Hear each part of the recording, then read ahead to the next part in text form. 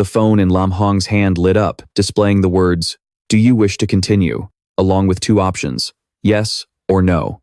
A frustrated, weary sigh escaped him. After playing the game for half a year, he had never once won an SL card in the gacha pulls. He didn't even know what one looked like. His luck was so bad, the system had even given him the title of the ultimate unlucky soul. Lam Hoang, our protagonist, muttered in annoyance as he walked, his eyes glued to his phone. Is this some kind of pity prize for being so unlucky? He paused, rubbing his chin, his eyes flashing with suspicion. My luck is already rock bottom. Is this a consolation prize, or is the system just messing with me? Without hesitation, he decisively tapped the yes button. Immediately, a new system notification popped up. Congratulations, player. You have been selected. Your ID is 1.34.567. Now initiating the Golden Finger Gacha pull. After reading the text, Lam Hoang was stunned, and then fury erupted. He screamed, "Are you kidding me? You're still forcing me to do a gacha pull at a time like this?" Furious, he mashed the screen randomly, growling, "Nothing good ever comes from this.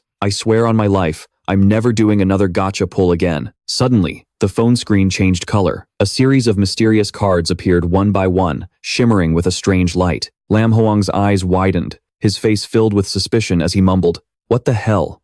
Did it change the interface just to mock me or something?" Unexpectedly, the space around him plunged into darkness, as if swallowed by shadows. Lam Hoang cried out in panic. "What's happening?" Just then, the system's cold voice spoke from the phone. "Golden Finger has been activated. The system is now randomly selecting a new player for transmigration. Current world, Monster Paradise." The phone slipped from Lam Hoang's grasp, hitting the ground with a crack as the screen shattered. From the wreckage, the system's voice continued to echo, cold and indifferent, and full of mystery. Player ID 1234.567. We wish you a pleasant journey. Lam Hoang opened his eyes, stunned to find himself standing in the middle of a completely unfamiliar world. He jolted awake, his heart pounding in his chest. He had come to terms with the fact that he'd been isekai'd into the game. In this world, he had become Crimson Flash. He would have to rely on his Golden Finger gacha pulls to survive. The system immediately appeared, displaying his detailed information. Player ID 142.857. Name, Lam Hoang. Gender, male. Age before transmigration, 25. Age after transmigration, 18. World of transmigration, Monster Paradise. A week went by. Lam Hoang trudged through a cramped kitchen, drenched in sweat. Tears and snot mixed on his haggard face. He lamented inwardly, "It's been a week since I got here, and my golden finger hasn't activated at all, and I'm stuck doing chores. Who in their right mind would want to be isekai'd into this world?" To make things worse, the system didn't even bother giving me a newbie tutorial. He mumbled, "Is there any justice left in this world?" Suddenly, a new notification appeared in the system, as cold as a knife's edge. Transmigration settings. Life wheel is shattered. Lifespan is shortened to 10 times less than a normal person's. Remaining lifespan, 91 days. Lam Hoang hung his head, his face grim. He walked downstairs, silently accepting his cruel reality. Whatever, he thought. Getting isekai'd here is still better than nothing. At least I'm a reserve hunter in the academy who graduated at the top of my class. He often got high scores. It was just a shame his life wheel was shattered, cutting his life so short. He called out in a low voice, "Hinhee, come down for dinner." Hearing no reply, Lam Hoang boldly pushed open her bedroom door and walked in. Immediately, a piercing scream erupted from inside. "Ah, why did you come in without knocking? You pervert." The one who screamed was Hinhee, the girl who lived with him in this world, and was basically family. Before Lam Hoang could even process what was happening, a book came flying and smacked him right in the forehead. He clutched his head, crying out in pain. "Ah!" After throwing the book, Hinhee growled, "Get out now." She was a young woman full of life, her eyes sparkling with anger. In front of them, a lavish meal was set on the table. Hinhee ate with a pout. "I'm not a kid anymore. I need you to be more mindful of your actions." Lam Hoang rubbed the sore spot on his forehead, wincing as he replied, all right. Don't be mad. Just eat." Just then, the ring on his hand, the Imperial Heart Ring, suddenly vibrated. In this world, the Imperial Heart Ring was the device that connected to the system. It stored personal information, level, account details, and other world-related data. It was Lam Hoang's only link to that mysterious system. Hinhee suddenly felt the vibration from the Imperial Heart Ring on her own hand and quickly looked up at Lam Hoang, her voice laced with worry. "Mine is doing it too." Is something wrong? At that moment, the system issued an emergency alert, its cold, mechanical voice ringing out. At 4:30 this afternoon, a void fluctuation was detected at coordinates 7.1101 in the southwest, 31 kilometers away. A monster invasion is suspected. All residents in the area are advised to be on alert, stay close to home, and do not go out at night. After hearing the announcement, Hin He's face went pale, her eyes filled with terror as she looked at Lam Hoang. 7.1101. That's where we live, isn't it? Seeing her panic, he quickly tried to calm her down, his voice gentle but firm. Yeah, don't worry too much. The news is already out. I'm sure someone will catch it soon. Besides, this place has a defensive shield. It's not easy to break through. But even as he said that, his mind was racing. The shield was paper thin, and this town was tiny, with less than 100,000 people. How could we ever be safe? If we ran into a strong monster, I'm afraid the city's shield would be useless before the hunters could even arrive. After finishing her meal, Hin He stood up, turning to him with a more relaxed expression. Big bro, I'm full. I'm heading up to my room to do my homework. Lam Hoang, his eyes glued to the computer screen on his desk, answered distractedly, yeah, just leave the dishes there. I'll get them in a bit. Hin He didn't complain, only reminding him gently, okay, you should get some rest soon too. Don't stay up late all the time. Paying no mind to her words, Lam Hoang was absorbed in the information on his screen, thinking to himself that there was news of a platinum rank hunter team currently tracking a monster nearby. Good thing that monster wasn't a high-level one. We're safe for now, he muttered. Killing monsters lets you get life shards. Just swallowing them can extend your life. But with my black iron rank strength, I can probably only risk hunting weak monsters. I'll try my luck tomorrow. I can't just sit here and wait to die. As he was lost in thought, a piercing scream suddenly erupted from Hin He's room. Ah! Lam Hoang shot up, yelling, Hin He! Hin He shrieked in terror, bro, help me! Lam Hoang scrambled up to her room, kicked the door hard, and burst inside. The moment he stepped in, he saw Hin He cowering in a corner, her face pale as a sheet, her voice trembling. Bro, save me. By the window, a grotesque monster had crept in. Its glowing red eyes locked on her as it advanced, ready to attack. Without hesitating, Lam Hoang grabbed a nearby backpack and stood in front of Hin He, his voice low but firm. Hin He, get behind me. Though he appeared calm on the outside, his mind was racing. Asterisk, I'm screwed. This is a blood fiend. Asterisk. He suddenly hurled the backpack straight at the monster's face, then quickly scooped Hin He up, shouting as he ran, this thing is black iron rank at its weakest. It's too strong. We can't fight it. Run. Hearing this, Hin He froze, stammering in fear. Blood fiend. Lam Hoang pushed her into a nearby closet, giving her urgent instructions. Hide in here. I'll lure it outside. It loves to drink the blood of young women, so hide well. I'll find a way to get rid of it. Hin He looked at him with worry. But, you. Before she could finish, he decisively slammed the closet door shut. Hin He's voice echoed from inside. Brother Lam Hoang. Lam Hoang gritted his teeth, his voice full of determination. I will not let it hurt you. As soon as he said it, he silently observed the monster. It snarled, rummaging through the room, its claws tearing at every corner, searching for the two of them. Suddenly, Lam Hoang leaped out from a blind spot. He yelled to get its attention. Hey, ugly! I'm over here. The monster immediately became more ferocious. Its blazing red eyes locked onto him, and it charged with terrifying speed. A fierce chase between man and beast began. Lam Hoang was getting exhausted, sweat pouring down his face, thinking, asterisk, how is it this strong? Asterisk, this monster wasn't giving up, and it was even flashing a grotesque smile. Meanwhile, Hin He, hidden in the closet, was a mess of tears and snot, her heart in turmoil as she prayed. Asterisk, please be okay, big bro. Asterisk, back with Lam Hoang, he pulled a gun from somewhere, aimed it right at the monster, and yelled, hey ugly, watch this. Without another word, Lam Hoang aimed his gun at the beast and fired repeatedly. The creature roared in anger. The sky-shattering roar made the very air tremble, and its body suddenly erupted in a brilliant red light, as dazzling as fresh blood. Witnessing this scene, Lam Hoang broke out in a cold sweat, thinking, asterisk blood energy manifestation? Asterisk, blood energy manifestation is a special skill of the blood fiend species. When activated, its power level increases, its appearance transforms, and it becomes far more ferocious. The beast lunged after him, chasing even more relentlessly than before, letting out a horrifying cackle. Ka. Lam Hoang glanced back as he ran, his heart sinking in panic. Asterisk, this is bad. It's not a black iron rank anymore. It's a bronze rank. Asterisk. Asterisk. I'm definitely dead this time. Asterisk. He ran for his life, the monster sticking close behind, refusing to let him go. Out of options, Lin Hoang leaped through the window to the outside. The monster snarled and immediately jumped after him. Its claws glinted with a deadly light. Seeing that it was out of the house, he felt a small sense of relief. Asterisk. I have to lead it away from the house. Asterisk. Suddenly, the beast lunged, its sharp claws slashing straight at him. Luckily, Lin Hoang dodged, avoiding a fatal blow. Scrambling and unsure of what to do, he suddenly noticed something unusual. Asterisk. Damn it. Something's not right. Asterisk. Asterisk. Even with blood energy manifestation, the power it's showing is only at the black iron level. Asterisk. He observed it closely and spotted fresh blood seeping from a wound on the beast's stomach. He exclaimed, "That's it."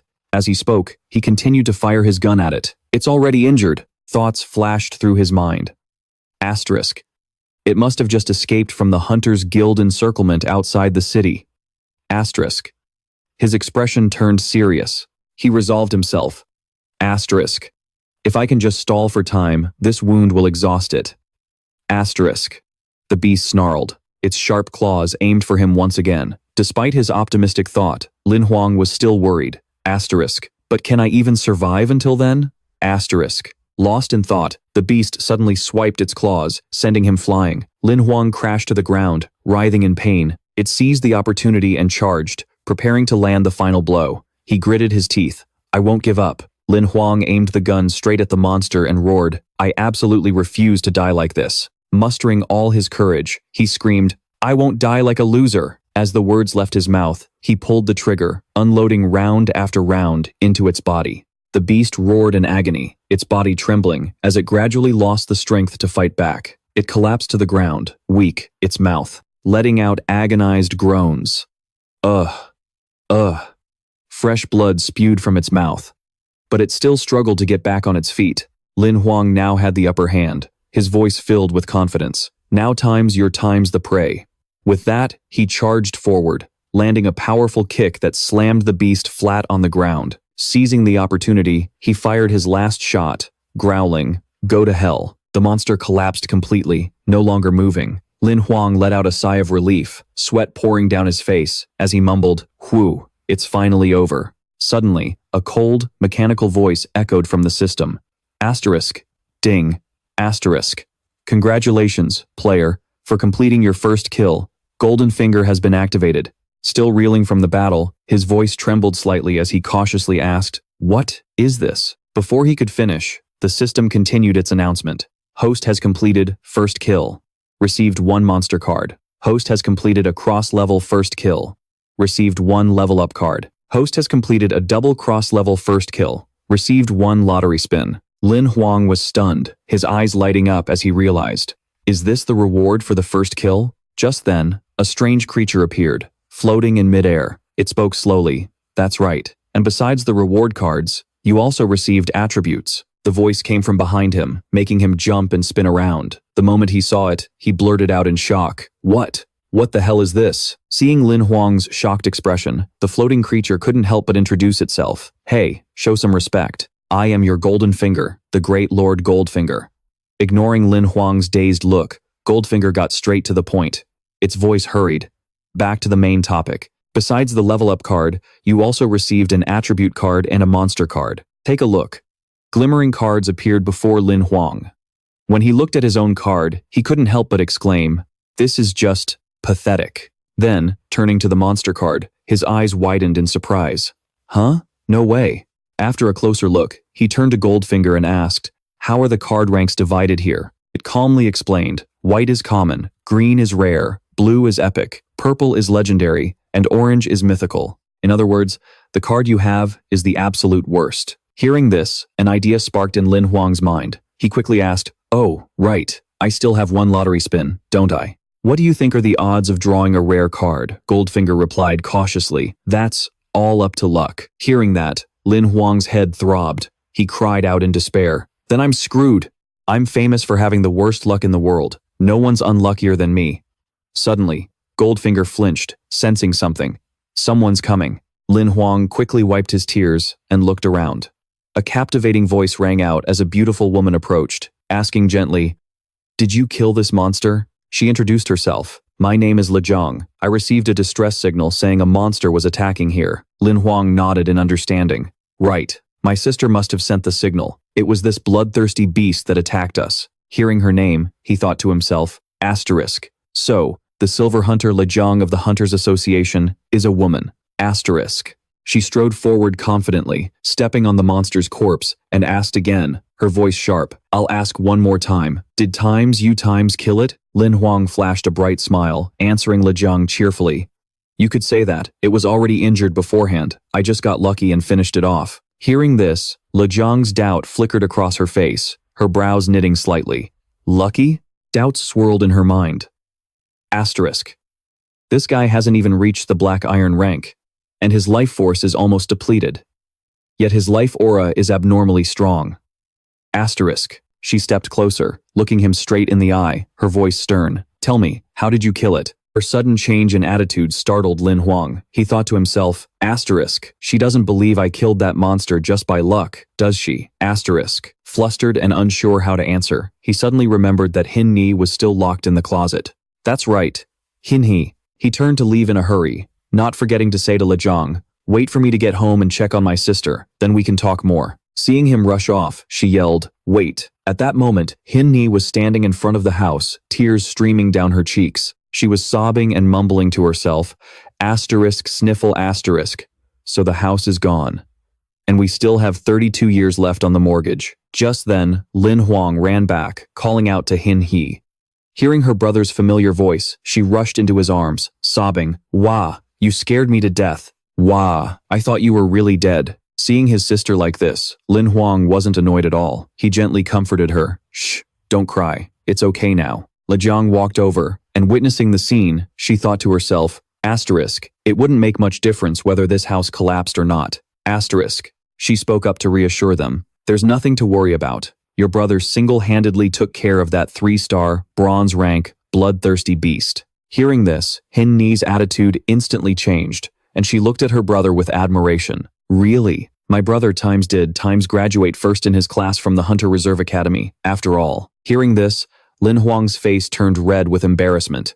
He stammered, "Hin Ni, don't bring that up." But a sense of unease rose within him. Asterisk. What is this Lejong investigating? Asterisk. With all the worry about the house, he'd almost forgotten about this woman. Hin Ni then turned to Lejong and asked curiously, "Oh, right. Who are you? What are you doing at our house?" Lejong smiled gently as she answered Hin Ni. "Hin Ni, I'm a silver hunter, name's Lejong.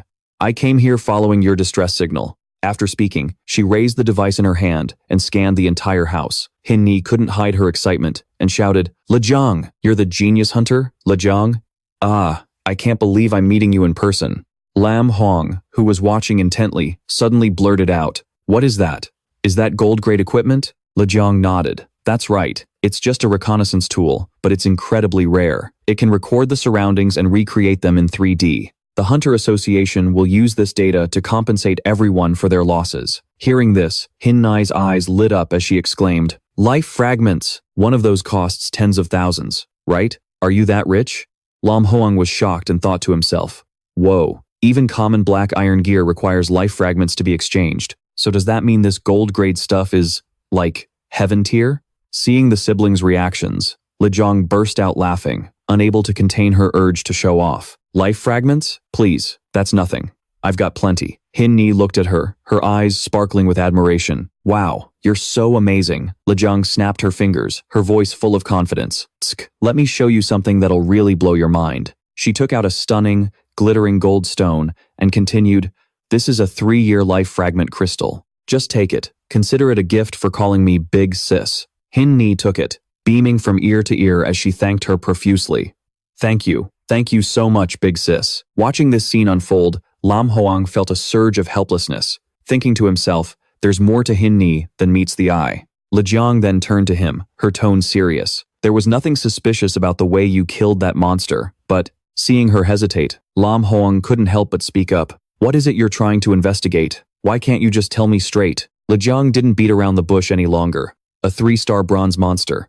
Even I would have a hard time dealing with one alone. Not to mention, Your life force is unstable, and you haven't even reached the black iron rank. Could it be that you have gold-grade equipment, or higher? If you do, I'm willing to buy it at a high price. Lam Hoang scratched his head and replied awkwardly, You can see for yourself what kind of situation I'm in. That gold-grade equipment of yours is the first one I've ever seen. He thought to himself. It seems gold-grade gear really is rare. Even money can't guarantee you can buy it. Seeing his sincere attitude, Lejong walked over, clapped him on the shoulder, and laughed heartily. So that's how it is. Looks like I was wrong about you. There are ways to fix your life force. You know, if you find a way, you'll definitely become someone important. Lam Hoang forced a smile, not forgetting to remind her, Thank you, but I don't have much time left. Lejing nodded, preparing to leave, but not without a final instruction. The damage report has been sent. Tomorrow, a member of the Hunter Association will come to provide everyone with free housing. Just wait for the news. Lam Hoang replied. We appreciate it. She walked a short distance, then suddenly turned back to the siblings and said, Try not to die so easily, okay? I hope we get a chance to meet again. As Lejong's figure disappeared, Hin Ni turned to her brother, asking worriedly, Brother, with our house like this, where are we going to sleep tonight? Lam Hoang was also wondering the same thing. It was impossible to know. He led her into the living room and said gently, We'll rest here for one night. We'll figure it out tomorrow. As soon as Hin Ni lay down, she started snoring softly. Lam Hoang smiled helplessly, thinking, Kids will be kids. They fall asleep the second they lie down. But Hin Ni wasn't actually asleep. She was lost in thought, feeling stressed every time she thought about her useless brother. Just then, a gloomy voice echoed beside him. Heh heh, the little sister is adorable, but the brother really is useless. How pitiful. Lam Hoang whipped around, his eyes wide as he stared at Xiao He. Seeing the worried look on his face, the creature spoke leisurely. Relax, no one can see me but you. And this name, Xiao He. Where on earth did you come up with that? Lam Hoang let out a sigh of relief. A golden finger like you appearing here is against the rules of this world. It's best if no one finds out. He paused for a moment, his voice dropping. But you're right. I have to protect my sister. I'm just too weak. Xiao He feigned innocence. Oh? Lam Hoang took a deep breath, his voice firm. I want to draw a card. Despite his decisive tone, Xiao He asked again, hesitating. Are you sure you want to draw a card? He gritted his teeth and clenched his fists. I'm sure. Instantly, a brilliant ring of fire appeared in midair, gradually condensing into a single card. The system's cold voice announced, Congratulations, player. You have received a mission card. Lam Hoang held the card, sweat beading on his forehead, his voice trembling. A mission card. He flipped it over, and sure enough, saw the 3 words mission card standing out. On the other side, the mission's details were clear. Become a reserve hunter within 1 month. Complete the mission to receive 1 flawless card. If you fail to complete it within the specified time, the golden finger will be permanently removed. Dissatisfaction was written all over Lam Hoang's face. He yelled, What? I've never heard of a golden finger being taken away. Confused, he turned to Xiao He. Wait, you have to reach the black iron rank to even participate. How am I supposed to do that? Xiao He pointed a finger at him instructively. The mission has been announced. For detailed information, please see the back of the card. Hearing this, Lam Hoang tore at his hair as tears streamed down his face. He clutched the accursed mission card tightly, lamenting his fate. As expected, bad luck is still bad luck. A sharp glint flashed in Lin Huang's eyes. He put away the mission card, his voice filled with resolve. No matter what this flawless card is, I have to complete this mission. I can't lose Xiao He. This is my only chance. The next morning, the first rays of sunlight streamed into Lin Huang's ruined home. From inside, Shinner's voice called out, Big brother, I'm leaving for school. He threw the door open and shouted after her, I heard they resolved the situation at the Heart Demon Cave, but you still need to be careful. Don't go wandering off. Shinner rushed out with bread in her mouth, looking flustered. Yeah. You're nagging again. Lin Huang. Someone's coming to fix the house today. I'll send you the address for our temporary place later, she replied curtly. All right. He watched Shinner's figure disappear into the distance and smiled. That kid, she's going to be late again. Turning back inside, he slammed the door shut, his voice tired. Now for the main event. As soon as he stepped in, he was startled to see Xiao He with its tongue out, eyes wide, making all sorts of bizarre faces. Lin Huang yelled in alarm. Xiao He. He quickly scooped it up to check on it. Xiao He raised a paw, confused. Can't you see I'm grooming myself? Ignoring it, Lin Huang said urgently, My business is more important. How do I complete that mission card? Xiao He continued to lick its body, answering casually. Honestly, let's not even talk about whether or not you can pass the hunter selection exam. To even register, you need to be at least at the Black Iron Realm. Looks like our fate together ends here. Fury ignited in Lin Huang's heart. He clenched his fists, widened his eyes, and grabbed Xiao He by the scruff of its neck, growling, "Fate? Then how about I make braised dog stew for lunch today?" Xiao He panicked, crying out, Wait, I'm being serious, unless you can find a way to register or some other loophole." Lin Huang stroked his chin, his expression thoughtful. Reaching the Black Iron Realm in a short amount of time is nearly impossible, but registering for the exam isn't entirely out of the question. He let go of Xiao He, his voice firm. "Can I summon a blood fiend and use it as my familiar to enter the competition?" Xiao He nodded in agreement. "That's right. A summoner type can register under a special exception." Lin Huang held up a finger, analyzing. A Black Iron 3-star blood fiend is powerful enough to participate, but its weakness is also obvious. If an opponent uses a blood-purifying weapon, the blood fiend will be at a huge disadvantage. Unless, hearing this, Xiao He jumped back in alarm. "Don't tell me you're planning to use the upgrade card?" Lin Huang frowned in frustration. "I know using an upgrade card on a monster is a waste, but completing this mission is more important." He turned and asked urgently, "Xiao He, how do I summon the blood fiend?" It stammered, Just picture the summon card in your mind, and it'll appear. You just have to crush the card to summon the monster." Lin Huang closed his eyes tightly and pressed, "The card I summon. Other people can't see it, can they?" Xiao He crossed its legs and floated in midair, replying, "That's right. Other than the summoned monster itself, no one can see the card or anything else you have." Lin Huang let out a sigh of relief, the tension easing. "So I don't have to worry about my cheat ability being exposed." He looked at the card in his hand, which bore the terrifying image of a ferocious skeletal monster. Without hesitation, he crushed the card in front of Xiao He. Instantly, the fragments flew out, swirling behind him, and gradually coalescing into the figure of a young man in black robes. This person stood proudly in the middle of the house, one hand covering his face, as intense, crimson torrents of power radiated from his body. Lin Huang spoke, his voice filled with surprise. "So this is a blood fiend." Xiao He flew over and asked, "You've summoned it. Are you going to use the upgrade card now?" Lin Huang stroked his chin, studying the black-robed young man. He thought to himself, "With this disguise, he looks completely human." He pointed at the figure, turning to Xiao He with a skeptical look. "First, upgrade it." Xiao He replied nonchalantly, "The upgrade card is a one-time use item." "Are you sure?" Lin Huang nodded confidently. "Positive. Let's do it."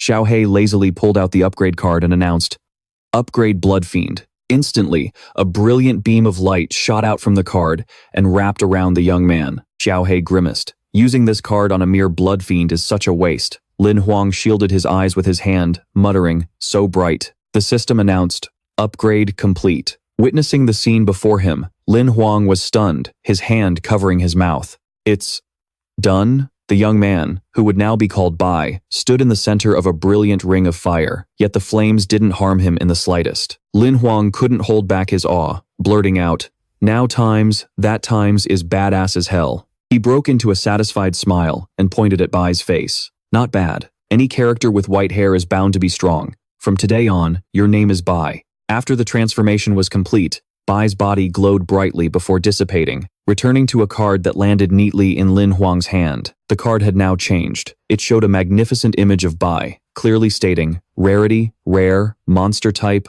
Blood Fiend, Combat Level, Black Iron 3-star, and Bronze 3-star. Skill 1, Blood Energy, Level 2, 2. Basic Regeneration and Basic Blood Blade. Status, Summoned on Deployment. Rating, 1.5 stars. After reading it, Lin Huang couldn't help but turn and complain to Xiao He. "These card ratings are so damn annoying to look at." Lin Huang held the upgraded card, his expression puzzled. "Xiao He, let me ask you something. Why does its combat level have 2 different ranks listed?" Xiao He leaned to the side, giving him a sidelong glance as he calmly explained with an example. After leveling up, the Blood Fiend reached 3-star bronze rank, but because its master, are still only at iron rank, its level gets dragged down when summoned, only displaying as 3-star iron rank. Xiao He suddenly burst out laughing. The master's rank dragging down the monster's level. Now that's a rare sight. Lin Huang shot him a dirty look and said through gritted teeth, "You keep talking like that, and this friendship isn't going to last long." Xiao He just shrugged and replied coolly, "I don't need friends." While Lin Huang was still bickering with Xiao He, A loud banging erupted from the door. "Open up. Is anyone there?" Annoyed, he walked over, turned the handle, and muttered, "Coming." The moment the door opened, two tall, imposing men wearing black sunglasses met his gaze. Lin Hoang was flustered for a moment but tried to remain calm. "What do you guys want?" One of the men frowned and asked, "Are you Lin Hoang?" He nodded. "That's me." His mind raced. What gang were these guys from? Assassins? Or were they here for revenge for that blood fiend? But then, the man broke into a wide smile. "Mr. Lin, it's a true honor to meet you. We received a repair notice from the government alliance. We're here today to fix your house." Lin Hoang let out a sigh of relief, all his tension melting away. "So it was just about fixing the house." He replied, "Oh, all right then, it's nice to meet you." Just then, a group of guards and workers appeared, looking mysterious but polite. One of them handed him a shimmering gold card detailing the home renovation. "If you have any special requests, just say the word and we'll make it happen. Everything will be completed within 5 days. In the meantime, we've arranged for complimentary accommodations for you." Lin Hoang bowed politely, accepting the gleaming gold card. He thought to himself, "An Din residence? No way. Isn't that supposed to be a super high-end district?" The guard smiled and continued, "Just leave the rest to us. We guarantee you'll be satisfied." The scene that unfolded before him was a spacious, breezy area, located right in the heart of the city. It was a massive residential complex, bathed in brilliant sunlight and caressed by a pleasant breeze every day. At the entrance gate, 2 guards stood at attention, ensuring absolute security.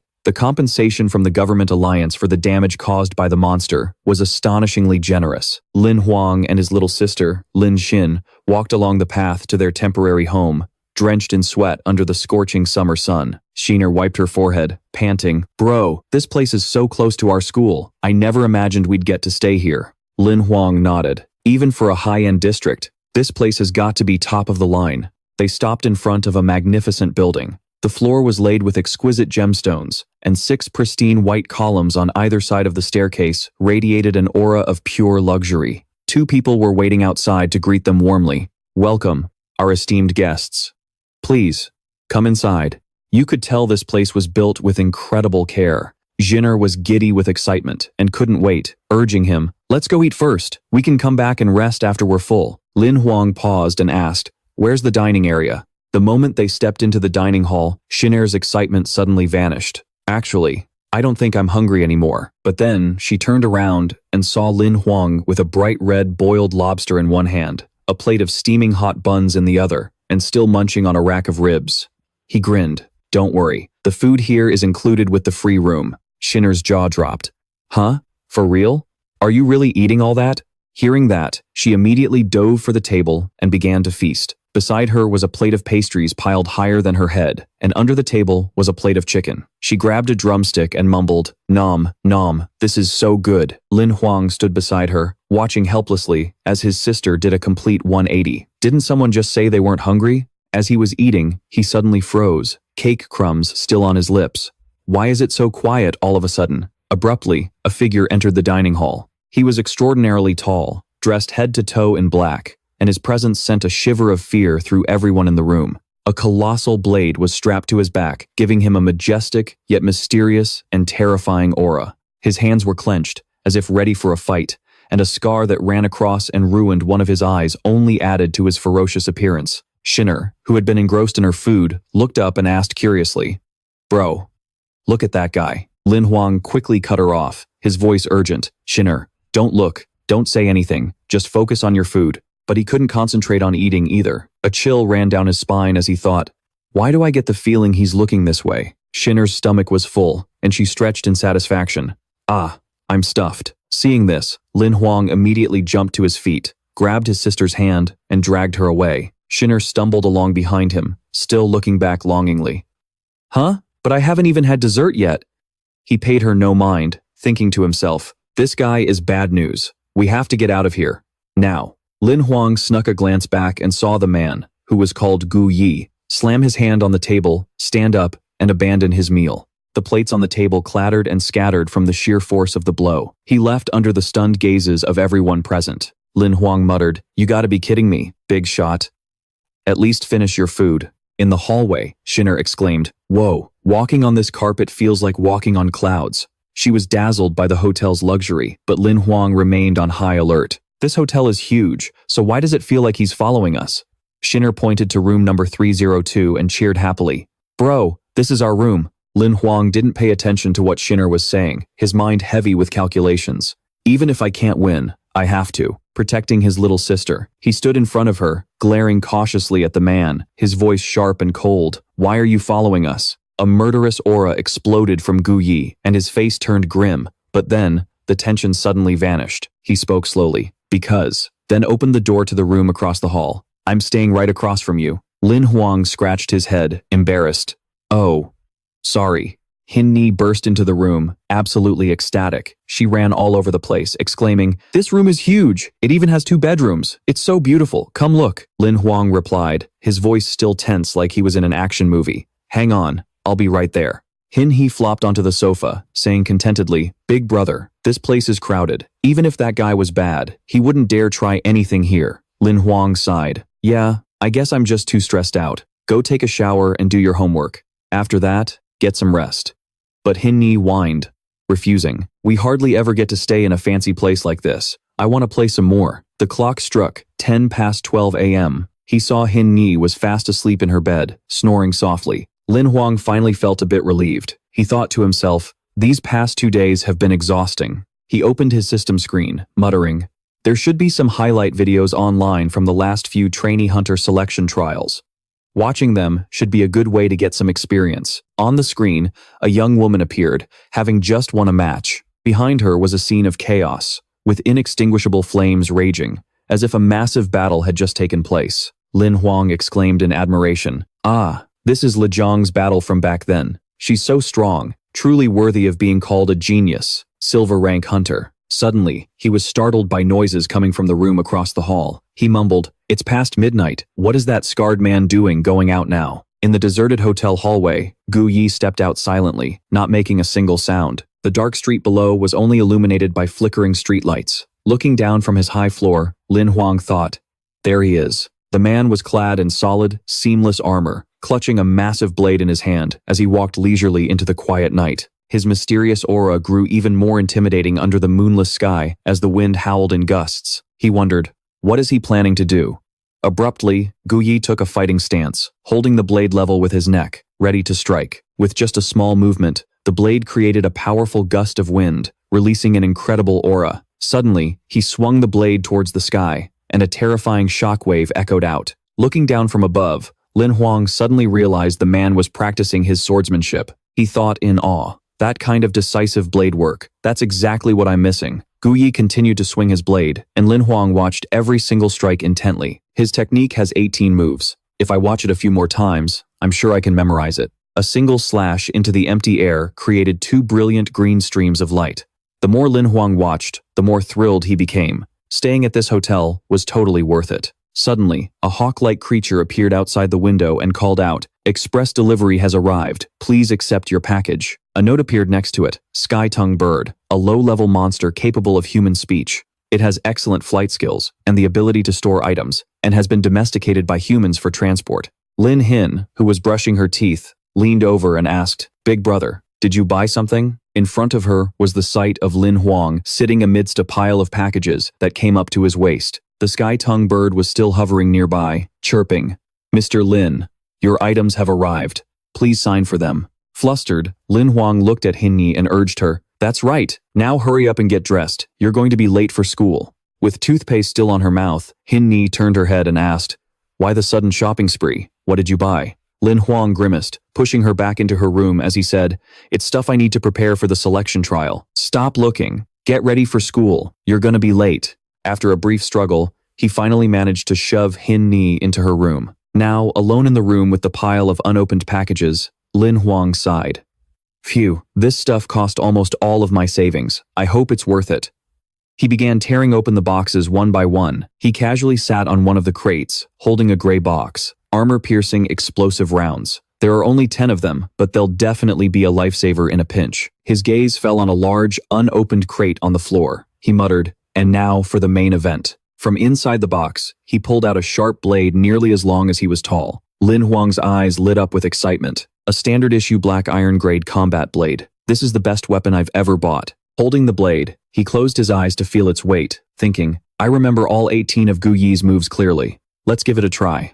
Without hesitation, Lin Hoang swung the blade in 3 decisive slashes, mimicking the 3 moves: the uplift, the cross slash, and the waist twist. His movements were powerful and precise. Just then, the imperial core ring on his hand lit up, and a notification rang out. Congratulations, player. You have obtained 1 skill fragment for Great Desolate Blade Key. Lin Hoang happily turned to Xiao He. Xiao He, what's a skill fragment?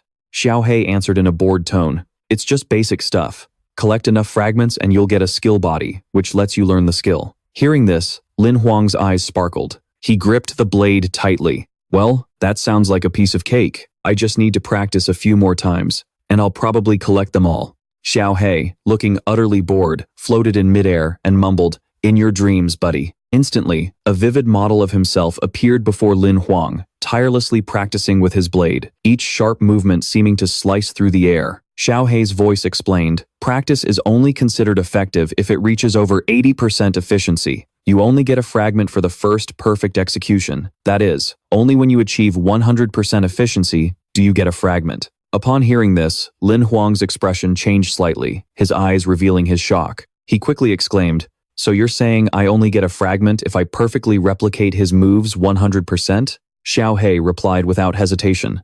That's right.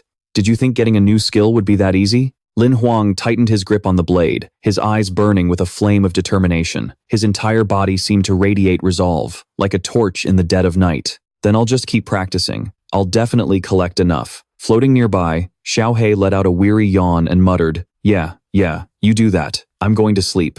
9 hours later, as the evening sun cast a crimson glow across the sky, an exhausted Lin Hoang was sprawled on the ground, gasping for breath. Panting heavily, he had only managed to collect 20% of the skill fragments. His face was flushed, matching the color of the sky, his body radiating heat and drenched in sweat, as if he had just survived a brutal battle. Just then, the door swung open with a familiar sound. Lin Hin entered, followed by a bald man who looked rather timid. She introduced him. This is the hotel owner, Mr. Vu. He wanted to say hello to us. Why are you sleeping on the floor? Though so tired he felt he couldn't move, Lin Hoang managed to sit up, his voice broken but polite. Mr. Vu, you're too kind. Please, have a seat. Mr. Vu smiled in return. Mr. Lin, welcome to our hotel. I've been a bit busy lately, so I'm only just now getting the chance to greet you.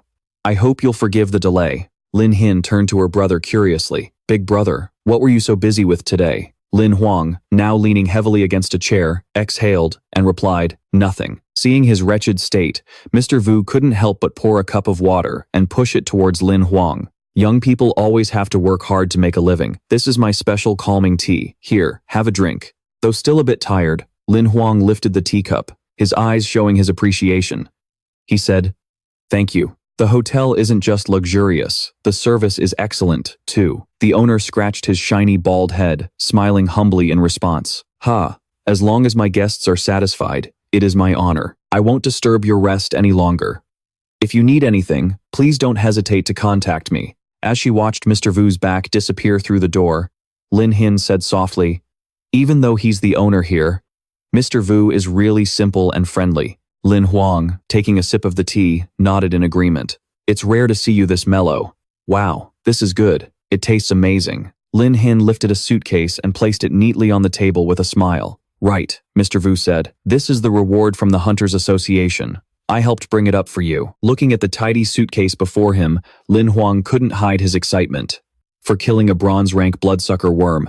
I wonder what kind of good stuff is in here. As he opened the case, a brilliant blue light flashed, startling him for a moment. So high-tech, huh?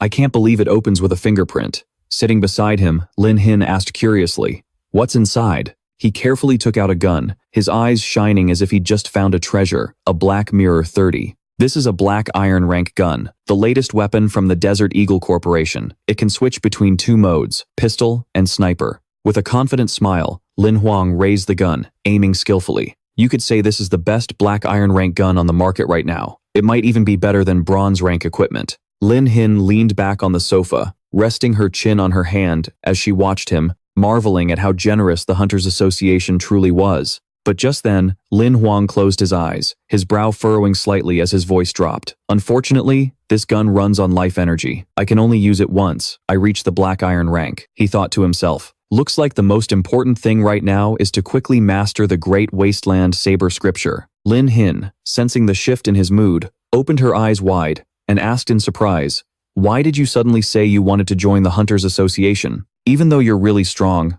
I'm still a little worried." Lin Hoang smiled gently and moved closer, turning her head slightly to reassure her. "Don't worry. I told you. I'll never abandon you.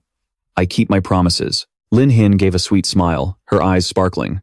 "Okay, I believe you." From outside the apartment, a commotion could be heard, mixed with a familiar voice. "Stop gossiping and do your homework," she replied, her tone light but just as mischievous. "I know.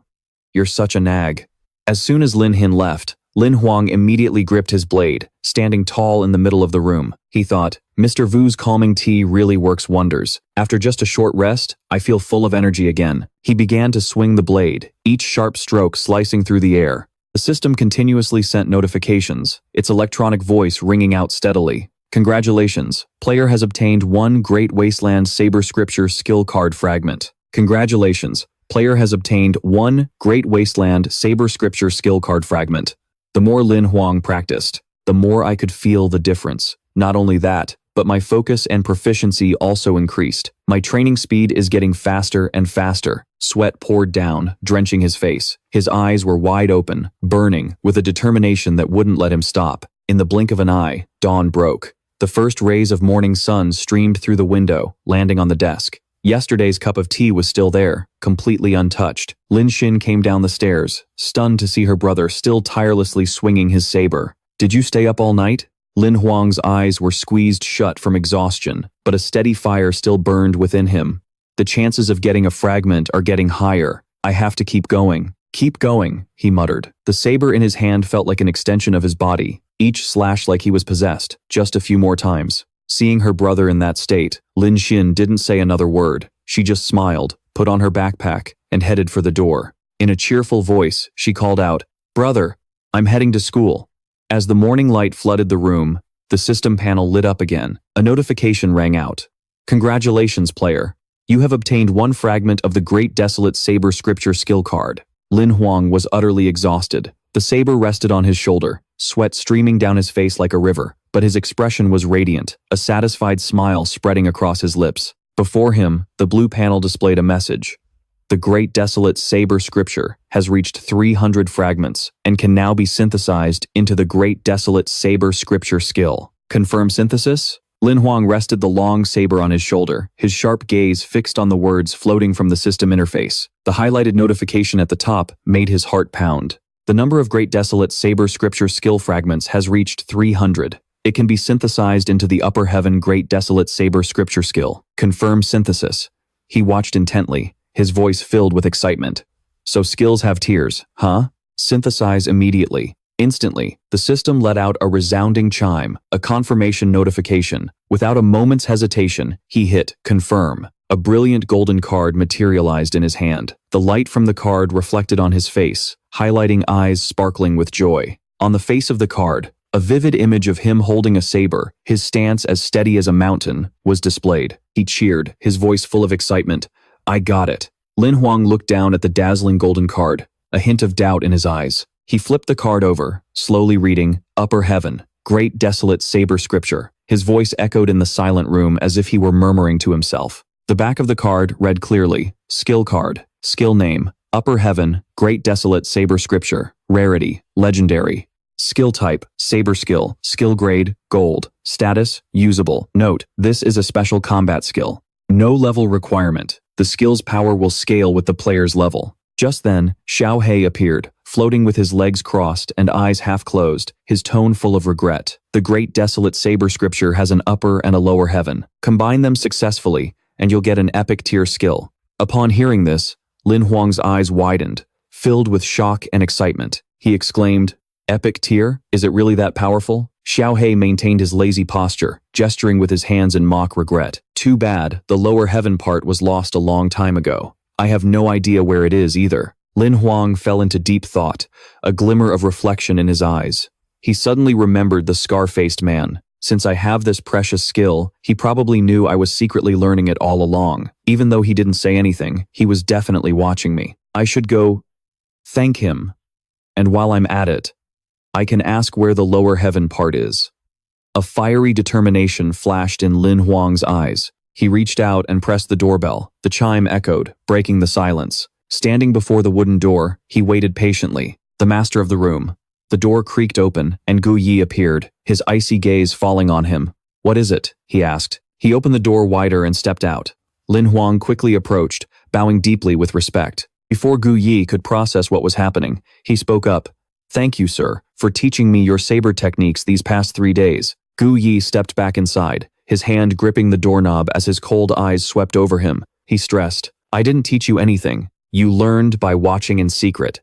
How much you learned is your own business." Lam Hoang's bright smile didn't waver. His voice was full of gratitude. "Regardless, I still have to thank you." Before he could finish, Gu Yi coldly slammed the door shut. The loud bang echoed, seeming to shake the entire room. Faced with such a cold attitude, Lam Hoang sighed softly, a slightly embarrassed look on his face. He turned to leave, but he hadn't given up on finding out about the lower heaven. "Oh well, I'll wait until after the exam and come back to ask where the lower heaven part is," he thought to himself. Just then, Lin Xin returned from school, her backpack still on her shoulder, a surprised look on her face. "Huh? Is our house fixed already?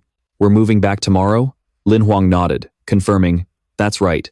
I got the notification this afternoon." Hearing that, Lin Xin slumped to the floor, a look of disappointment in her eyes as if she didn't want to leave. She sighed. That was so fast. Lam Hoang walked over to his sister. Noticing her conflicted mood, he frowned slightly and asked curiously, "What's wrong? Is it because the food and drinks here are better?" The air around them seemed to quiet down, leaving only his warm gaze on her. He reached out and gently patted his sister's head. That gentleness carried a sense of comfort, as if trying to convey a deep affection. He spoke, his voice resolute, yet full of warmth. "Don't worry. I promise. I'll give you a life hundreds of times better than this one day." Lam Hin lowered her head, a hint of sadness in her eyes, but deep within them shone an intense faith in her brother's promise. She spoke softly, her voice gentle yet sincere. "I just need you to always be by my side. That's more than enough." The two siblings stood side by side, their gazes fixed on the dazzlingly lit skyscrapers in the distance. Lam Hoang smiled, patting her shoulder lightly. "Get some sleep. Tomorrow's going to be a long day." It seemed that starting tomorrow, their lives would turn a new, transformative page. In another corner, Katnat's mind was a storm of conflict and doubt. He wanted to question Boss Vu, but hesitated, finally managing to speak up. "Sir, I don't understand." Boss Vu glanced over, his eyes sharp. "What is it, Katnat?" Katnat frowned, his voice laced with confusion. "That kid just got lucky and killed one bloodthirsty type. His rank is too low, his meridian wheel is about to shatter, and he's got 2 months to live, at best. What in the world do you see in him?" Boss Vu lowered his head, his eyes half closed as his deep, calm voice echoed. "Katnat, we've known each other for so long. Have you ever seen me make a mistake in judging someone?" The words not only showed confidence in his own judgment, but also served as a subtle reminder that made Katnat waver. He looked up, surprised. "Of course not, but your status is unique. You've never cared for worldly affairs. Why would you send me to guide him in swordsmanship?" Boss Vu took a few steps forward, a profound smile glinting in his eyes. "Don't worry, I have my own plans. You've spoken to him, haven't you? What did you think?" Katnat thought back to his interactions with Lam Hoang. He replied, "He's of good character, but he's no genius. He's a far cry from Lala." Hearing this, Boss Vu let out a soft laugh and asked, "Is that so? Then let me ask you, how long does it take to learn the Great Wasteland Blade Sutra, Heaven Volume?" The question made Katnat pause, realizing something was off. He frowned, his voice growing serious. "The Great Wasteland, Blade Sutra, looks simple, but it is incredibly profound. I practiced for over 18 hours every day, for a total of 103 days before I could even say I'd learned it." He clasped his hands behind his back, his gaze distant, as if reliving the difficult days of practicing the Great Wasteland Blade Sutra. Boss Vu gave a mysterious smile and said slowly, "It took you, with your natural-born talent for the blade, 103 days. How long do you think it would take him?" Katnat pondered for a moment, a hint of doubt in his eyes, before speaking slowly. "From what I've seen, probably 2 or 3 years." Boss Vu held up 3 fingers, a deep smile in his eyes. Katnat still didn't understand, and quickly asked, "You mean more than 3 years?" Boss Vu kept his 3 fingers up, his tone full of meaning. "No. He's already learned it. It only took him 3 days. Kotnot was stunned, his eyes wide with disbelief at what he had just heard. He stammered for a long time before he could speak. How? How is that possible? Boss Vu didn't answer, simply smiling and leaving Kotnot standing there, still lost in shock. He walked briskly forward, his voice soft but firm. And why wouldn't it be? They'll be moving out in the next 2 days. We're going too. Kotnot closed his eyes, a flash of dissatisfaction on his face, but he couldn't disobey a direct order. He could only nod, his voice low. Yes, sir. The next day, the sky was clear and blue, with brilliant sunlight shining down on the villa complex, making everything shimmer as if coated in a layer of silver. Lam Hoang and Lam Hin stood frozen in front of the house, their eyes wide with astonishment, unable to believe what was in front of them. Lam Hin exclaimed, her voice trembling, "Brother, am I dreaming?" Lam Hoang was just as overwhelmed by the magnificent sight, unable to stop himself from blurting out. What is going on? Both of them stood silently, their eyes glued to the house, their minds filled with doubt. It was as if they'd come to the wrong place. But the house number is ours, right? Just then, a dapperly dressed man with slicked back blonde hair, looking like a typical sales agent, walked over. He broke into a radiant smile when he saw the two of them, his voice full of excitement. "Mr. Lam, welcome home." The man quickly approached and shook Lam Hoang's hand, his expression enthusiastic. "I trust you're satisfied?" Lam Hoang was still in a daze, frowning as he tried to confirm, "I thought we were just repairing the parts the monster damaged." The man laughed heartily, his eyes crinkling. "You're a friend of the esteemed Miss Le. Of course, we had to give it our all." Lam Hoang was stunned. An image of a girl flashed in his mind, but he still couldn't believe it. He mumbled softly, as if asking himself. Beside him, Lam Hin quickly covered her mouth in shock. "Brother, he's talking about Miss Le Long Ha." The man nodded, confirming with certainty. "That's right, the young Miss Le helped you submit the application."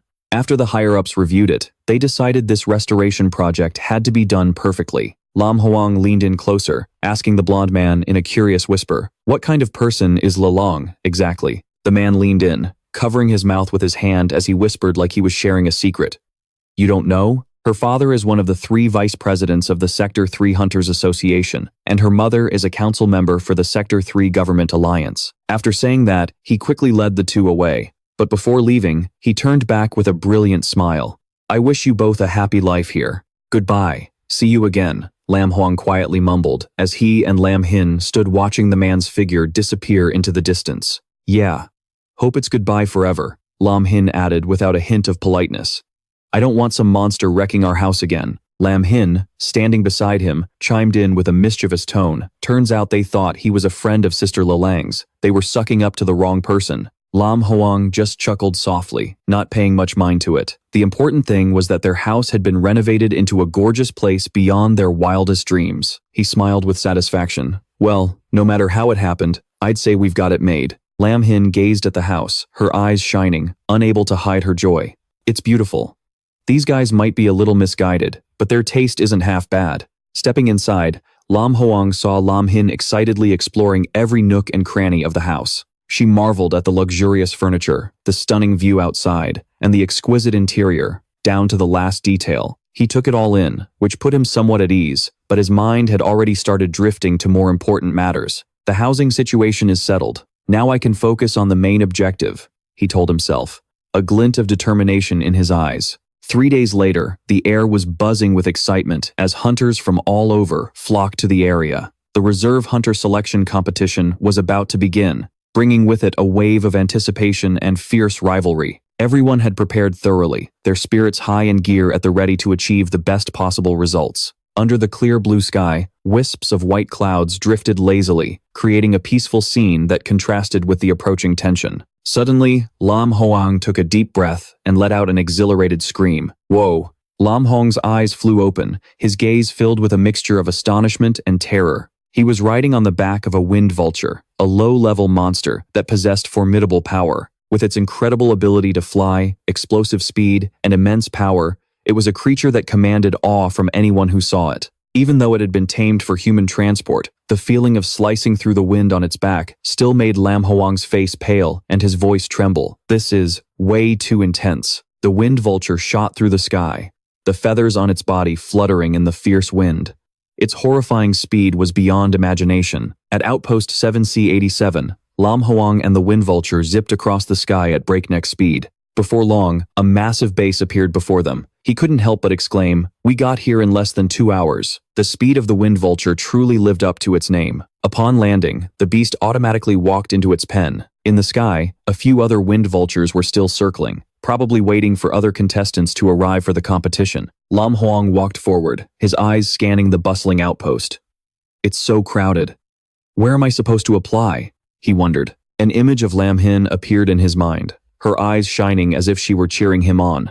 "I have to be careful," he told himself, a hint of worry in his heart. "I left all my savings with Lam Hin. She should be fine at home until I get back." Those thoughts swirled within him, acting as an invisible source of motivation, giving him the strength to overcome any challenge. Suddenly, a voice called out, pulling him back to reality. "Hey buddy, over here. You here to join the reserve hunter selection too? Looks like we're headed the same way. Let's go together." A young man with blonde hair and a bright, energetic face waved at him with a wide smile. Lam Hoang didn't hesitate and nodded in agreement. Sure." Hearing that, the young man quickly walked over and casually threw an arm around his shoulder, as friendly as an old friend. He laughed loudly and introduced himself. "The name's Da Not Hang. I can't believe you're brave enough to join before even hitting the Black Iron rank. That's some admirable courage you've got." Swept up in Da Not Hang's enthusiasm, Lam Hoang smiled back. "I'm Lam Hoang, and thanks for the compliment." Seeing Da Not Hang's overly friendly demeanor, acting as if they were long-lost friends, Lam Hoang couldn't help but feel a giant question mark forming in his head. "What's with this guy?" he thought. "Since when were we this close?" In front of Outpost 7C-87, under the management of the Hunter Association, a bustling crowd of people moved back and forth, creating a lively scene. Da Not Hang's voice boomed with excitement. "See? I told you so. This outpost of the Hunter Association is always packed. You've got hunters coming to pick up quests, and even regular folks coming for requests. There's a ton of them." Lam Hoang walked ahead, his eyes sweeping over the vibrant scenery around him. He turned to Da Not Hang and asked curiously, "You seem really familiar with the Hunter Association." The guy practically sang as he walked, his eyes crinkling with a smile as he replied proudly, "Of course, my biggest dream is to become a monster hunter. When it comes to the association, I know it all like the back of my hand." In the middle of their lively conversation, they were suddenly stopped by a beautiful woman in a revealing outfit. She smiled, her voice soft yet sharp. "Are you two here for the hunter selection? The orientation is about to start. Please follow me." Led by the woman, Lam Hoang and Da Not Hang entered a massive waiting hall, which was packed with people. There were men and women of all shapes and sizes, causing Lam Hoang to exclaim in shock, "Are all of these people here for the selection?" Da Not Hang, standing beside him, also widened his eyes in amazement. "That's a lot of people." He found a corner to rest his feet. Lam Hoang sighed and turned to Da Not Hang. "What's this briefing about?" The cheerful look on his face was gone, replaced by a hint of exhaustion in his eyes. He explained, "Before the selection, the association sends someone to explain the test, content, and rules. If nothing's changed, this year's proctor will probably be." Before he could finish, a clear, powerful voice rang out, cutting through all the noise. Silence. A woman with fiery red hair, her alluring figure accentuated by a form-fitting outfit and a whip in her hand, stepped onto the stage with an overwhelming presence. She spoke with a strong, decisive voice. "I am Wei Denggu, the head examiner for this selection." Wei Denggu stood on the stage, her presence dominating the room, as she announced in a clear voice, "As of right now, this hall is sealed. No one goes in or out." Lam Hoang and Da Not Hang were stunned, their eyes glued to the red-haired woman. She continued, her voice as cold as ice. "Any candidate who has not yet arrived is considered to have forfeited." Her words struck like a thunderclap, causing Da Not Hang to gasp in horror and blurt out, "It really is her, the demoness, Wei Denggu." With an unfriendly expression, Wei Denggu's sharp, cold gaze swept across the hall. She issued a warning. "Next, I will explain the rules of the test. While I'm speaking, if anyone interrupts, don't blame me for being impolite." As she spoke, she drew the whip in her hand taut, and the sharp crack that echoed through the air was a testament to her inviolable authority. She began to detail the specifics of the competition. The location for this test is the Red Gold Desert, 330 kilometers from Outpost 7C-87. You will all proceed to Entrance A, and within 15 days, you must cross the entire 1,500-kilometer desert to reach Outpost 7D-121. Wei Denggu opened the map on her system and zoomed in to show the specific location. She continued, "For this test, You are absolutely forbidden from bringing any food or water. You can find those things within the desert. Lam Hoang quickly took out a notebook and began writing diligently. Da Nhat Hang glanced over and couldn't help but complain. I don't get why you're not writing down the water source locations, but instead, you're mapping out monster territories. Lam Hoang, still focused on writing, replied, because I'm scared of dying. I'll write this down first, and then I'll do my best to avoid those areas. Wai Dan-gu zoomed in on the map, pointing to a specific spot. The safe route marked on the map requires you to cross a snow-capped mountain called Goddess Mountain. You are forbidden from using any mountain climbing equipment. If you fail to reach Outpost 7D-121 within 15 days, you will be considered a failure. The hall immediately erupted in an uproar, with murmurs and discussions breaking out like crashing waves. Da Nhat Hang couldn't hide his shock, exclaiming, "That gate, it's a treasure." Lam Hoang frowned, his eyes filled with doubt. "A treasure?" Da Nhat Hang explained, his voice full of excitement. "That's high-level equipment, considered a gold-tier treasure. You only have a chance of getting something like that by killing an extremely high-level monster. That demoness is no joke." The entire hall turned its gaze toward Wai Dan-gu, whose powerful aura seemed to silence every sound. She announced clearly, "Next, someone will come to inspect everyone's equipment space. You are not allowed to bring equipment higher than black iron tier, nor are you allowed to bring poison or other prohibited substances. Each of you will come up to receive a rescue device. When you press it, someone from the association will come to save you, but that also means you forfeit the competition." As Lam Hoang stepped forward for his inspection, Wai Dan-gu suddenly raised a hand to stop him. Wait a minute. A wave of doubt washed over him. He thought to himself, Asterisk, is it because I'm only at the Black Iron Realm? Is she going to disqualify me? Asterisk. Wai Dan-gu glanced at him, the corner of her mouth curling into a half-smile before she let out a cold scoff. Lam Hoang didn't hesitate to meet her gaze with a sharp one of his own. He frowned, feeling as if her judgmental, mocking eyes were piercing right through him. Asterisk, is she making fun of me? Asterisk, he wondered, his mind in turmoil. Wai Dan-ju slightly closed her eyes, clasped her hands behind her back, and then waved him through. Go on. He tightened his grip on his backpack strap, beads of sweat forming on his forehead, and reluctantly walked past her. His mind raced with questions. Asterisk. Well, that must be it. I don't have much time left to live, so she probably doesn't even want to bother asking me anything. Asterisk. Lost in thought, Lam Hoang suddenly stopped short before a mysterious space, as if he had stepped into another dimension. He was stunned, exclaiming, "This is incredible." Da Nhat Hang, standing beside him, was also sweating, his voice trembling. "This is the power of a spatial treasure. Its rarity is said to surpass all other treasures." Lam Hoang was dumbfounded, his eyes sparkling with amazement. "What do you mean, demoness? You should be calling her Doraemon." Before he could even process his surprise, Da Nhat Hang stammered in terror again. "What is that?" At that moment, Wai Dan-gu stood tall, pulling her whip taut, letting out a sharp, cold crack. Following behind her were 4 figures in black, their faces grim, exuding an oppressive aura. She continued her instructions. "Everyone's equipment space has been inspected. Now, we begin. Everyone, connect your Imperial Core Ring to the Association's network. All navigation and positioning functions will be disabled. Only the item pickup function will remain active."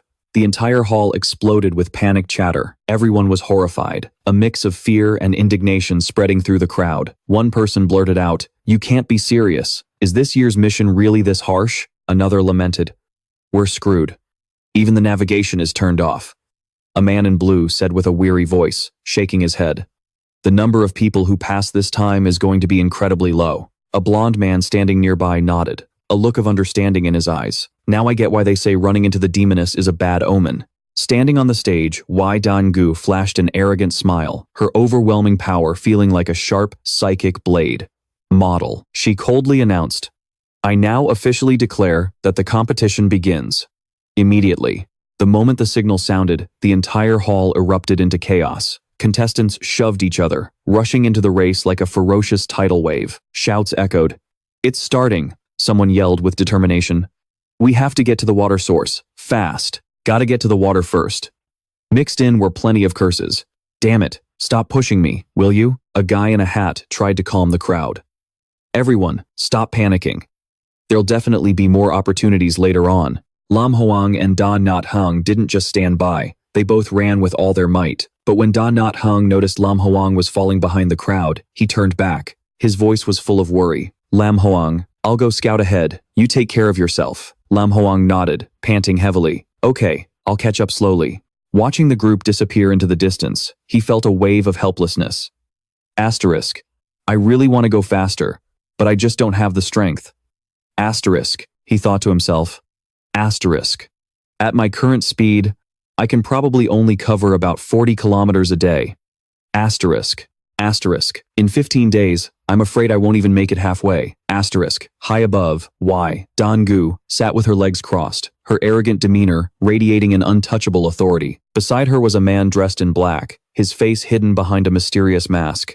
He sneered, his voice dripping with mockery. He's not even at the black iron rank, and he dares to participate in this selection? I thought he'd be something special, but it looks like his abilities are completely subpar. Dana remained silent, her eyes as cold as ice, completely unfazed by the sarcastic remark. She knew deep down that true strength didn't lie in appearances or words, but in the determination and will to fight beyond all limits. The crimson gold desert stretched on endlessly, its vast dunes painting a desolate and lonely landscape. The brilliant gold of the sand only served to highlight the barren, harsh nature of this land, with the deep blue sky creating a stark contrast with the ground below. The blazing sun beat down, stretching the shadows of the dunes into long, undulating shapes, like frozen waves. Lam Hoang trudged heavily across the scorching sand, a lonely, solitary figure in the middle of the vast desert. Xiao He floated beside him, looking just as listless, its eyes half closed as if it were about to fall asleep. Lam Hoang's footprints, etched into the sand, stretched far behind him, a testament to his perseverance on this arduous journey. Xiao He finally spoke up, its tone laced with boredom. At your pace, you wouldn't finish 1,500 kilometers even in a year. Lam Hoang raised a hand to shield his forehead, his weary eyes gazing ahead as he replied, his voice low and exhausted. I'm not like the other black iron rank contestants. If I tried to run like them, I'd be completely wiped out in less than half a day. Xiao He glanced at him doubtfully. Excluding the 2 days for the snow mountain climb, you'll have to cover at least 100 kilometers a day just to have a chance of finishing. Lam Hoang opened the notebook from Dan-gu's briefing, carefully reviewing every single line. Xiao He's voice carried a hint of sadness and regret. That's why you can't rely on me alone. The system only has an auxiliary function. I can't help you. A glint of hope flashed in Lam Hoang's eyes as he looked pleadingly at Xiao He. I just need you to provide information. I have a plan for everything else. Xiao He remained floating, with its legs crossed, eyes half closed, its voice full of suspicion. And what are you planning to do? Lam Hoang closed the notebook and took a deep breath, his eyes burning with determination. He stated in a firm voice, Xiao He, pull up all information on the Sado tribe in the Crimson Gold Desert. The system screen immediately displayed the data. Sado tribe, black iron rank monsters, over 5 meters tall, possess great strength and high health, live in groups in the Crimson Gold Desert, low intelligence, aggressive nature. Xiao He was completely shocked and couldn't help but ask, you're on the safe route. Why are you suddenly looking up information on the Sado tribe? Lam Hoang didn't hide a thing, his eyes sparkling as he revealed his bold plan. Well, I want to collect enough fragments to craft a monster summoning card. Summoning a group of them would be perfect. Besides, the monsters here would make excellent mounts. Hearing this, Xiao He went pale and nearly jumped out of its skin, its voice filled with horror. Are you insane? How are you going to deal with an entire tribe by yourself? Lam Hoang just gave a confident smile, a self-satisfied glint in his eye. He answered simply, who said I was alone? Night fell upon the Crimson Gold Desert where the Sado tribe had made their camp. Tents were scattered across the sand, the flickering campfire casting eerie, ghostly shadows. A monster warning sign was planted at the entrance, a stark reminder of the danger lurking within. Inside one of the tents sat a two-headed Sado monster. One head was fast asleep, letting out deafening snores. Asterisk. Snort. Asterisk. Asterisk. Snort. Asterisk. The other head, which had only a single eye, stood guard, continuously letting out a savage cackle that sent a chill down the spine. Suddenly, a rock flew through the air and smacked the monster right on its forehead. Its single eye shot wide open, glaring as it scanned in every direction. It snorted, its voice full of menace. Humph. Before it could figure out what happened, it spotted a dark figure in the distance, waving its arms and moving quickly towards the pack of monsters. The two-headed Sado growled, one hand gripping its giant club, while the other clenched into a fist. It let out a chilling sound, grr, grr. Suddenly, it swung its club with immense power towards the dark figure. With his agile movements, Lam Hoang easily dodged the blow, but the stench from the monster's body made him scrunch up his face as he yelled, "Ugh, why does it stink so much up close?" He dashed towards a sand dune, still running as the model let out a taunt. "Come on, if you want some fresh human meat, follow me." The sand monster's blood rushed to its head, its ferocious face contorting as it chased after him at a terrifying speed. Its gigantic body kicked up clouds of dust and sand. It raised its club, aiming to strike while Lam Hoang wasn't looking, letting out a piercing shriek. Guttural monster noises. Lam Hoang wasn't scared at all. In fact, a confident smile lit up his face. The sand monster looked as if it had just come face to face with a terrifying threat. Its eyes rolled back in shock, its expression one of pure horror. A flash of light, sharp as a razor, slashed across its neck. The monster froze, then collapsed, its two heads rolling across the sand. A figure landed gracefully on the desert floor, where the monster's blood was still staining the ground red. The one who struck was Bai. His eyes were cold, his brows furrowed, and a powerful, golden flame blazed behind him. Lam Hoang rushed over to Bai, giving him a thumbs up, his voice filled with excitement. "Awesome, absolutely awesome, Bai. I knew you could do it." Xiao He floated beside him, staring in amazement, wondering where he got the confidence to face an entire tribe of sand monsters alone. Then, it suddenly realized the reason behind his arrogance. A rank 3 iron-level blood fiend, with power nearly at the bronze level, killing a rank 1 iron monster was a piece of cake. Xiao He thought to itself. Lam Hoang clapped Bai on the shoulder with a grin. "So when you said you weren't alone, you meant you were going to summon Bai." He couldn't stop praising him. "With this kind of strength, I don't think you even need to lure enemies in. You can just go in and start slicing." "Right." Bai just glanced at him, his gaze cold and indifferent, not paying him any mind. Suddenly, the system screen lit up, displaying a new notification. "Life light obtained." Lam Hoang gasped in amazement. "Whoa."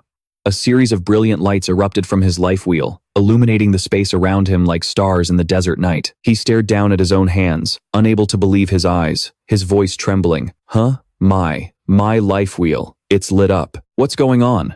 Xiao He seemed to remember something, and quickly explained, "Oh, I forgot to mention. For a summoned monster, its life wheel is linked to its master's. When a monster kills another monster, 50% of the life light it receives is shared with the master's life wheel. Bai's life wheel is already full, so any life light he gets is transferred directly to you." Lam Hoang's eyes lit up, as if a fire had been ignited within him. This was fantastic news, a blessing from the heavens, he thought, feeling a surge of energy course through his body. He cheered. "My life wheel started with 3 slots, and now it's jumped to 28.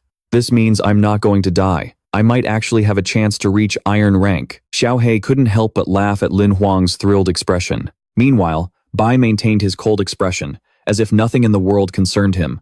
Lam Hoang gripped his sword tightly, his eyes burning with determination, and yelled, "Let's go!" In front of them stood 2 more sand monsters, their faces blank and expressions dazed, muttering meaningless sounds. Guttural monster noises. Before they could even react, a flash of light from Bai sliced one of them down. The monster growled, clenching its fists and struggling with all its might, but it couldn't escape the sharp blade. Its eyes rolled back, gleaming with ferocity. The other one just stood there stupidly, watching its comrade get cut down, and even let out a carefree cry. While the monster was restrained, Lam Hoang swung his sword, a blue light flashing as the blade struck its head. The monster's eyes widened, and its bright red tongue lolled out as it collapsed. He yelled out, his voice filled with excitement, "Have a taste of my wild blade technique." On the other side, Bai coolly decapitated the remaining monster. Seeing their brethren destroyed, the other sand monsters roared, their piercing shrieks echoing across the desert. A horde of monsters, both male and female, closed in, making gruesome noises, screeching sounds, Just then, the system announced, "Sand monster card piece +1 obtained." Lam Hoang watched the growing horde of aggressive monsters, but his spirits were soaring thanks to the life light he'd just received. He tightened his grip on his sword, his eyes burning with resolve. "Sand monster card piece +1 obtained." Some of the monsters, scorched by Bai's golden flames, bared their fangs and lunged at him with their claws out, but Bai blocked every one of them. The system chimed in again. "Heh. Sand monster card piece +1 obtained." Lam Hoang was surprised, but his joy overshadowed everything. "The more sand monster pieces that drop, the more I can summon," he thought to himself, amazed. So much life light. So many pieces. Every time a piece appeared, it meant another monster had fallen. He quickly collected all the monster cards. Xiao He floated beside him and announced, "After 152 life slots are lit, use the life light to activate the purple life slot. Activating it completely will result in a level up." Hearing this great news, Lin Hoang felt a renewed surge of passion. His eyes shone brightly, and he activated it, full of excitement. Lin Hoang's heart pounded in his chest as he thought, activating the purple slot costs 10 years worth of life light. I never would have dreamed of this before, but now the chance to level up is right in front of me. With a gun in one hand and his sword slung over his shoulder, he was brimming with fighting spirit and gave a decisive order, "Bye, kill them all." From a distance, a ferocious roar echoed out. Asterisk, growling sounds asterisk. It startled Lin Hoang, and he felt a flash of fear. He turned to Xiao He, his voice laced with suspicion. "Xiao He, what was that?" Xiao He floated beside him with a worried look. "I think you're in trouble." Bai remained as cold as ever, directing his sharp gaze toward the source of the roar. In the desert, the other contestants were huddled around a campfire, terrified by the deafening noise. They whispered amongst themselves, and one spoke up, "That's the cry of a sand demon. It sounds like it's gone berserk." Another one worried, "How can it be this terrifying? I fear it's a bronze-level monster." Yi Yihang shot to his feet, staring into the distance and muttering, "To dare attack a sand demon outpost at night. It can only be a pack of giant wolves."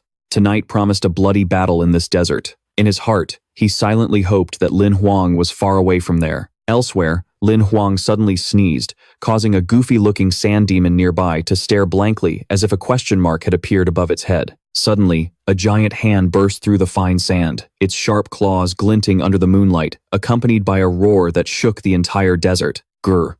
Lin Hoang's face went pale, sweat pouring down as his eyes revealed sheer terror. Xiao He was also panicking, his voice trembling. "You kill the small one, and you summon the big one. You better start praying." Bai's expression darkened, but he remained silent, his eyes as cold as ice. Before them stood a bronze-level sand demon chieftain, over 10 meters tall, wielding a giant club and stepping forward with overwhelming pressure. Its 3 heads scanned in every direction, its eyes a milky white, revealing jagged fangs that only highlighted its ferocity.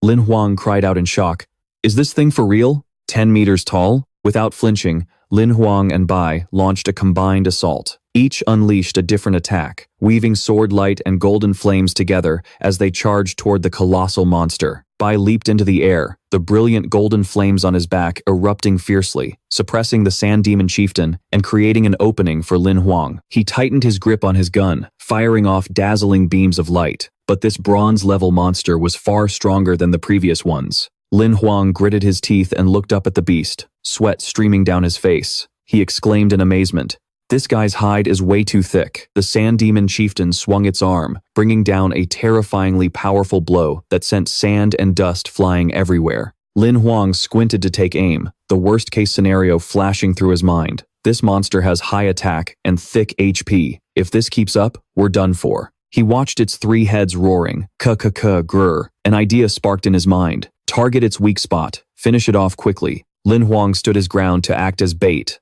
luring the monster towards him. Its gigantic fist slammed down, making him dizzy, but he still managed to dodge to the side. The monster, having been struck, roared, Lin Hoang quickly ran to the side, firing sparks from his gun while urgently yelling, "Bai! Attack from behind." As the sand demon chieftain spread its massive hand to block the stream of golden light, it suddenly realized something was wrong. Its eyes widened, and it only had time to cry out, "Huh?" Quick as a flash, Bai appeared behind the monster, sending it into a panic. But this sand demon chieftain was craftier than its kin. It immediately spun around, swinging its arm to grab Bai. Luckily, Bai dodged just in time. As the monster prepared to attack again, Lin Hoang shouted, drawing its attention, "Bai, take it down!" The monster charged towards him like a fierce gale, leaving Bai behind. A roar shook the air. Grr! Bai stood frozen, momentarily bewildered. Lin Hoang gritted his teeth, his eyes determined as he yelled, "Ambush it!" The sand demon chieftain opened its mouth wide, revealing bright red tongues and sharp fangs. The middle head, with its stark white hair, made it look even more terrifying. Its growls echoed endlessly as it gathered all its strength and lunged at Lin Hoang. A smirk appeared on his face, a triumphant gleam in his eyes. "You've fallen right into my trap." Lin Hoang swiftly changed his magazine, his movements as precise as if he'd practiced them 1,000 times. He raised his gun, aiming straight at the Sand Demon Chieftain with an arrogant look. 3 shots rang out in quick succession. Every bullet flew true, and the space was suddenly stained with a vibrant, blood-like red. The Sand Demon Chieftain didn't understand what had happened. It collapsed onto the fine sand, fresh blood pouring from its mouth, as white smoke emanated from its massive body, signaling its end. Lam Hoang had used iron-rank explosive rounds, a weapon powerful enough to take down a bronze-level monster. Bai stood there, his cold eyes showing a hint of surprise. Xiao He, on the other hand, cheered excitedly.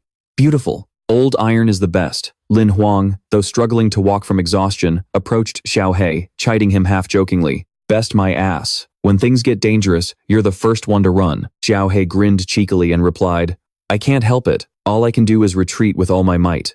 Just then, the system screen lit up, displaying a new notification. Received 1 complete monster card. For completing a higher-level monster kill, you are rewarded with 1 advancement card. A flash of light appeared in Lam Hoang's palm, revealing a new gun. His face lit up with pure excitement. It can be completed? I never thought I'd see the day. It's a shame Bai didn't land the killing blow, or he would have gained more life essence. A card appeared in his hand, showing an image of the Sand Demon Chieftain. Rarity, Epic. Type, Giant Monster. Sublevel, 3-star Iron Rank. Skills, Basic Giant Strength, Basic Adamant Claws, Basic Bronze Skin. Summoning ability, Unlocked. He glanced over the information and exclaimed in surprise. No wonder it's not as overpowered as Bai's, but with this rarity, its passive enhancement skills are insane. Turning to Xiao He, he declared, I got Bai's bloodline skill, now I want the toughness skill. Xiao He burst out laughing mockingly. Right, a glass cannon needs to be tough, otherwise that thing of yours is completely useless. Clutching the card tightly in his hand, he shot an icy glare at Xiao He, as if to say he was ready to teach the little guy a lesson if it kept talking smack. The shimmering light from the card made him pause and think. Before wiping out the Sand Beast tribe, he had collected enough common Sand Beast fragments. Counting the 3 monsters he now possessed, a small smile tugged at his lips, pleased with his results. The card suddenly vibrated, activating the skill draw. A notification popped up, obtained beginner toughness skill. Xiao He crossed its arms with a bored expression, mumbling, no matter how many monster cards you have, you can still only summon 1 at a time for now. We'll talk again when you're stronger. He didn't reply, simply placing a hand on his chest. A green light flashed, sucking Bai's body into the card. He let out a soft sigh, his voice low with regret. Bai, you worked hard. Get some rest. The moment Bai disappeared, a tall and formidable figure materialized. It was a sand beast with a powerful build, a long, sharp horn sprouting from its head, and 2 fangs peeking out from the corners of its mouth. He couldn't help but exclaim, Whoa, so imposing and powerful. From now on, I'll call you Tyrant. Xiao He, on the other hand, was not impressed. It whispered with a voice full of contempt, You really are pathetic. From now on, accompanying him on his journey would be the Tyrant Sand Beast, a mighty 3-star black iron warrior. Xiao He spoke up, its voice a mix of curiosity and doubt. So, the next step in your plan is to use Tyrant as a mount to get out of the desert, right? He ran a hand over his forehead, his gaze fixed on the distant horizon, and shook his head slightly. Using a rare-grade monster as a mount would be such a waste. I have another way. He held up 2 cards, shouting, Tyrant, return. Bai and I wiped out the entire Sand Beast tribe just for this. In a flash, he activated Synthesis. The 2 cards glowed, merging to create a level 11 common Sand Beast card. A chubby, short Sand Beast appeared, looking completely dazed and not very bright. Looking at the newly synthesized monster, he nodded, relieved. Using a common Sand Beast as a mount makes sense. Tyrant and Bai are my aces. I can't just show them off. Xiao He looked at him, its eyes flashing with a mix of defiance and sarcasm, spoken like a true pauper, always calculating every little thing. Xiao He's words were delivered in a half-joking, half-serious tone, making it hard to tell if it was praising his sharp thinking or mocking his humble origins. The common sand beast, despite its clumsy appearance, carefully lifted him onto its shoulder, as if afraid he would fall. One of its hands supported his back, while the other held his legs securely. Its goofy face, topped with a bright yellow flower, looked both silly and adorable. Compared to the imposing aura of the tyrant sand beast, it was a night and day difference. Xiao He floated alongside, explaining, when cards of the same species appear, it's all based on rarity. The card with the higher rarity can absorb the lower one and gain a random skill upgrade. He glanced at Xiao He, a spark of curiosity in his eyes. So you're saying if Tyrant absorbs this one, it'll get a random skill upgrade? Xiaohei nodded in confirmation. Correct. Perched on the common sand beast's shoulder, he replied leisurely, Xiaohei, don't be hasty. I'll keep this one for the night hunts to complete the missions. It won't be too late to feed it to Tyrant after that. Xiaohei looked at him, a hint of surprised doubt in its eyes. You actually thought that far ahead? Although it looked slow, the common sand beast was as fast as the wind. In the blink of an eye, it was carrying him forward at top speed, leaving a trail of white dust in its wake. He sat cross-legged on its shoulder, shielding his eyes with his hand as he gazed at the distant horizon, remarking, without a sand beast, I probably would have been stuck back there. Because it was running so fast, and because of its massive size, the sand beast didn't notice the huge iron chain stretched across its path. It tripped and stumbled, its heavy body crashing onto the sand. He was thrown off, shouting, "What the?" Luckily for the sand beast, his own reflexes weren't bad, and he flipped around to land safely. He snorted coldly, his eyes sharp. Humph, which bastard dares to mess with me? Suddenly, a voice rang out, startling him. Talking like that. Aren't you afraid of dying? He looked around, bewildered, unsure of where the voice was coming from or who it belonged to. The common sand beast just lay sprawled out, crying pitifully, looking weak and pathetic. In the distance, a group of young men appeared, walking over and laughing mockingly at him. The one in purple clothes and blonde hair had an unbearably arrogant attitude. He spoke with a sneer, his sharp eyes locked on him.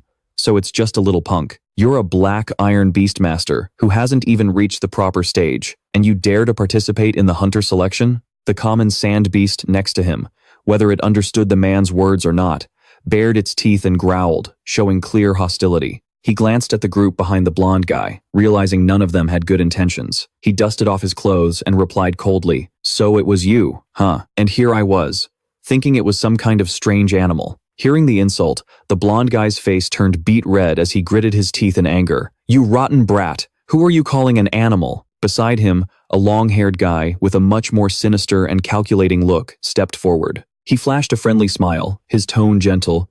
"Your name is Lam Hoang, right? Sorry about the trap you got caught in. I'm Ta Kao Kong. This is my cousin, ISEKAI'D. We don't mean any harm, so I hope you can let it slide." But Lam Hoang couldn't care less about their names. He just replied flatly, "If you'll excuse me, I need to keep going." To him, time was more precious than gold right now. He had none to spare for stopping to chat or make new acquaintances. He glanced over at Ta Kao Kong, correctly guessing this guy was the leader of the pack. Asterisk. Humph, all that sweet talk is just poison. He's definitely not a good guy. Asterisk. Ta Kao Kong, however, kept smiling. He spoke again, his voice laced with temptation. "This selection trial is pretty tough. Even if a Beastmaster's summoned monster is strong, acting alone really limits your abilities. Besides, this sand lizard of yours can't climb the snow mountain. How about we team up? When we get to the snow mountain, we'll help you get up. What do you say?"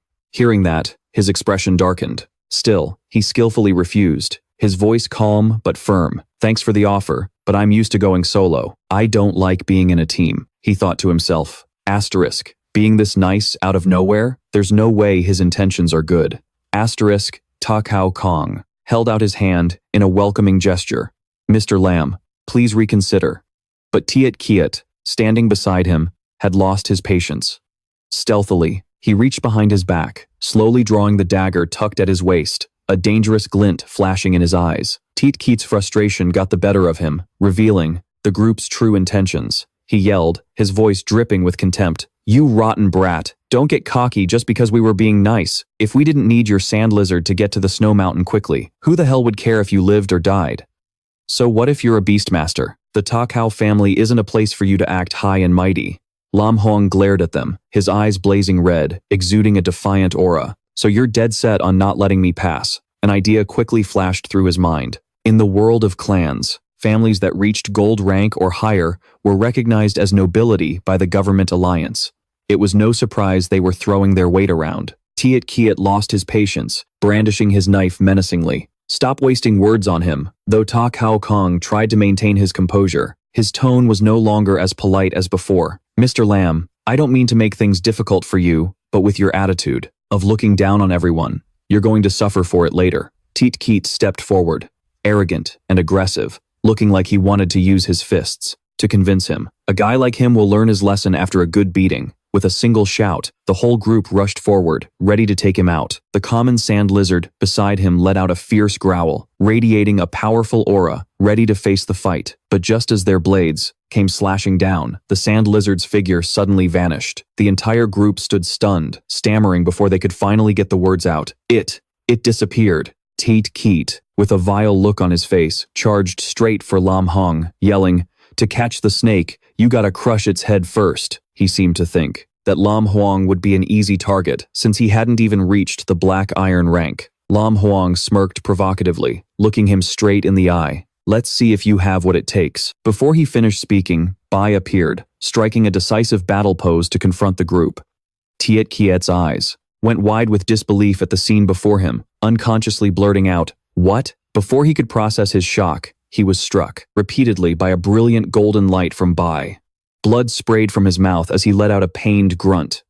The other three goons saw that things weren't looking good for ISEKAI'D and rushed over, yelling worriedly, "Boss!" The one leading the charge looked back in panic and shouted at his buddies. Turns out, he had another summoned monster. Another one also rushed forward, barking an urgent command. "Hurry up and save him!" Lam Hoang calmly raised his hand and recalled Bai's monster card. He immediately activated another summon, and the tyrant sand lizard appeared, its body nearly 10 meters tall, radiating a ferocious aura. The group that was about to rush to save ISEKAI'D suddenly froze, completely stunned when they saw the giant monster behind him. Two of his buddies turned around, horrified, and unable to believe their eyes. One of them stammered, "No, this can't be." The other's eyes widened as he mumbled, "How is that possible?" In an instant, the tyrant swung its enormous fist, sending one of them flying. He screamed, his cry of agony echoing through the air. The scream seemed to fuel the tyrant's power. It roared, its aura exploding as it knocked another one back, sending the whole group into a panic. After being knocked down by Bai, ISEKAI'D staggered to his feet, his whole body trembling, completely drained of strength. He groaned, his voice miserable, "Ugh, damn it all." Cao Kong witnessed the terrifying power of the young man they had once looked down on and couldn't help but be stunned. He thought to himself, Asterisk, a beastmaster who hasn't even reached the black iron rank. How can he summon 3? Asterisk, monsters? How is this possible? Asterisk. Lam Hoang stood there with an air of arrogance, backed by the tyrant and its terrifying combat power. A golden mist radiating from its body only enhanced its majestic appearance. The tyrant glared, letting out menacing growls from its mouth. A bright red light flashed in one of Lam Hoang's eyes, his arrogant voice ringing out, "Weren't you guys gonna teach me a lesson? Is that it? Is it over?" The tyrant roared and threw a powerful punch towards Cao Kong. He hastily raised his shield, and luckily, managed to block the hit. He yelled out, his voice trembling, "Mr. Lam, let's just talk this out." ISEKAI'D stood beside him, so scared. His face turned pale, his heart pounding. He mumbled, "My black iron-level protective weapon is about to shatter. This monster's strength is equivalent to that rank. He's solid." Lin Huang waved his hand, giving a decisive command. The tyrant growled, retracted its fist, and obeyed. He coldly stared at Zhuoqiu Kang, pausing to see what this noble young master wanted to say. Zhuoqiu Kang quickly backed down, his voice turning syrupy sweet with a hint of pleading. "Mr. Lin, it was our mistake for letting greed make us trouble you. I sincerely apologize." Hearing Zhuoqiu Kang's humbling words, Shi Jie couldn't help but seethe with anger. Not only did he fail to recognize his own weakness, he even taunted Zhuoqiu. "Don't be afraid of him. If you kill someone, this punk will be disqualified from the exam and permanently blacklisted by the Hunters Association. He'll never be able to join the selection again. Besides, you're a noble of the Union. Killing a noble is a capital crime." Hearing Shi Jie's idiotic words, Zhuoqiu Kang immediately spun around, his face darkening as he roared, "Shut your mouth." He stepped in front of Lin Huang and extended a hand, his tone softening as he tried to de-escalate the situation. "I am Zhuoqiu Kang, and I treat others with respect. On behalf of my men, I apologize to you. I am willing to compensate you and start a friendship. Please, choose any piece of equipment from my collection." Lin Huang stared directly into Zhuoqiu Kang's eyes, his sharp gaze seeing right through the obvious facade. He stated flatly, "I don't need your compensation." But then his hand shifted slightly, stopping in Shi Ji's direction. Turns out, he wasn't refusing compensation. He was targeting the disgustingly arrogant Xie. He pointed straight at him and declared, "I want everything inside his storage space as compensation for the mental distress he just caused." Shiji, still kneeling on the ground, was stunned, unable to believe his ears. He scowled and roared, "What?" Taking advantage of a moment when his guard was down, he suddenly threw a hidden weapon. A dagger tore through the wind, whistling straight towards him. Xie screamed frantically, "Without your summoned monster, you're nothing but a piece of trash. Who do you think you are to make demands?" But before the hidden weapon could even get close, the tyrant swatted it away and let out an enraged roar, its blazing eyes fixed on Xie. Lam Hoang just clicked his tongue at the sight. As more daggers rained down on him, he couldn't hold back his anger any longer. He leaned to the side, drew his gun, and fired repeatedly at Xie. His voice was like ice. "Did you really think I had no combat ability of my own?" Xie's agonizing scream echoed through the area. He was hit by a bullet from Lam Hoang's gun, and fresh red blood sprayed from his mouth. The wound in his shoulder sent him collapsing to the ground, and the atmosphere instantly became tense and suffocating.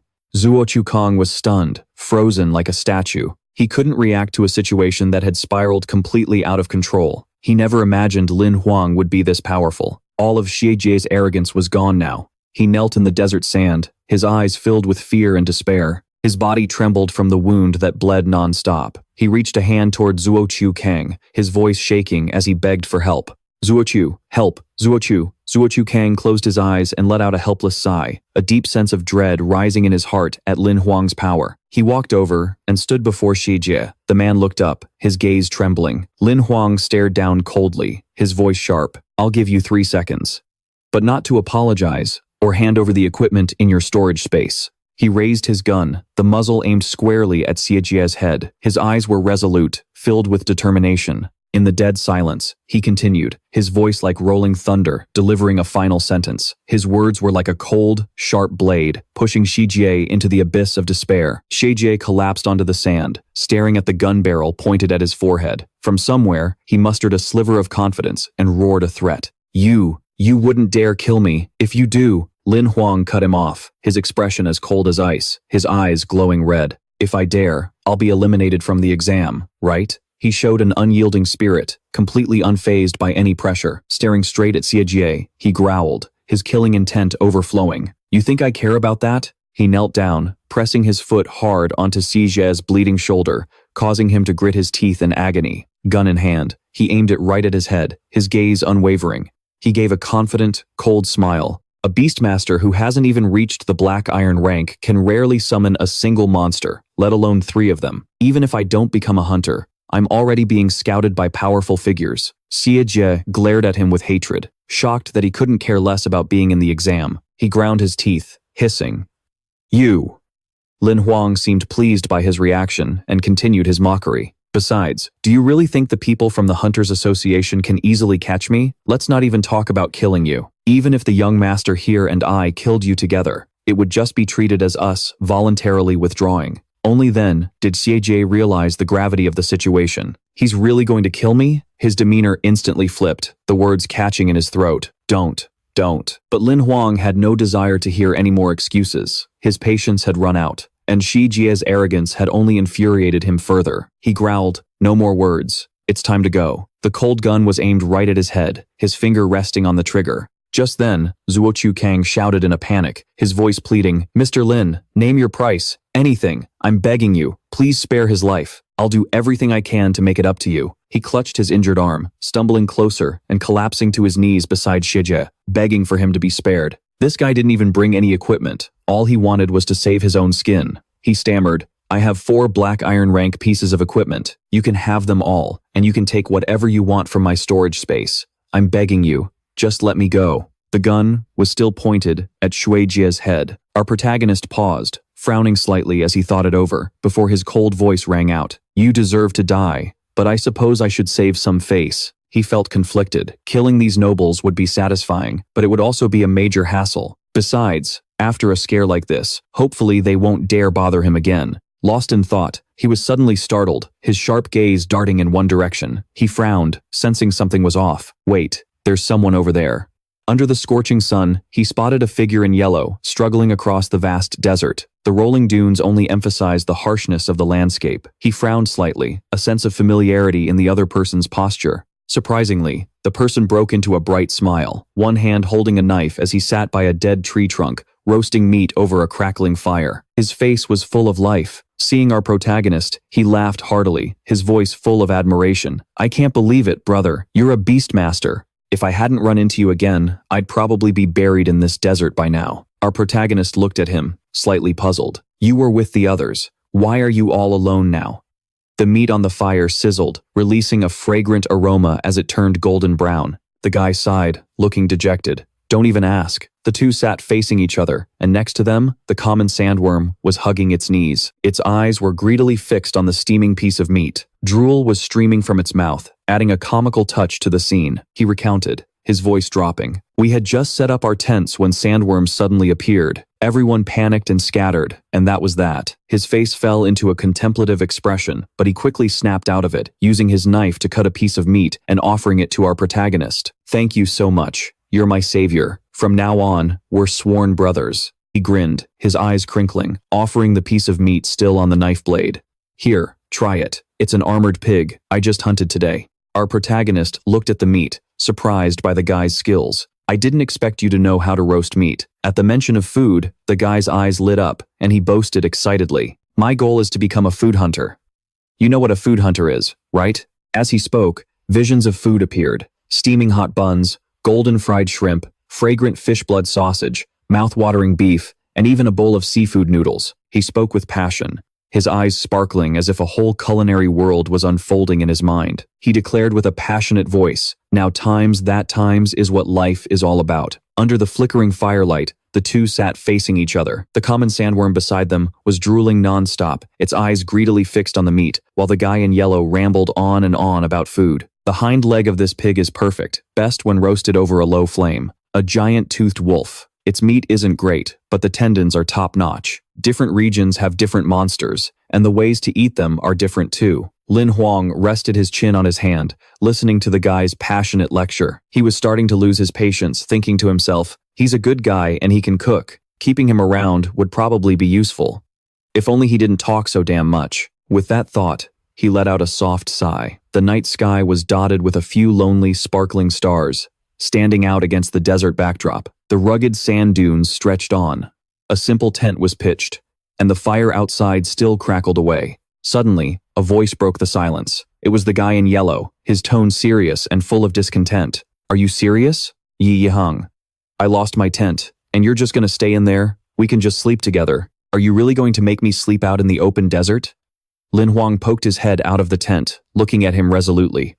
"We're not sharing. I'm used to sleeping alone. I can't sleep with other people around." Before he could finish, Yi Hong flopped down next to the campfire. He curled up, looking pitiful, his eyes squeezed shut but still wet with tears. He wiped his eyes with the hem of his shirt, mumbling, "Fine, I get it. It was my mistake after all." Lam Hoang glanced at him, then at the foolish common sandworm, and couldn't help but break out in a cold sweat. "This tyrant is mentally unstable. I'll have it stand guard tonight." He calculated silently, just in case something unexpected happened. In the quiet of the night, as the tent fell silent, Yi Hong was dreaming outside. Drool trickled from the corner of his mouth. He giggled in his sleep, mumbling, "Smells so good." The fire had died out, leaving only wisps of smoke lingering in the air. Inside the tent, Lam Hoang was still awake, his hands behind his head. Suddenly, his eyes flew open as he realized something was wrong. He went on high alert, his body tensing up. "Humph," he grunted softly as a clicking sound echoed in the silence. Lam Hoang shot up, his gaze catching a massive silhouette cast on the tent with a sharp, prominent horn. He shouted in alarm, "Tyrant!" Throwing the tent flap open, he rushed outside, his voice filled with worry. "What's going on?" While he was panicking, Yi Hong was still sound asleep, completely oblivious to the danger. He quickly ran behind the sandworm tyrant. Its eyes were wide, staring straight ahead, its expression clearly showing fear. A sense of unease washed over him, and he yelled, "Tyrant! Was that danger?" The sight before him was so stunning, it sent a river of cold sweat pouring down his face. He was in a daze, slowly processing what he was up against. "Damn it, I'm screwed this time." Lam Hoang scrambled over to Da Not Hang and shook him hard by the shoulders. His voice was frantic. Da Not Hang, wake up, now. But the kid was so deep in sleep, he just stirred slightly, his eyes still glued shut. He gripped his arm, urging him again. Get up, now. Still half asleep, Da Not Hang mumbled.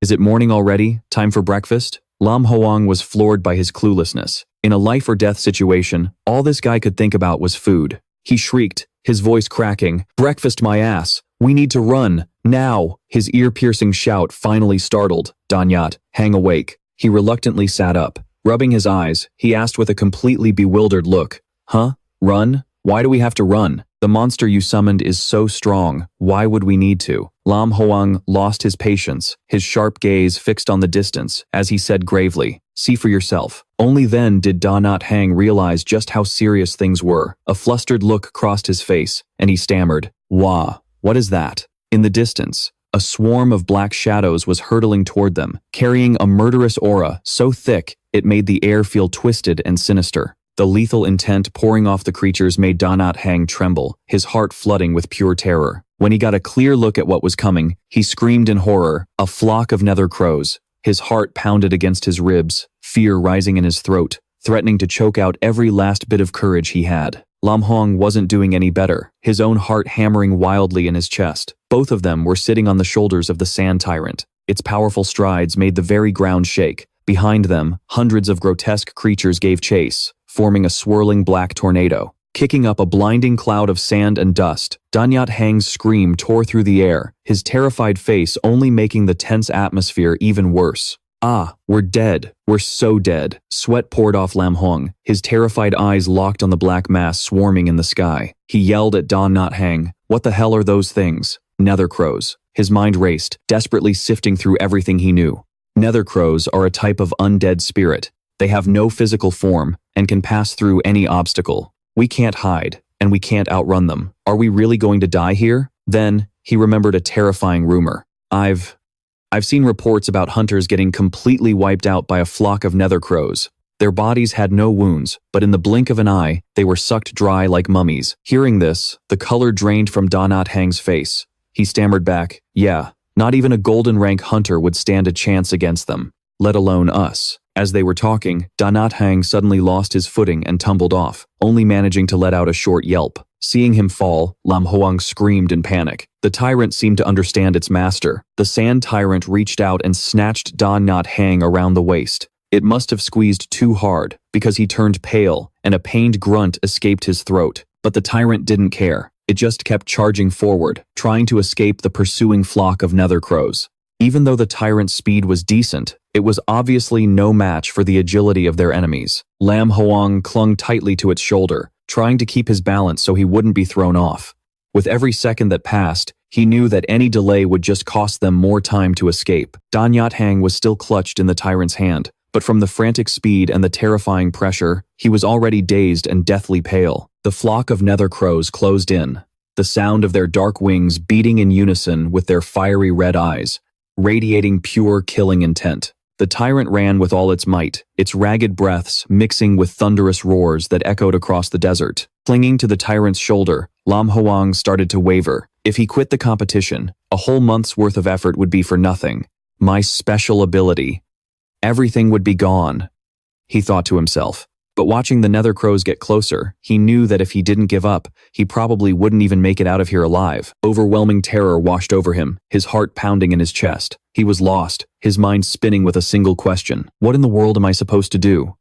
At Stronghold 7D21, amidst brightly lit skyscrapers, the city lights sparkled under a starry night sky. A slender hand raised a glass of red wine as a low voice mused, "It's been less than a day, and already more than 10 people have quit." The woman sat on a sofa, dressed in a sensual white nightgown that revealed her flawless curves. She swirled the wine in her glass, her eyes thoughtful as she whispered, "The caliber of this year's contestants is truly concerning. If no real talent emerges, I'm afraid many people will see me as a joke." Suddenly, a system alert blared. It cut through her thoughts. She glanced at the screen, assuming another person had died or quit. Her voice was filled with annoyance. Again? Can't a girl get some rest, even in the middle of the night?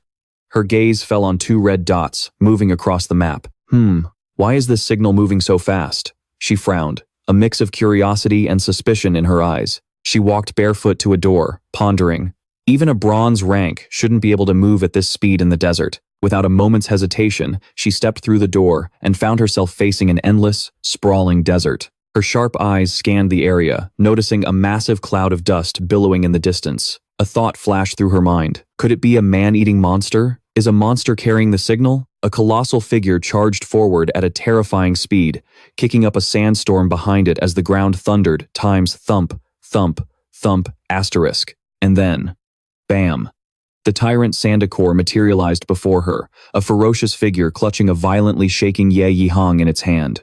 Lam Hoang, perched on its shoulder, yelled at her, "Examiner, ma'am, help us get out of here." The tyrant let out a series of deep, intimidating growls. Yi Yeyu was completely stunned by the sight, stammering for a moment before she could speak. What is this?"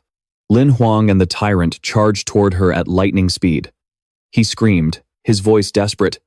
"We have to go, now." But Yi Yeyu was still in a daze, her eyes glued to the colossal Sandakor. She hesitated, glancing nervously at the beast. His face was etched with worry. "Damn it, tyrant." By the time the three of them made it back to the safe house at Outpost 7D21, the tyrant's enormous head barely squeezed through the door. It looked dazed. Its eyes rolled back into its head as it let out a pained whimper. Then, he suddenly remembered. He quickly yelled, "Oh right, I forgot to unsummon you." Instantly, the tyrant was recalled into its summon card. Lam Hoang turned to Yi Yeyu with an awkward smile. "Sorry about that. If I had been a second slower, before I could even explain, she would have screamed in his face, 'Are you gonna get off of me, or what?'" Lam Hoang blushed, a flustered look on his face. It was only then that he realized their position. His hands were on the floor, pinning her down. Yi Yeyu sat on the sofa with her legs crossed and her arms folded, her expression severe. Her voice was laced with suspicion. "Are you telling me that before I arrived, you two were being chased by a flock of shadow crows for a full half hour?" Lam Hoang looked her straight in the eye, his tone firm.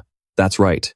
If there was any other way to escape, I wouldn't have sent a distress signal." Nearby, Ye Hong was lying deliriously on the floor, still not fully conscious. The exhaustion was written all over his face. Yi Yeyu studied him with a skeptical gaze, suddenly recalling the sight of the tyrant Sandakor charging at her with terrifying speed. She frowned, a seed of doubt planted in her mind. A normal level 3 black iron Sandakor couldn't possibly move that fast. Has this Sandakor mutated? Knowing he couldn't hide it, Lam Hoang bowed his head and admitted it. "Yes, Tyrant has never actually used an advancement card. However, when I got him, he was already a rare blue card." He let out a soft sigh. There was no point in hiding it now that she'd seen right through him. Yi Yeyu stood up, walked over, and stood before him with her arms crossed. "I see. I'll report the Shadow Crow flock to my superiors. We'll have a decision on how to handle it by morning." He nodded and replied obediently, "Thank you for your trouble." But his face was clearly troubled, his eyes filled with gloom. In his mind, he was already calculating.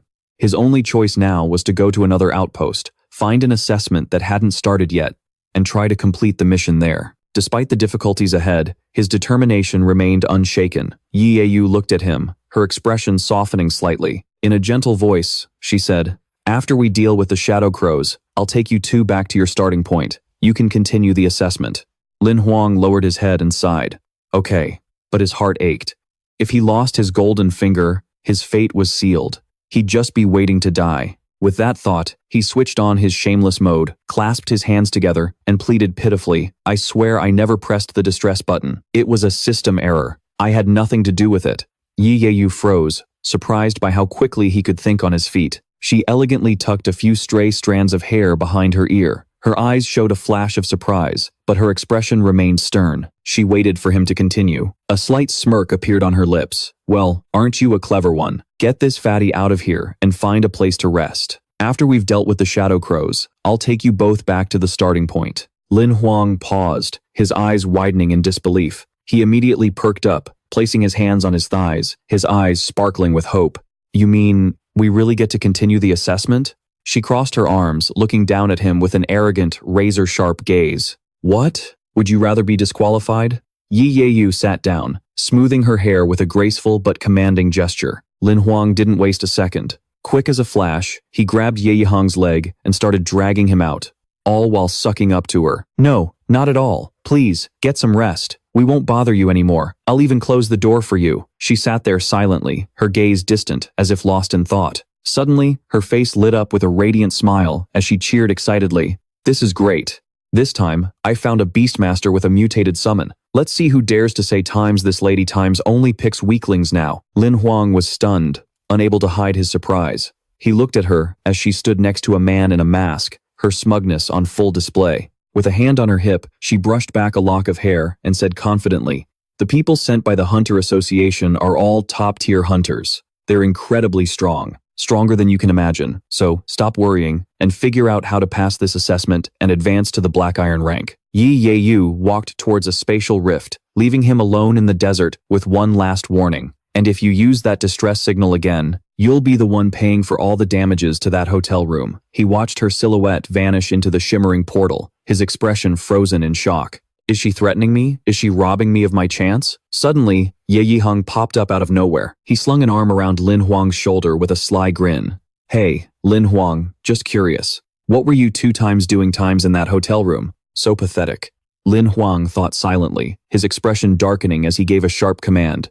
"Shut up, or you're on your own." Ye Yihang pouted, not even bothering to apologize, just mumbling a few words under his breath. The 2 hazy figures walked on through the vast desert. Towering sand dunes rose precariously under the scorching sun. Lin Huang mused, "Last night, the flock of crows came from the south. Tyrant carried us north for over half an hour, so our current position should be about 40 miles from there." He opened the notebook in his hand, glancing at the vast desert. Impatient, he thought. "We've already wasted a whole night. We have to get moving." The sky was clear and blue with lazy white clouds, but the burning sun made him feel suffocated. The sand golem, Tyrant, lifted the 2 of them onto its shoulders. While Lin Huang was already seated firmly on one side, Ye Yihang struggled to climb up, groaning, "Damn it. With this sun, I'm gonna turn into beef jerky." Lin Huang cut him off, his voice cold. "If I remember correctly, there's a supply station up ahead." Tyrant stomped forward, leaving deep footprints in the sand, as it headed straight for the only supply station in this desert. Ye Yihang's face lit up. Pointing towards a faint outline of a building in the distance, he cheered excitedly, "There it is! Hurry! Let's go! Let's go! It's the hottest part of the day. We have to keep moving." Sitting beside him, Lin Huang heard his words but didn't share his optimism. He frowned, his voice low. "Be careful. Someone else might have gotten there first. Our enemies now aren't just monsters, but also our competitors." When they arrived at the supply station, Ye Yihang eagerly pushed the door open and went inside. Before his eyes were piles of food packages and water. He shouted with glee, "Old Lin, it really is a supply station. There's food and drinks." Lin Huang shoved his hands in his pockets, his sharp eyes scanning the surroundings. He assessed, no signs of anyone else. Should be safe." Ye Yihang walked over to the pile of food, his eyes gleaming. His hand touched a yellow ration box as he cheered like a child. "It's all my favorite stuff." For a foodie like him, this scene was heaven. Even though he was overjoyed, Ye Yihang didn't forget to share his excitement. He turned to Lin Huang, his voice cheerful. "Here, you should eat something too." Lin Huang didn't even look at him, replying coldly, "Just take what we need. We have to follow the station's rules."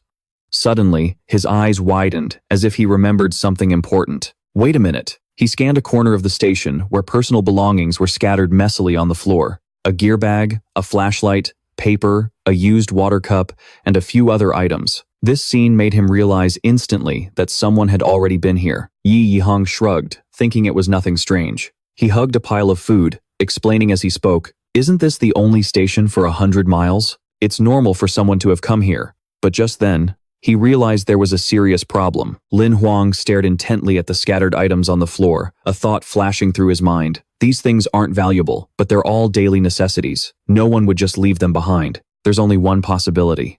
He looked ahead, his voice dropping. These people must have run into trouble. They were forced to leave. Hearing this, Ye Yihang glanced at him, a flicker of fear in his eyes. "Don't try to scare me. There are no signs of a fight around here, and no signs of danger either." Before he could finish his sentence, the sand golem, Tyrant, who was standing guard outside, suddenly let out a deafening roar, a clear warning of danger. It immediately entered a battle stance, its massive body tensing, ready for a confrontation. Terrified, Ye Yihang clutched the food tightly and stammered, "Something's wrong." Lin Huang didn't waste words, his tone decisive. "It's too dangerous to stay here. We're leaving, now." He urged Ye Yihang on, and then commanded, "Tyrant." Tyrant immediately lifted the 2 of them onto its shoulders and took off at high speed, letting out powerful, menacing growls. The sky above was still peaceful, with white clouds drifting by, but beneath the desert sand, something was moving, chasing after them. Lin Hoang watched intently, his brow furrowed. I knew it. There's something here. Sitting next to him, Ye Yihang glanced over, still not realizing anything was wrong, a look of confusion on his face. Listening to Lin Hoang, his expression turned to panic. Huh? Where?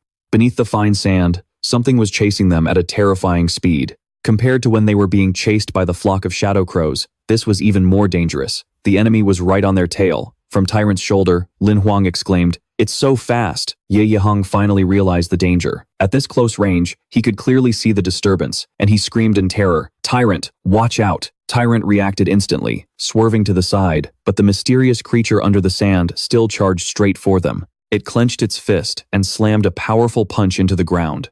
A giant monster erupted from the sand, looking like a snake but with the features of a worm.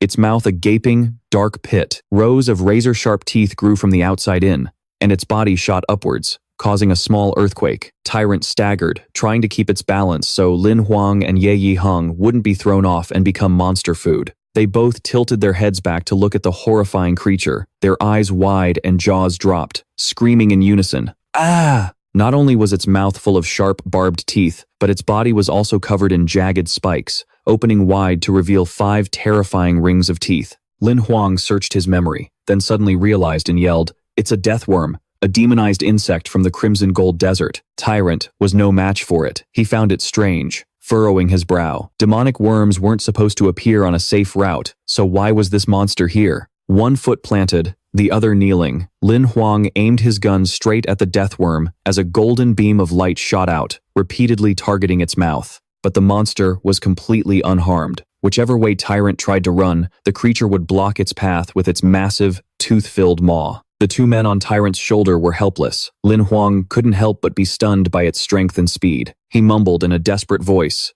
"It's too fast. We're not getting away." Ye Yihang clutched his head, sobbing uncontrollably. He cried as if being swallowed would instantly turn him into minced meat. "I don't want to die." Lin Hoang froze, his eyes flashing with resolve. He gave a firm command, "Wait. Tyrant, don't move." As if it understood, Tyrant let out a roar and stood perfectly still. Ye Yihang kept his head buried, not daring to look at the horrifying monster. Hearing the command, he mumbled in a disgruntled tone, "Don't move, we'll die even faster." Lin Hoang turned, snapping quietly but with a firm tone, "Shut your mouth. And you, don't you move either." When both of them ceased all movement, the deathworm also froze, its mouth full of sharp teeth drooling, a truly grotesque and terrifying sight. He lowered his voice and explained, "It has no eyes, and it can't hear. Is it possible it hunts based on motion?" Still clutching his head, Ye Yihang frantically replied, "How should I know? You think I read the monster manual? I never even looked at it." He nodded, analyzing the situation. "It has 2 sensory organs, pointing in all directions to detect movement in the area." Realizing this, he felt a flicker of relief. "That's right. As long as we stand perfectly still, it won't know where its target is and can't attack." But another difficult problem arose. How could they move to escape? If they just stood there, they'd never get away. Suddenly, Ye Yihang's eyes lit up and he exclaimed, "I have an idea." He reached into his pocket and pulled out a piece of jerky. "I'll use this jerky to distract it, then we'll run." Without hesitation, he forcefully threw the piece of jerky off to the side. Lin Hoang watched in alarm, silently praying things wouldn't get worse. He quickly shouted, "Fatty, stay still." But the deathworm, with its keen senses, immediately detected the movement. Its sharp-toothed maw snapped directly toward Ye Yihang. He panicked, his heart feeling like it had stopped. "Crap, it's looking at me." Overcome by fear, he lost his balance and tumbled right off Tyrant's shoulder. Sand and dust flew everywhere, obscuring the view. Lin Hoang watched it happen and yelled desperately, "Fatty, don't move a muscle." Wincing from the sharp pain, Ye Yihang's face twisted in agony. He gritted his teeth, barely managing to let out a faint groan. The ferocious beast, like a tiger waiting to pounce, had been waiting for that exact moment. It instantly locked on, whipping towards him with its black maw gaping wide. It was like an abyss, ready to devour everything. Ye Yihang lay flat on the ground, sweat pouring endlessly from his forehead. Fear, like a cold blade, pierced his entire body. In a panic, he let out a long scream, "Somebody help me!" Nearby, Lin Hoang was also consumed by extreme anxiety. If he was even a second too late, his companion would become its next meal. a meal for that hideous monster. In this moment of crisis, he shot a sharp glance at Tyrant, his eyes cold as he gave a decisive order. Tyrant, save him. Tyrant let out a deep, rumbling roar, its expression hardening, ready to face the death worm. Quick as a flash, it leaped forward in a single long bound, closing in on the beast. It brought down a powerful punch, forcing the monster to take the full impact. Drool splattered everywhere. From behind, Lam Hoang shouted urgently, "Fatty, run, now." The death worm now reared up to its full height, opening its blood-red maw, preparing to strike Tyrant who stood below. Yi Hung squeezed his eyes shut, tears streaming down his face as he sobbed his heart out. Seeing they were cornered, Lam Hoang, standing on Tyrant's shoulder, began waving his arms and legs wildly to draw the monster's attention. He yelled out, his voice echoing, "Over here, come and get me." The beast immediately switched its target. It charged towards Tyrant and Lam Hoang, leaving Yi Hung sitting on the ground, rubbing his tear-filled eyes. He choked out, Old Lin, don't you die on me. I'll never be able to repay you." His cries mingled with his extreme worry for his friend's safety. The monster was right on Tyrant's heels. Realizing the situation was hopeless, Lam Hoang immediately gave an order. "Tyrant, run to that sand dune and throw me back." Tyrant let out a low growl and with incredible strength threw Lam Hoang soaring up and over the tall sand dune. Using the momentum, Lam Hoang did a flip in midair. Tyrant paused for a moment, and seeing that he had been thrown far enough, it let out what seemed like a small sigh of relief. Confirming Lam Hoang was safe, Tyrant immediately sped up, charging away like a whirlwind to lead the ferocious monster astray. From his hiding spot up high, Lam Hoang looked down, a hint of sadness and self-blame in his eyes. He faced Tyrant's direction, his voice heavy. "Tyrant, I'm sorry." The ferocious beast, like a tornado, began to circle around Tyrant. Sand and dust swirled up into violent vortexes, as if trying to crush it. Lam Hoang's heart ached as he could only whisper to himself, "Guess I have to use you as bait. There's no other choice." Suddenly, the death worm opened its maw, lunging up from the ground and sinking its teeth straight into Tyrant. Its sharp fangs dug deep into his flesh, drawing a torrent of blood. Tyrant let out a horrific roar. Despite the agonizing pain, he desperately held the monster's mouth shut, blood spewing from his own jaws, mixing with the gore. On the sidelines, Lam Hoang didn't hesitate. He slowly raised the monster card, his eyes cold as ice, and activated his recall skill. Tyrant's body slowly faded away, returning to the card. A proud smirk spread across his lips. "As a true beastmaster, I can't just let my precious monster die." Immediately after, Tyrant reappeared behind him. One leg stood firm, the other a phantom's shadow, his aura completely undiminished. Lam Hoang casually stuffed his hands in his pockets, standing tall as he gave a firm command. "Let's go." He and Tyrant strode away, leaving the monster far, far behind. A smug grin played on his lips as he turned to Tyrant. "Let's go pick up Fatty." Lam Hoang gazed out at the vast, empty desert. He called out for Fatty, but only the wind answered. He muttered helplessly, "Where did that guy run off to?" Then he ruffled his own hair, reassuring himself. "We'll probably run into him up ahead. Let's get moving." But deep down, he knew the road ahead wouldn't be easy.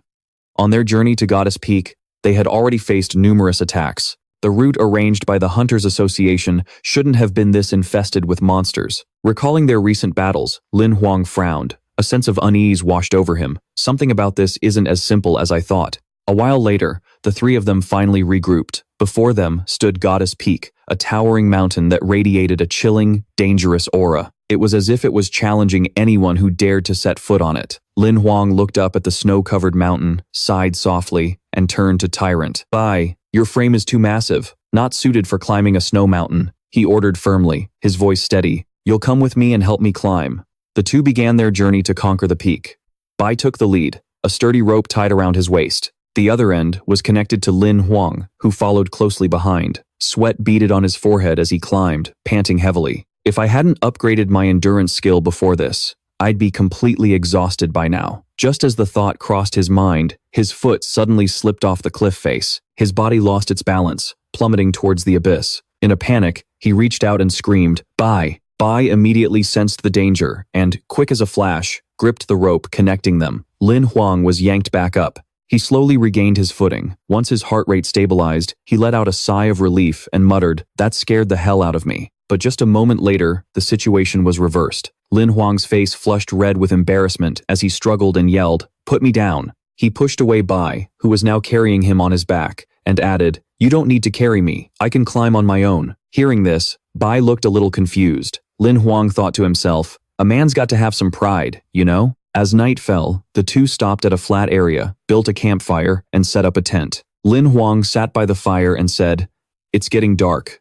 Let's spend the night here." While cooking, he muttered to himself, "There's still a decent amount of the jerky Fatty made left, but I have no idea where that guy disappeared to." A flicker of sadness crossed his eyes. He picked up a piece of jerky and sighed. "You better not be dead, man. I still want to taste more of your cooking." Suddenly remembering Bai, he turned to ask, "Bai, want some?" But before he could finish his sentence, Bai leaped off the cliff, startling Lin Huang. "What the?" A moment later, Bai returned, holding a snowball beast that was squealing and crying nonstop, looking both adorable and pathetic. Lin Huang's eyes lit up. "Is this a snowball beast? I've heard they're harmless and super cute, but they're so rare that they're worth as much as bronze-tier equipment on the market." Looking at the snowball beast's pitiful expression, Lin Huang smiled and asked softly, "Did you come over here because you're hungry? You smelled the delicious meat, didn't you?" The little creature let out a few strange squeaks, as if nodding in agreement. Seeing this, he didn't hesitate to pick it up and feed it a piece of fragrant jerky. His voice was gentle as he coaxed, "Here you go." The snowball beast gobbled it down with relish, which lifted Lin Huang's spirits even more. He cooed, "This thing is so adorable. No wonder girls are crazy about them." Then he turned to Bai with a smile and said, "Bai, relax. It's not going to attack." He was enjoying the moment, but a second later, Lin Huang was stunned to see the snowball beast stuff all the rest of their food into its mouth. The two of them could only watch helplessly. Lin Huang grumbled regretfully, "The little guy can really eat, but it just ate my entire dinner." He walked closer and gently stroked the creature's soft head, saying with a laugh, "All right, you're full now. Go on home. I'm all out of food." The snowball beast whimpered a few times with a reluctant look, then suddenly hugged his pant leg tightly, making cute, pleading sounds. Lin Huang looked at it, then suddenly realized something. He murmured, "Wait a minute. I think it wants to lead me somewhere." Seeing that he understood, the little creature nodded its head excitedly over and over. Quick as a flash, the snowball beast darted forward, leading the way.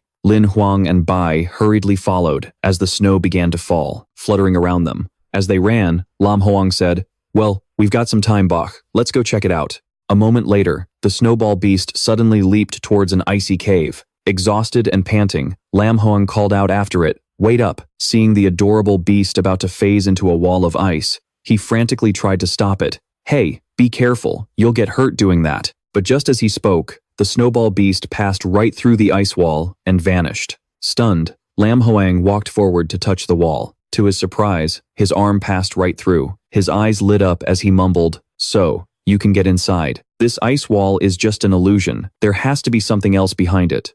Lam Hoang turned to Bach and said decisively, "Come on, let's go in." The two of them quickly passed through the magical wall. The moment he stepped through, a blast of icy air washed over him, making Lam Hoang shiver and mutter, "Feels like I just dove into an ice bath." As he was taking in the scenery, a sudden, powerful gust of wind forced him to squint. When he opened his eyes again, Lam Hoang was stunned. "Where am I?"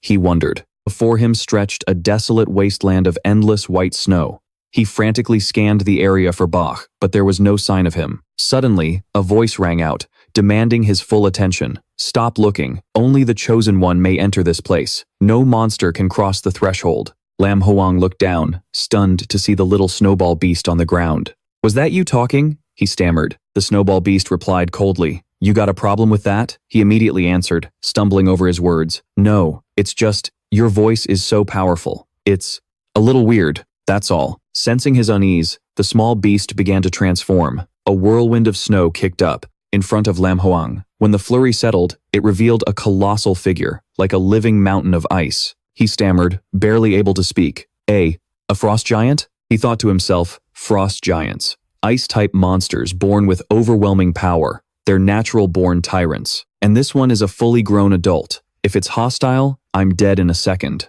A look of pure dread washed over his face, the words catching in his throat. Sensing his fear, the Ice King spoke in a calm voice. "Do not be alarmed. I mean you no harm." This only confused Lam Hoang more. He stammered, Can you read my mind?" There was no response. The Ice King continued in its deep, steady voice. "Young human, I brought you here for a reason, and it was not with malicious intent. I merely wish to ask a favor of you." Lam Hoang couldn't believe his ears. You need a favor from Times Me asterisk? Before the Ice King could reply, he pressed on. What could you possibly need my help with? The Ice King simply waved its hand, and a gust of icy wind swirled around Lam Hoang. In the blink of an eye, he found himself standing steadily in its enormous palm. Come closer, the Ice King said, its deep voice surprisingly gentle. As Lam Hoang settled into its palm, the Ice King's voice rumbled. I am going to tell you a story, and you will listen patiently to the very end. Lam Hoang could only sigh in resignation. Oh, great. So even if I say no, I don't really have a choice, do I? Without waiting for an answer, the Ice King began to speak, its deep voice as sorrowful as the wind howling through a ravine. A long, long time ago, when I was very young, I had a master. She was the warmest soul in all the world. All of my fondest memories are connected to her. Hearing this, Lam Hoang couldn't help but blurt out, wait a minute, you were someone's pet?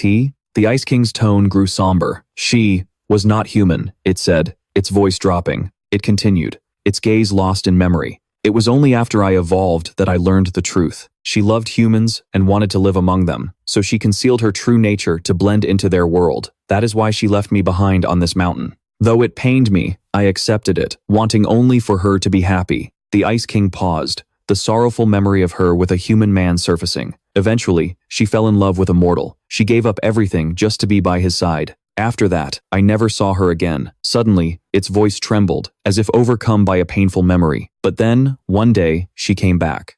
I was overjoyed and rushed to her side.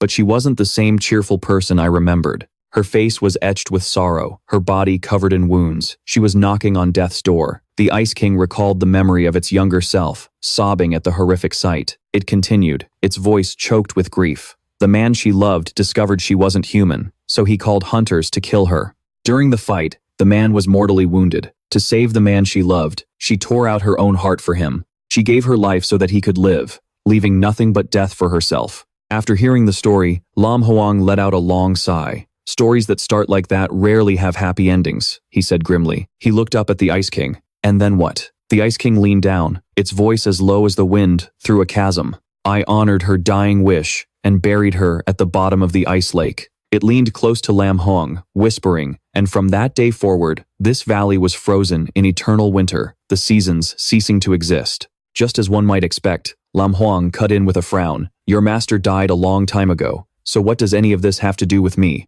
The Ice King gazed out at the endless white expanse. She once told me that one day, someone chosen by fate would arrive to change this frozen lake. When that happens, she will be revived, and this valley will be reborn. Hearing this, Lin Huang's eyes went wide with shock. You mean, I'm the fated one? The Ice King was blunt, holding up 3 fingers and saying, there were 3 others before you, but they all failed. Lin Huang's expression soured, and he mumbled, almost speechless. For real? But he quickly composed himself and asked, are you just casting a wide net? Grabbing anyone who comes to this snowy mountain to give it a shot? The Ice King explained patiently, Goddess Peak is treacherous. For thousands of years, only a few have ever reached it. I also vet their character. Including you, there have only been 4. Lin Huang sighed helplessly. All right then, what do I have to do? The Ice King gently set him down on the ground near the frozen lake and said, I just need 1 drop of your blood. Whether you succeed or fail, I will get you out of here safely. But if you fail, I will erase your memory of our meeting. Lin Huang immediately asked, his voice filled with suspicion. That's it? It's that simple? Without waiting any longer, he bit his fingertip, letting the blood drip as he said, if that's all it takes, then I'll give it a try. As the crimson drops of blood fell onto the frozen lake, he thought to himself, asterisk, this girl was betrayed by someone. If I can, I'd like to help her. Asterisk. They both watched anxiously, their eyes glued to the lake's surface. Lin Huang asked, what happens now? The Ice King, watching quietly, replied, we wait and see. An hour passed, but the surface of the lake remained perfectly still. The 2 of them sat huddled together in the freezing snow, and Lin Huang's head became so covered that it looked like he was wearing a white hat. He stood up and sighed, I'm truly sorry. It seems I can't help you after all. The moment Lin Huang's words faded, a series of cracking sounds echoed through the air. They both stared in stunned silence before bursting with joy. It worked. The ice is melting. Wherever the ice thawed, green grass and trees sprouted to life. The lake's surface gradually cleared, shimmering like a mirror. The Ice King couldn't hide its amazement. Not only is the ice gone, but the plants are coming back to life too. Lin Huang, still wide-eyed with a mix of surprise and solemnity, exclaimed, holy crap, Is my blood really that potent? The Ice King had now returned to its small pet form, its eyes sparkling as it called out nonstop. Master! My master! As if in answer to its hopes, a beautiful girl gracefully floated up from beneath the water. The Ice King cried out, its voice thick with emotion, Master! Before them was a white-haired girl in a pristine, light blue dress that seemed woven from ice and snow, gliding lightly across the surface of the lake. Lam Hoang was captivated, his face flushing as he thought, she's beautiful. Soon, the girl drew closer, her feet skimming across the water as lightly as a cloud. She looked at the Ice King and asked gently, Ice King, have you been well since I've been away? Then she lightly touched its nose and smiled. Still protecting me? Thank you. The Ice King immediately knelt down, replying respectfully, My lady, please don't be so formal. Protecting you is my duty. The girl turned to Lam Hoang, her voice as clear as a spring. My name is Shui Luo. You are the fated one. Thank you. Lam Hoang was flustered, scratching his head awkwardly. It was nothing. You can just call me Lam Hoang. Then he summoned all his courage and asked, Forgive my boldness, but are you a monster? Hearing this, the Ice King at his side lost its composure and roared, Such insolence! But contrary to its outrage, Shui Luo replied gently, No, I am of the God Clan. Those two words God Clan stunned Lam Hoang, and his eyes lit up. The God Clan? Were the ones who opened the 3,000 void portals 800 years ago your people? At this, Shui Luo's expression turned slightly cold, her voice growing deeper. Those who call themselves the God Clan, their power isn't weak, but they are not recognized as true gods. At best, they are merely servants of the gods, blessed with only a fraction of our bloodline. Lam Hoang nodded, as if he understood. I see. Seeing the look of apprehension on his face, Shui Luo smiled and continued. Don't believe me? The true power of the God Clan is beyond anything you can imagine. Shui Luo smiled generously. Let me show you. As she spoke, a colossal wave of power shot toward Lam Hoang, seeping deep into his body. Instantly, he felt a miraculous change inside him, like a warm current surging to life. He rejoiced inwardly. My broken life wheel. It's been restored. Seeing his ecstatic expression, Shui Luo frowned slightly and said with a hint of boredom, Your life wheel had issues. I fixed it for you. Lam Hoang, still looking around in utter amazement, muttered, Unbelievable. Is this the power of the God Clan? Shui Luo gave a gentle smile. And that's not all. To thank you, I will grant you a second chance, along with a grand gift. Before he could even react, a terrifying surge of power, several times stronger than before, descended from the sky and enveloped Lam Hoang. He cried out in surprise as a voice echoed in his mind. Player has unlocked Spirit Manifestation Mode. System automatically activating. Congratulations to the player for receiving the complete epic card, Great Desolate Blade Sutra. Lam Hoang gritted his teeth, unable to believe what was happening, and stammered, What? Shui Luo covered her mouth and giggled. Sir, you may be a mere mortal, but there seem to be a few things about you that aren't quite ordinary. Are there? Lam Hoang felt a pang of unease, thinking to himself, she really is from the God Clan. Her senses are insane. No wonder Little Black is hiding so well. He was once again sitting in the palm of the Ice King's hand. With Tuyet Lak sitting gently on its shoulder, she looked at him and said in a soft voice, We'll see you out of here. Be careful on the road ahead. As for saving my life, I'll repay you for it someday. Lam Hoang quickly waved his hands, embarrassed. You don't have to. This huge gift you've given me is more than enough. Before long, they were outside. Lam Hoang jumped to the ground and turned to look at the girl. Tuyet Lak continued. After you leave, sir, we will also be leaving this place. He quickly asked, Where are you going? She replied, her voice soft but firm, Back to our own world, of course. Lam Hoang felt a pang of regret. So, I guess there's no chance we'll meet again. Not wanting him to be sad for long, Tuyet Lak smiled. Take care, sir. If you stay on Snow Tower Mountain, you might run into a lot of attacking monsters. Hearing this, Lam Hoang could only sigh and think to himself. The hunter selection exam was supposed to have a safe route, but all I keep running into are high-level monsters. Tuyet Lak added a warning, her tone serious. Beneath the desert, not far from here, a high-level monster has evolved. It has the ability to terrify other creatures, turning the monsters around it into easy prey. That's why this place isn't safe anymore. You should leave immediately. A worried look crossed Lam Hoang's face as he muttered, So that's what it was. No wonder. He quickly said goodbye to the two of them. The Ice King called after him, Your Excellency, I hope we meet again. Lam Hoang turned back with a smile. I hope so too. You two take care as well. He hesitated, whispering just loud enough for himself to hear. I really hope we can meet again." The snow continued to fall lightly. The space around him grew hazy. Lin Hoang stepped out from behind the ice wall, shivering as he complained, "It's still so cold even after getting out." "Huh?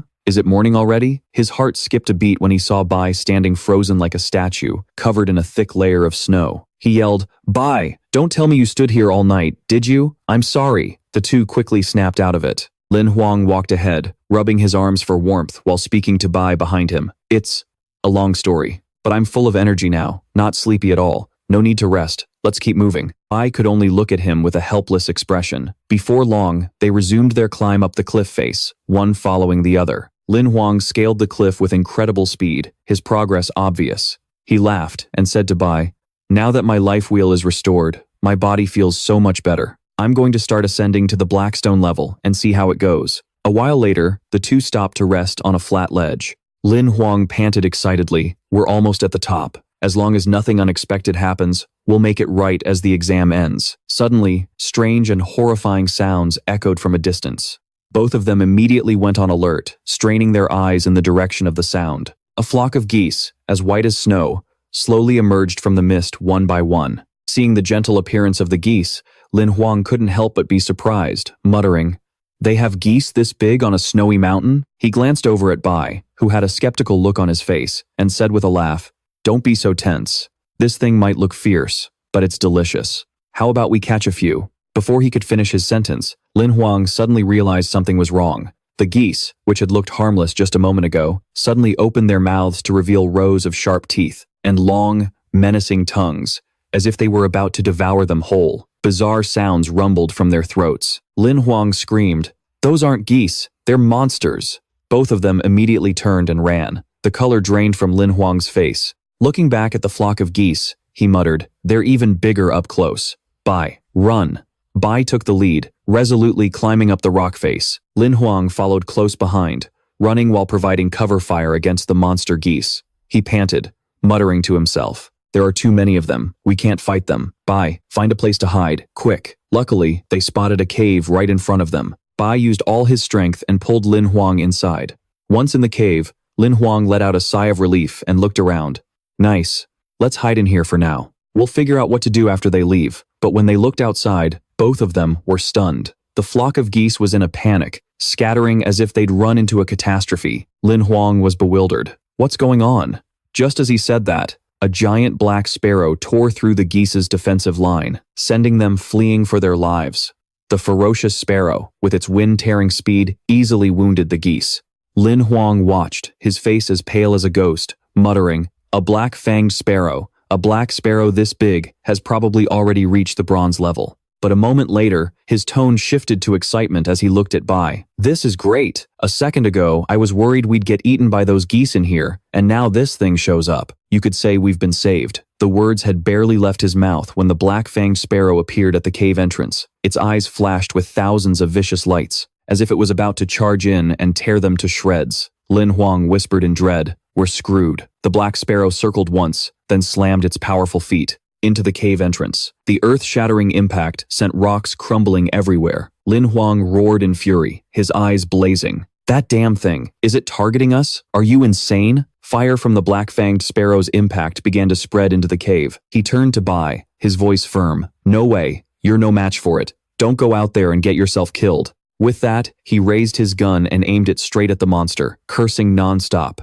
"Damn it all. I was just one step away from getting over this snow mountain. Don't you get in my way." The bullet shot toward the black-fanged sparrow, but as soon as it touched its feathers, it was immediately deflected. Lin Hoang gritted his teeth. "Bullets can't pierce this thing." The black sparrow shrieked, its cry sounding like a mocking laugh. As flames began to engulf them, a worried Lin Hoang cried out, "Is this really how it ends?" The black sparrow relentlessly attacked the cave entrance, trying to get in and capture them. He turned to Bai, his voice low but firm. "Bai, I have a way to deal with it. Just follow my lead." After a quick discussion, the two of them charged straight out to face the vicious monster. Seeing the two of them show no fear, the black sparrow seemed momentarily stunned. Lin Hoang raised his gun, his eyes ice cold. "Even if you have a body of steel, you still have a weak spot, you damn beast." He pressed the muzzle right against its eye. A blood-curdling scream rang out as blood spurted everywhere. The black sparrow collapsed and slowly faded away. The two sat at the cave entrance, watching the monster disappear. Lin Hoang let out a sigh of relief, saying as if bidding it farewell, "My last 3 critical bullets. A gift for you." Just then, the system suddenly appeared, a line of text flashing brightly.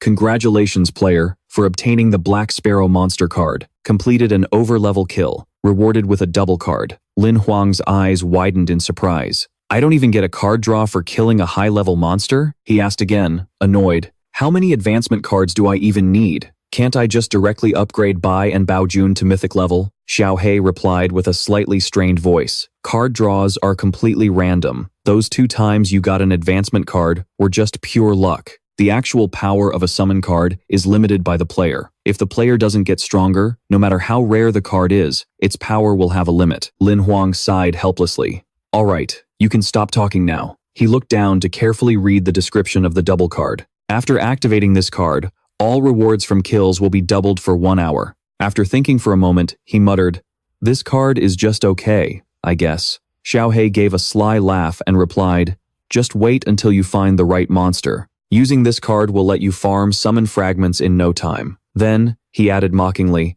"I just didn't expect you to be times this, times unlucky." Lin Hoang waved his hand dismissively. "If there's nothing else, then get lost. I don't have time to deal with you." He slapped his leg, shot to his feet, and turned to Bai. "We've already wasted half a day. We need to hurry to the summit, or we won't make it." The 2 continued to scale the cliff face.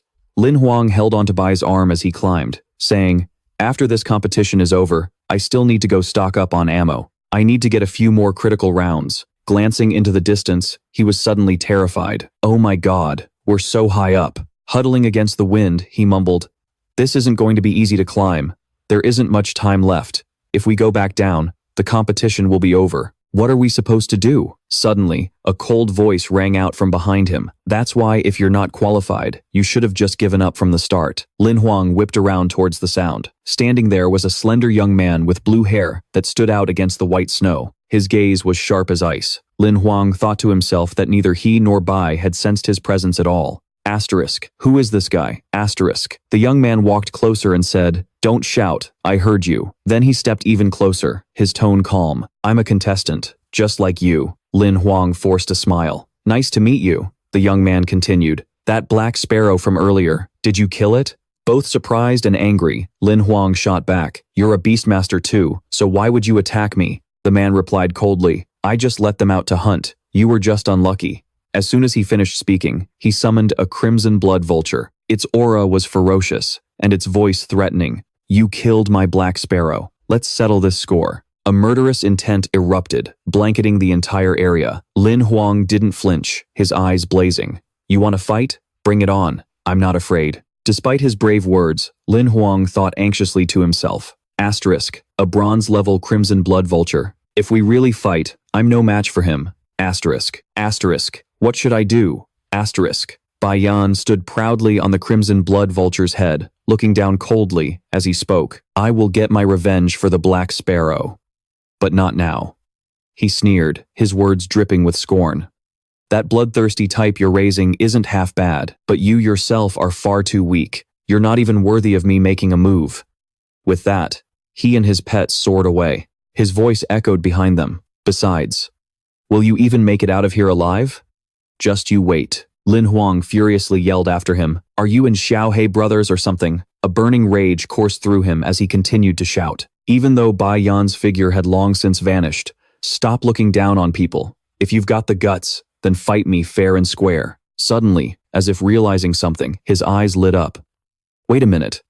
I've got a way down the mountain, and it's fast." With that, he took a chain and wrapped it tightly around Bai. Bai stood still, a look of resignation on his face, letting Lin Hoang do whatever he wanted. He laughed loudly. "Your wings might not be able to fly, but there are other ways to use them." And so, he tied the rope around Bai, holding on as his companion carried him, gliding down the mountain. Lin Hoang's laughter echoed through the air. "I've always wanted to try this. I can't believe my dream is coming true in another world." He cheered excitedly. "Now I get why humans have always wanted to fly. This feeling is incredible." Before long, the two of them arrived at Stronghold 7D121. Lin Hoang said wistfully, "What a shame. We're already here." He signaled for Bai to let go of the rope, slowly touching down before praising him with a click of his tongue. "Bai, you did great. Just then, a strange voice spoke. A voice rang out. I didn't expect you to be the first one to finish. She approached with a radiant smile. Congratulations, you've passed the selection. After finishing the assessment, he could officially register as a provisional hunter. Lin Huang's eyes widened in surprise. I was the first one? No way. Before he could finish, he was silenced by Yi Yeyu's stern expression. She snorted coldly. Are you daring to question me? You've got some nerve, kid. Lin Huang broke out in a cold sweat and quickly waved his hands. No, that's not it. It's just that I saw a tall teenager earlier who seemed to be in a hurry, looking for someone, with a face like someone owed him a huge debt. He suddenly remembered and added, That's right, he had a crimson bloodbird with him. Yi Yeyu replied calmly, That's Bai Yan, he doesn't count. Lin Huang asked in surprise, Bai Yan? Isn't he a contestant? Yi Yeyu explained, Yes, but he's different from the rest of you. Bai Yan is a special guest. He didn't even need to participate in this assessment. He requested to join himself. After the assessment ends, he'll directly become a bronze rank hunter. Lin Huang pondered this, whispering to himself, he gets to be a bronze rank hunter just like that? Just then, a system notification rang out, announcing his current credit point balance was 35 million. Lin Huang was overjoyed. His eyes lit up, and he almost cried. He never thought stealing that life fragment from Xuejie would net him over 3 million. His dream of getting rich overnight had finally come true. He recalled Yi Yeyu's words. After the selection is over, you can officially register. You should stay at the outpost for a few days. Lin Huang thought to himself, I'll use this time to get some new equipment, grind some monsters, and hone my skills. A moment later, he was standing in front of a weapon shop. The owner said apologetically, Young master, you're looking for critical rounds for a Grey Eagle 17? I'm sorry, we don't have any. That stuff is really expensive. You could try Old Man Zhang's shop on the west side of town. If he doesn't have it, then no one within 100 miles of here will. Lin Huang sighed and stepped outside, muttering as he walked. Outpost 7D 121 is way bigger than my district, and yet it doesn't have any rare equipment. Looks like I'll have to find this Old Man Zhang. In a small alley, Lin Huang stood before a dilapidated old shop. After searching for half a day, he'd finally found it. A shop in an alley like this. This Old Man Zhang is interesting. He pushed the door open and called out, Shopkeep, I'm here to buy something. A grumpy-looking old man shot him a glare. What do you want? Pick it out yourself and pay. Lin Huang glanced around the shop and thought, he's got everything from black iron to gold rank, and they're all limited editions with insane price tags. This Old Man Zhang is no ordinary person. He raised his voice and asked clearly, Shopkeep, I want to buy specialized rounds for a Grey Eagle 17 and armor-piercing critical rounds. Do you have enough? The old man replied curtly, his face still a scowl. How many do you need? Lin Huang smiled brightly, looking him straight in the eye. 3,000 specialized rounds for the Grey Eagle 17, and 3,000 armor-piercing critical rounds. The old man glanced at him, his tone dripping with sarcasm. So, you're some rich young master, huh? Buying this much. What, you planning to go on a massacre? He just chuckled and waved his hand. You're joking, old man. Old Man Zhang placed a large crate in front of him, opened the lid, and said, the total is 168,000 credit points. One payment, no installments. Lin Huang looked at the goods and nodded decisively. Deal. Do you have more of this in stock? I'll need to buy more ammo in the future. The old man replied in a cold, flat voice. Quantity is not an issue. As long as you have the money, I can get you any treasure you need. Lin Huang thought to himself, perfect. From now on, I'll definitely come here for my supplies. His eyes glinted as he continued to think, I can't believe this outpost was hiding a den of hidden dragons like this. Suddenly, a frantic bell began to ring repeatedly. Lin Huang was startled. What's that sound? Old Man Zhang's face darkened. The Hunter Association is sounding the alarm. I'm afraid something big has happened. Lin Huang rushed to leave, only managing to call back. See you later, Shopkeep. I'll definitely be back. Old Man Zhang was lost in thought and didn't bother to reply. The scene outside was chaotic, with people shoving and pushing each other. Lin Huang struggled to weave through the crowd. Yi Yeyu's voice rang out, cutting through the noise. The selection assessment is not yet over, but an incident has occurred. A high-level monster in the Crimson Desert has awakened. It possesses an ability that causes confusion, inciting other monsters into a stampede, and many contestants have been trapped. Our manpower is limited, and we cannot respond to every distress signal. I am ordering everyone to remain in the outpost. Do not go outside until the lockdown is lifted. Hearing this, Lin Huang thought, so that's the monster Xuejie was talking about. It really is a big deal. A murmur went through the crowd around him, and one man roared, his voice full of outrage. "If you don't let us leave, are we supposed to just sit here and wait to die?" Lin Hoang glanced at Yi Yeyu and thought, "Trying to play the hero, huh? You've got guts." Yi Yeyu's face was ice cold as she glanced toward the source of the voice, her tone sharp. "With that monster stampede out there, you'll be in danger, whether you're in the sky or on the ground. The only reason I'm not letting you leave is to save your pathetic lives. Instead of running out there to become monster fodder, it would be less trouble for me to just kill you myself." She paused, her eyes sweeping over the crowd. She added coldly, "Who wants to die first?" The area fell completely silent. Lin Hoang thought to himself, "I knew she wasn't someone to be trifled with." Yi Yeyu's voice softened slightly as she continued, "Don't worry too much. The Hunter Association has already dispatched a high-level hunter to deal with it. Once the leader is eliminated, the monster horde will just fall apart. By tonight, the threat will be extinguished." Suddenly, a voice rang out from behind him. "It's not that simple." Lin Hoang turned around and saw it was Bai Yan. He spoke gravely. "If the high-ranking hunter falls, there won't be enough time to dispatch anyone else. When that happens, this entire region will face a ferocious assault." After saying his piece, Bai Yan turned and walked away at a brisk pace. Without a single glance back, he added, "I'm not sticking around to die like an idiot." Hearing that, Yi Yeyu's voice turned cold. "Dismissed. If there's nothing else, do not act rashly. Tomorrow, after this is all resolved, we'll activate the emergency plan and proceed with the registration." Lin Hoang thought to himself that even though he couldn't stand the guy, Bai Yan had a point. He hurried after Yi Yeyu, calling out, "Senior." She turned to him. "It's you? What is it?" Lin Hoang asked anxiously. "I heard some of the candidates were trapped. I was wondering if my friend, Little Fatty, was with them." Yi Yeyu replied, her voice still ice cold. "He sent out a distress signal before you finished, and has already retreated to safety." Lin Hoang let out a laugh that was almost a sob, muttering, "That kid, he's really terrified of dying." Before he could say another word, Yi Yeyu turned and ordered, "Get back to your room. Don't wander around. Follow my orders." He quickly replied, "Understood." The air was thick with the stench of battle, and the constant echo of explosions filled him with a growing sense of dread. Lin Hoang sat by the window. His eyes were glued to the chaotic scene outside, as he thought in awe, a transcendent-level hunter fighting a transcendent-level monster. The scale of the fight was epic, but his awe soon turned to worry. Everyone's hopes for survival are pinned on this single hunter. What if something goes wrong? Early the next morning, a torrential downpour began, turning the sky as black as the apocalypse. Lin Hoang, who had fallen asleep on the windowsill, was jolted awake by the sudden roar of another explosion. Looking outside, he was horrified. Something's happened. Why are the alarms going off again? He threw his door open, only to be met by a crowd of people, running back and forth in a panic, their anxious shouts echoing through the halls. "What do we do? Quick, find Lady Yi. Has she contacted headquarters? Is there a backup plan?" Lin Hoang grabbed a young man and asked urgently, "What's going on?" The young man's voice was filled with terror. "Something terrible has happened. Everyone, gather in the main hall, now." Lin Hoang froze, realizing his worst fear had just come true. The transcendent hunter was dead. In the main hall, the air was suffocating, filled with cries and screams. The transcendent hunter they sent. He failed. He's dead. And the monster is still out there. We've lost control of the situation. Someone took advantage of the chaos and yelled, "We have to get out of here now, or we're all going to die." Lin Hoang watched in silence, his heart heavy. Yi Yeyu's face was a mask of fury as she declared, "The transcendent monster was heavily wounded. To heal, it will definitely mobilize more monsters to attack us. Protecting human strongholds is a hunter's mission. Our duty now is to defend this outpost and the more than 100,000 civilians living here."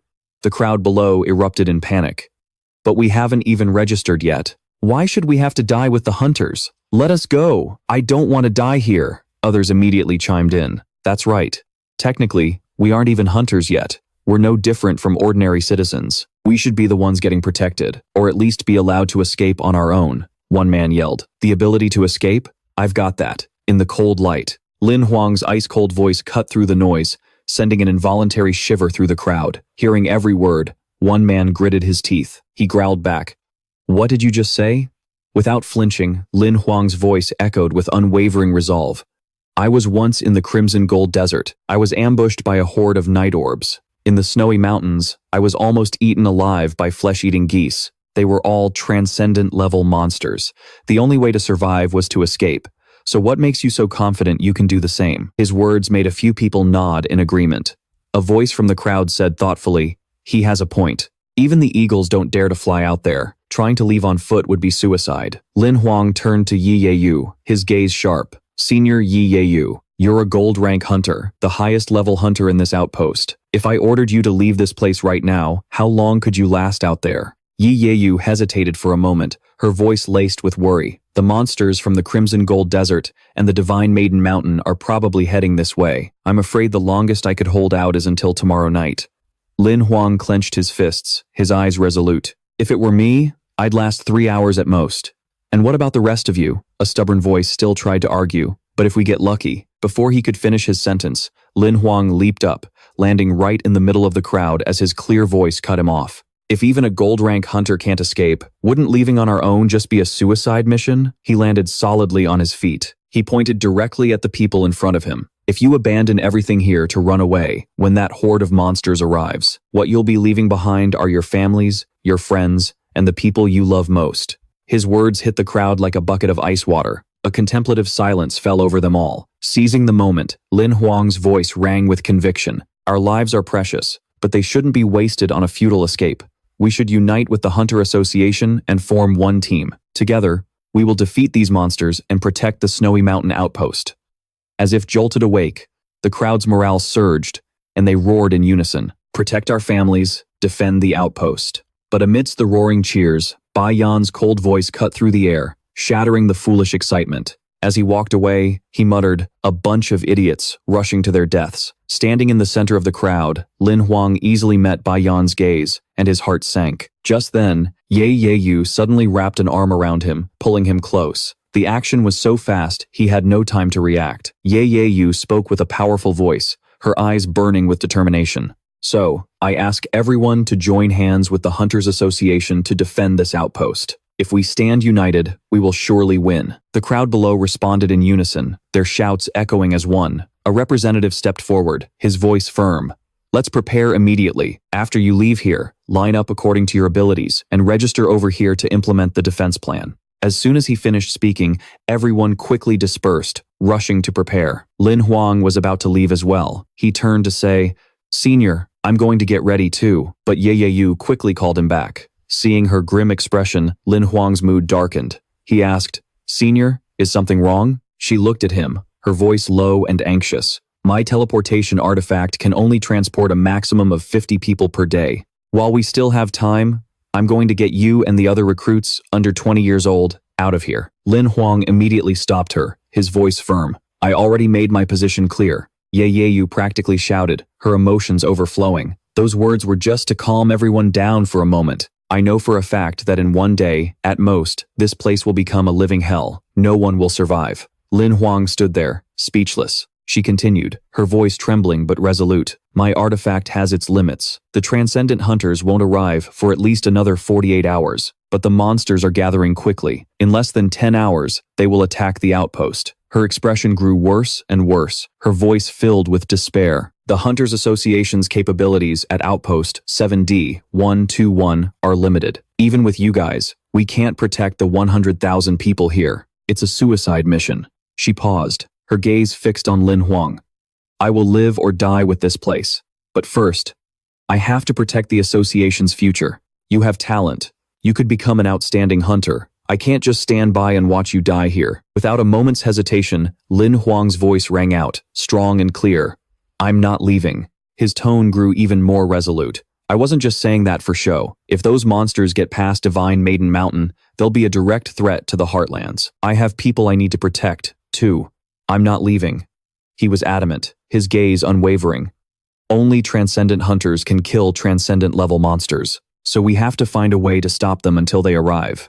Yi Yeyu replied instantly, her voice full of helplessness. But with our current strength, it's fundamentally impossible to defend this place. Lin Hoang didn't flinch, his voice ringing with determination. If we can't defend it, then we won't defend it. Behind the outpost are the Snow Mountains. While we still have time, we can evacuate the villagers through there. We just need to hold out for 2 days until the transcendent hunters arrive. Yi Yeyu fell into deep thought, then her eyes lit up as if she'd had an epiphany. That's right. I know a valley that can hold a lot of people. If we use a formation stone to seal the cave entrance, we can hold out.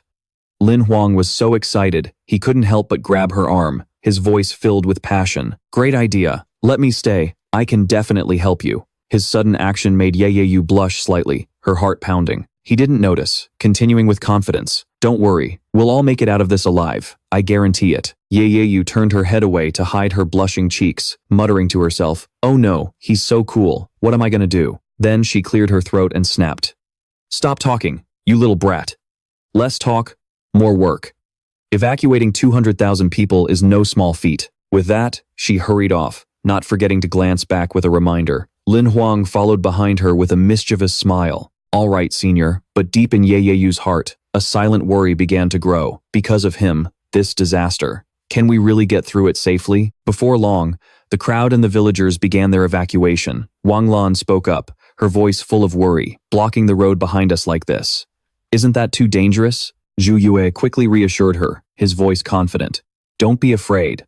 The hunters are taking care of the front. The rear is the safest place to be. Yu Guang was still hesitating, muttering, but what if? Before he could finish, Lam Hoang turned back, his gaze firm. Zhu Yue is right. As long as we stay alert and keep our guard up, we'll reach the mountain pass by tonight. Zhu Yue has scouting skills and knows how to set traps. Yu Guang is good at teleportation, and Wang Lan has strength-enhancing abilities. Hearing this, Zhu Yue puffed out his chest confidently. No matter how you look at it, we're a perfect team. Don't worry, we'll definitely get there safely. Although still timid, Wang Lan nodded with determination. I'll do my best. Around them, monster corpses were piled high, a gruesome sight that would send a chill down anyone's spine. Zhu Yue glanced around and sighed in admiration. These hunters are seriously amazing. They didn't leave any for us guys on the front lines. Yu Guang immediately shot back, annoyed. Are you crazy? You actually want to run into monsters? Wang Lan stood to the side, her voice trembling as she pleaded. You guys, please stop arguing. Lam Hoang turned back, his sharp gaze sweeping over the group. Be careful. Don't let your guard down. Senior, like I said, transcendent monsters move at the speed of light. He glanced around, his voice dropping low. Evacuating a crowd this big, it's bound to attract unwanted attention from those things.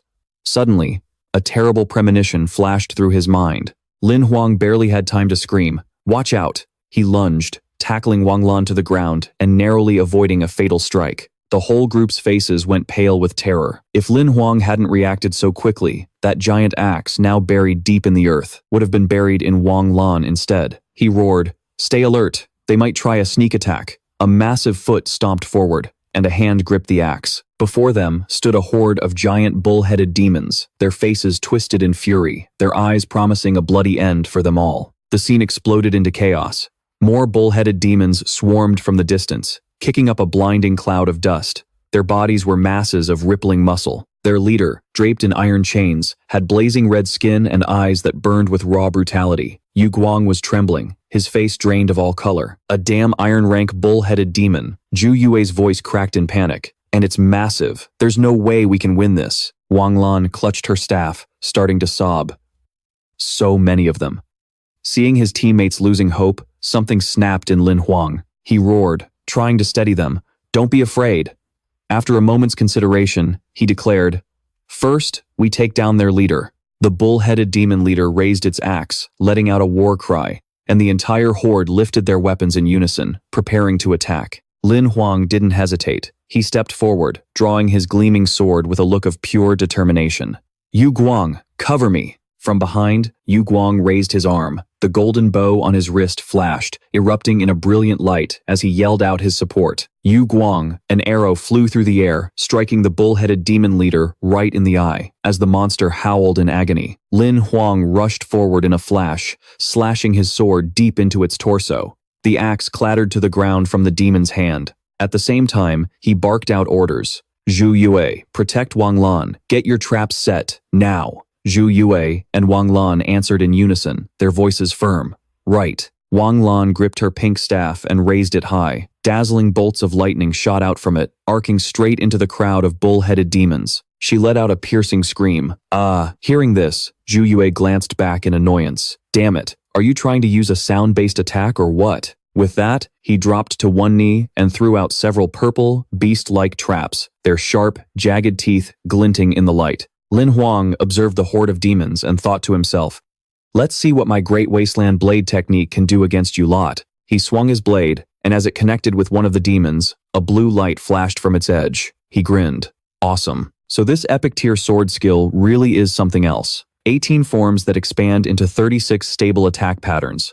The power is incredible. While he was lost in thought, he suddenly spotted a demon sneaking up from behind, raising a massive rock to crush him. Lam Hoang spun around, his eyes like daggers. "You looking to die?"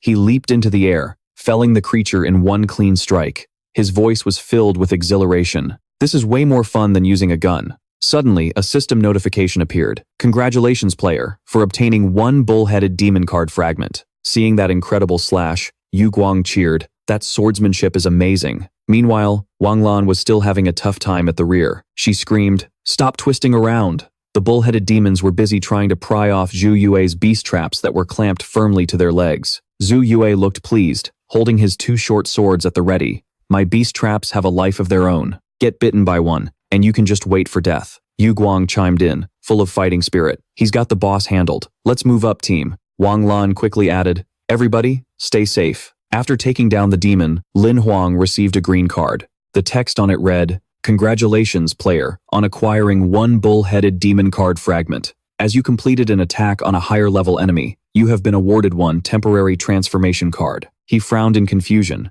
This was an iron rank bull. But what the heck is a temporary transformation card? He looked at the bottom of the card, where an explanation was written.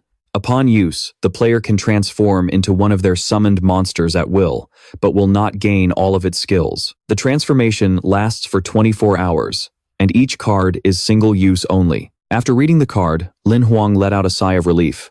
"Geez, you had me worried there for a second," he said with a chuckle. "For a minute, I thought it was some kind of soul-swapping, gender change item." As he was lost in thought, studying the card, a massive, muscle-bound, bull-headed demon loomed up right behind him. He whipped around, yelling, "Shit!" But in that very same moment, a spray of blood showered over him. He looked back, stunned, only to realize Bai had just saved him. Bai shot him a look, its eyes cold and sharp with warning. Lam Hoang nodded and gave a sheepish smile. Okay, I know. Don't get distracted in battle. Thank you." The battle descended into a chaotic blur, with Lam Hoang and Bai moving in perfect sync, effortlessly taking down one bull-headed demon after another. The other three could only watch, their eyes wide in astonishment. Zhu Yue finally spoke, his voice filled with awe. "Yeah, I don't think they need our help anymore." Yu Guang nodded in agreement. "Honestly, I totally underestimated him at first. I just thought he was some dude who couldn't even make it to the iron rank." Wang Lan jumped in, her voice tinged with embarrassment. "Stop it, you guys. Now I'm starting to feel ashamed of myself." After finishing off the last of the demons, Lam Hoang confidently dusted off his hands. 30 heads, every last one accounted for. That's a wrap. Bai remained silent. Meanwhile, the other three were cheering wildly. "Big bro, that was awesome. Lin's skills are insane. He's a true role model. Even your monster is top tier." Lam Hoang recalled Bai into its card, and then suggested, "We've wasted enough time. Everyone else has probably already arrived. Let's get moving." Yu Guang replied enthusiastically. "It's a good thing if we run into monsters on the way. We can use it to improve our skills." Standing beside him, Chunyak pouted, "Could you be any more dramatic?" Suddenly, the imperial heart ring on Lam Hoang's finger flashed. An image of Ye Yu appeared. He gasped in surprise. "Senior Ye Yu." She looked at him and asked urgently, "Lam Hoang, where are you guys?" He reported back in a calm voice. "We just finished dealing with a small problem. We're on our way now. We should reach Tangshan Pass in about 2 hours." The other three chimed in. "Hello, Chief Examiner." Ye Yu's voice turned grave. "I'm giving you 1 more hour, then get back here immediately. The beasts have already launched their attack. Any later, and you'll all be wiped out." Hearing this, all 4 of them felt a chill run down their spines. In front of the cave entrance, a fierce battle was raging. Ye Yu swung the chain in her hand, knocking down every beast around her. Her sharp gaze didn't waver for a second. Ye Yu let out a powerful, thunderous roar. At the same time, a young man fighting beside her was caught off guard by a beast's attack. He screamed in panic. "Ah!" The purple-haired young man, holding a gun, turned to Ye Yu, his voice filled with worry. "Senior, the casualties are too high. If this keeps up, we won't be able to hold the cave entrance." Hearing this, Ye Yu's eyes turned cold as she gave a decisive order. Gather the wounded and the weak. Slowly retreat and find a way to seal the cave entrance. The purple-haired guy hesitated, his voice trembling. But once the entrance is blocked, what about the people outside? Ye Yu cut him off, shouting angrily, anyone who agrees to stay will fight with me to the death. Suddenly, her eyes widened in shock as she stared at a pack of blood leopard hounds. With ferocious faces, they gathered into a swarm. They advanced menacingly. The crowd around them trembled in fear, and the purple-haired guy stammered, "Be blood, leopard hounds." Ye Yu turned, her face burning with rage. I just need to take down the pack leader, and the rest of the hounds will retreat on their own. The purple-haired guy quickly tried to stop her, his voice frantic. Senior, not even you can take on an entire pack of hounds. You'll die. But Ye Yu wasn't listening. As she was about to charge forward, he grabbed her in a tight hold. She roared in fury. Damn it, let go of me. If this pack doesn't retreat, everyone here is going to die. The purple-haired guy held firm.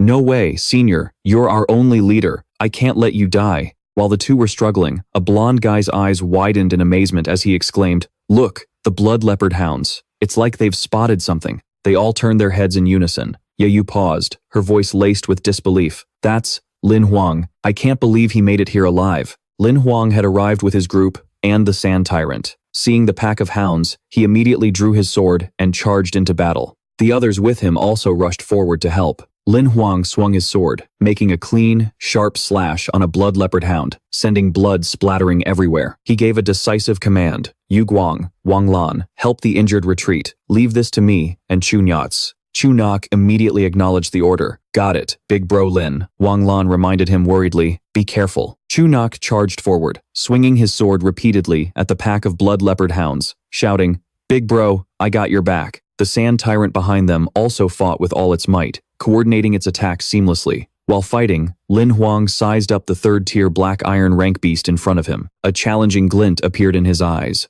A third-tier black iron, huh? You're a worthy opponent. The black iron beast, blood pouring from its mouth, staggered forward. Lam Hoang faced it, his gaze sharp. Come on, either you die, or I live. The black iron's crimson eyes blazed. It let out a deafening roar, revealing a set of sharp, ferocious teeth, and charged like a raging storm. It shot straight for Lam Hoang. He was momentarily stunned, thinking to himself, damn it, it leveled up 3 times in a row? What kind of coincidence is that? The black iron pinned Lam Hoang to the ground with its sharp claws, roaring as saliva flew everywhere. Lam Hoang grimaced, saying with disgust, Your breath stinks. Seeing this, Chu Nyak yelled out in worry, Big bro. But in that moment of distraction, a hound lunged at him. Before he could react, a chain flashed through the air and slammed into the monster. Ye Yu appeared, her voice cold. Watch yourself. They stood back to back. Let's clean up this trash, then go save him. Chu Nak quickly replied with a smile. Roger that. Don't worry, Senior. At the same time, the Sand Tyrant threw a powerful punch that sent the black iron beast flying. It roared, I'm a beast tamer. You think I'm gonna let you bite me? But the punch only made the black iron more ferocious. Lam Hoang looked at it, his voice low.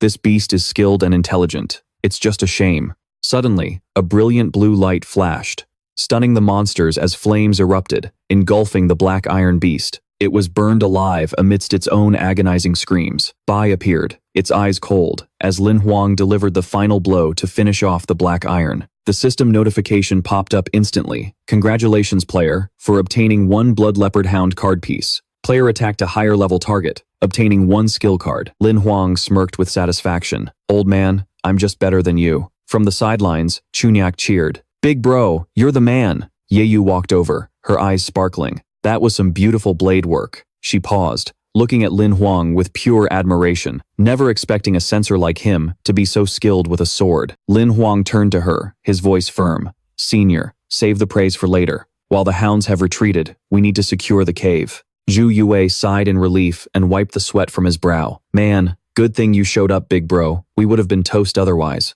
Ye Yu immediately barked an order, her voice booming like thunder. Everyone, fall back into the cave. Fortify the defenses, now. Lam Hoang glanced in another direction and suddenly realized something was wrong. He yelled, wait! In the distance, a new horde of monsters was swarming toward them. His eyes widened as he muttered, Am I dreaming? Somebody, please wake me up. The approaching monsters looked like a pack of giant, grotesque spiders. Ye Yu stared at them, her expression darkening. This is no dream. Another wave of beasts is here. The sky was gray and the air felt heavy. As the giant spiders closed in on the cave entrance, everyone panicked, screaming and scattering in chaos. Run! Yi Yeyu roared, her voice cutting through the noise. No, don't run. The entrance isn't fortified yet. Running out there is a death sentence. Lam Hoang observed the monsters, his voice calm as he analyzed the situation. At this rate, the swarm of giant spiders will be here in about 10 minutes. Zhu Yue looked on anxiously, his face tense. We don't have time to block the gaps with rocks, but we still have the monster carcasses. We can use those to block it. Yu Guang spoke up. Wang Lan is busy bandaging the wounded. Let me help. Hearing Zhu Yue's idea, Yi Yeyu nodded in approval. Great idea, Zhu Yue. You and your group get on it.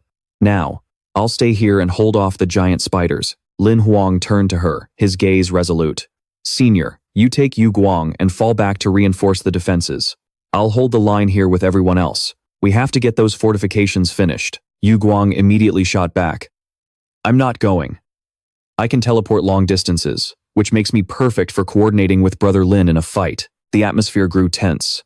Yi Yeyu looked at Lam Hoang, her expression grave, leaving it to rookies like you to carry the burden. Lam Hoang didn't back down, his voice firm. Don't forget, you're the only commander at this stronghold. His eyes continued to burn with the fire of duty and honor. You want to entrust the lives of 200,000 people to a bunch of new recruits like us? Hearing Lam Hoang's words, Yayongu fell silent, her expression complex. Lam Hoang clutched his sword tightly, leading the group forward with unyielding determination. He yelled, Yu Guang, if you're not afraid to die, then come with me. The crowd and Yu Guang hurriedly ran after him. Yu Guang reminded him worriedly, Brother Lam, be careful. Yayono stood behind, watching the group rush off, her heart filled with unease. She raised her hand to call out to Lam Hoang, but couldn't stop him. Letting out a heavy sigh, she hoisted the monster's corpse onto her shoulder, her voice resolute. Hurry up, we need to complete the defensive perimeter immediately. Zhu Yue replied instantly. Yes, ma'am. Ya Yonju watched as Lam Hoang frantically swung his sword, delivering sharp, swift blows to the giant spiders. She frowned, thinking to herself, damn it. Don't you dare die. Lam Hoang shouted. Xiao He. His golden finger lit up, and Xiao He appeared. He looked at it, his voice filled with excitement. I just killed a blood leopard hunting hound and got a skill card. I want to use it now. Xiao He held up the card, its voice deep and resonant. A random, rare skill. With the odds stacked against you, all you can do is bet your life. With that, it threw the card towards Lam Hoang. A brilliant blue light erupted, shining directly on him. The card displayed a line of text. Congratulations, player. For obtaining the skill, Traceless Snow Step. The skill activated. Lam Hoang's eyes blazed and he laughed out loud. Awesome, a new skill, he said excitedly. And a pretty sweet one too, with no level restrictions. Fantastic. The sword in his hand swung, taking down one spider after another, his movements as fast as lightning. Zhu Yue's eyes widened in astonishment. Who is Brother Lam talking to? The purple-haired guy standing next to him was dumbfounded. Am I seeing things? His movements are getting faster and faster. A giant spider with massive legs and sharp claws covered in red spots of all sizes lunged at Lam Hoang. He skillfully dodged to the side and ordered, Xiao He, temporarily cut off my lifelink with Bai. Xiao He flew behind him, asking in surprise, Huh? Why? Your life wheel is almost full. You're about to ascend to the black iron rank. Lam Hoang replied, his voice firm, I know. Once I reach the black iron rank, I'll get my first life seed, which can greatly enhance one of my aspects. Xiao He looked at the stats on the system panel and nodded. That's right. There are 5 types of life seeds. Elemental, enhancement, spiritual, special, and hybrid. It continued, its eyes curious. Are you thinking of becoming a different type? Lam Hoang leaped into the air, plunging his sword deep into a giant spider, sending blood flying. He laughed loudly. Of course, I'm going for blade enhancement. That's why I have to focus on hunting monsters for my Black Iron Ascension quest, and I absolutely have to use a blade to kill them. Xiao He smirked. I get it. If you've made up your mind, I'll stop transmitting life force from your summoned beast. Xiao He glanced around. The sun was gradually setting, but Lam Hoang's group was still holding the line in front of the cave entrance. The horde of giants was growing larger and larger. Xiao He continued. For now, just focus on surviving this ordeal. The next morning, the sky was a deep blue, with white clouds drifting lazily over the mountain peaks. Lam Hoang's sword slashed down, splattering monster blood everywhere. He raised his sword, its gleaming blade stained with spider blood, and rested a hand on his hip, panting heavily. Yu Guang suddenly shouted with joy. We killed them all. We did it. The purple-haired guy, shouldering his axe, grinned. Awesome. We're safe now. The monster corpses had been used to plug the gaps in the city gate. Ya Nu stood on the wall, waving and calling out. Lam Hoang, the defenses are complete. Bring everyone back now. The sky was clear, with a few leaves fluttering in the wind. Zhu Yue pumped his fist, his spirits high. Brother Lam is a beast. Without you and your summoned monster, we never would have lasted until dawn. Lam Hoang looked down, sighing tiredly. I'm dead tired. Let's hurry back and rest. Who knows when the next wave will come? He looked up towards the distance, his gaze thoughtful. Protecting one more stronghold means one more glimmer of hope. Lin Xin. Don't worry. I'll protect you. Suddenly, the Emperor's heart rings on everyone's hands began to vibrate, emitting a faint light. The crowd panicked, exclaiming in unison, the Emperor's heart rings are vibrating. A screen materialized from the ring, displaying a detailed notification about yesterday's incident. After reading it, everyone grew anxious, and a worried buzz erupted. What are we going to do? My whole family is in Stronghold, 7D, 13. Weren't there supposed to be transcendent-level experts there? Where are they? Yayo Nugu frowned, her expression grim as she looked at the crowd, thinking, this is trouble. She glanced down at Lam Hoang below, her heart heavy. The transcendent beast was severely wounded. Their target now is revenge, and we're the only survivors in this area. She realized with dread that this stronghold was the monster's next target. Under the morning sun, rays of light illuminated the cave entrance. Groups of people stood around, observing the situation above. Ya Yonu and Lam Hoang stood on high, gazing into the distance. She said in a low voice, there will definitely be more attacks. The casualties are getting more and more severe. I'm worried we can't. How much longer we can hold out? Lin Huang replied from behind, with a determined look. At sunset, at the latest. The transcendent hunters will be here. Ye Yangu nodded, but her voice was still filled with worry.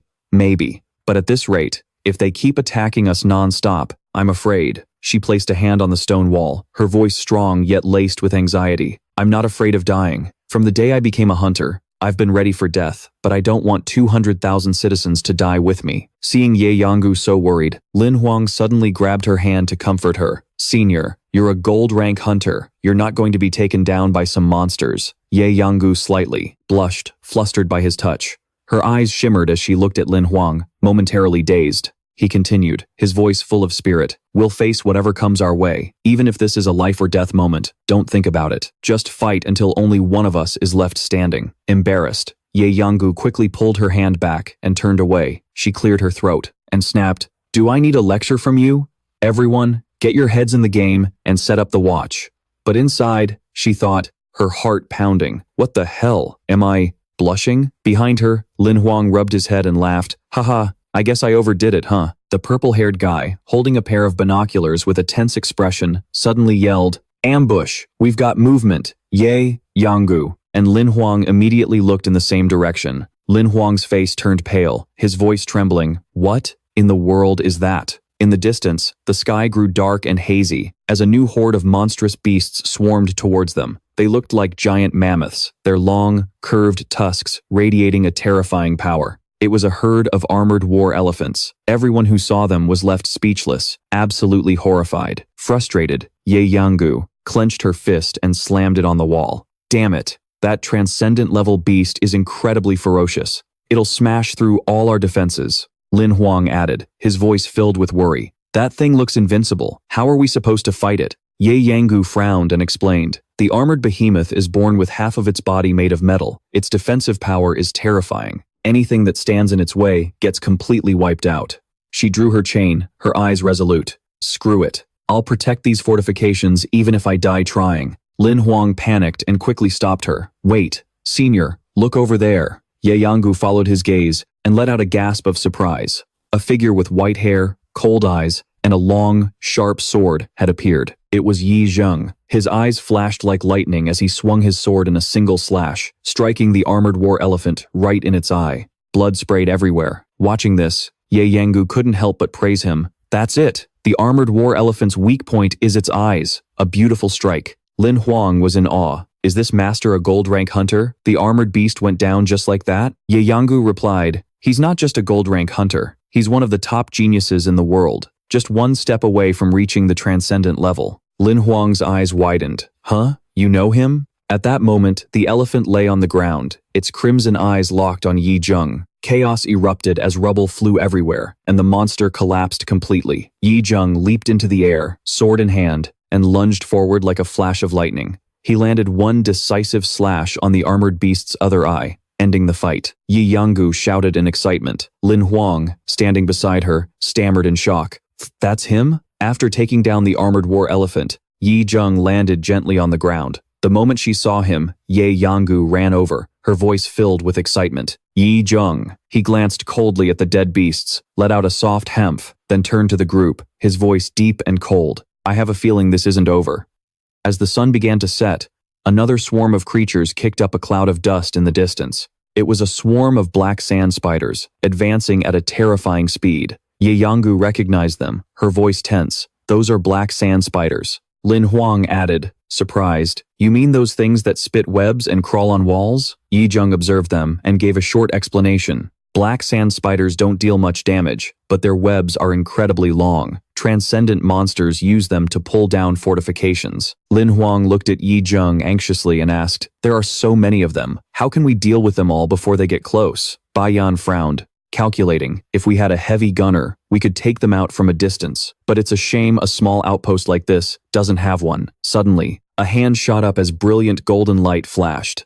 Ye Yanggu stepped forward, holding a heavy cannon, looking impossibly cool. She shouted, what's there to be afraid of? Seeing her with the cannon, Yi Zheng was shocked. Little you haven't even passed the basic heavy gunner exam. You don't have a license. How did you buy this? Lin Huang's eyes went wide in disbelief. Is that gold rank equipment? Damn, now I've really seen it all. The ring on the cannon glowed with a blinding golden light as Ye Yanggu gloated, showing off her acquisition. If you have enough money, you can buy anything on the black market. Bro, now's not the time for nagging, she continued, her voice full of spirit. We'll face whatever comes our way. Ye Yanggu raised the cannon and aimed it right at the swarm of black sand spiders. She fired at the cliff face, creating a massive explosion and a raging inferno, but the shot was clumsy, clear proof that she hadn't passed the basic gunner exam. The miss made her a little embarrassed. Yi Zheng and Lin Hoang could only watch, a mix of helplessness and exasperation on their faces. Yi Zheng sighed.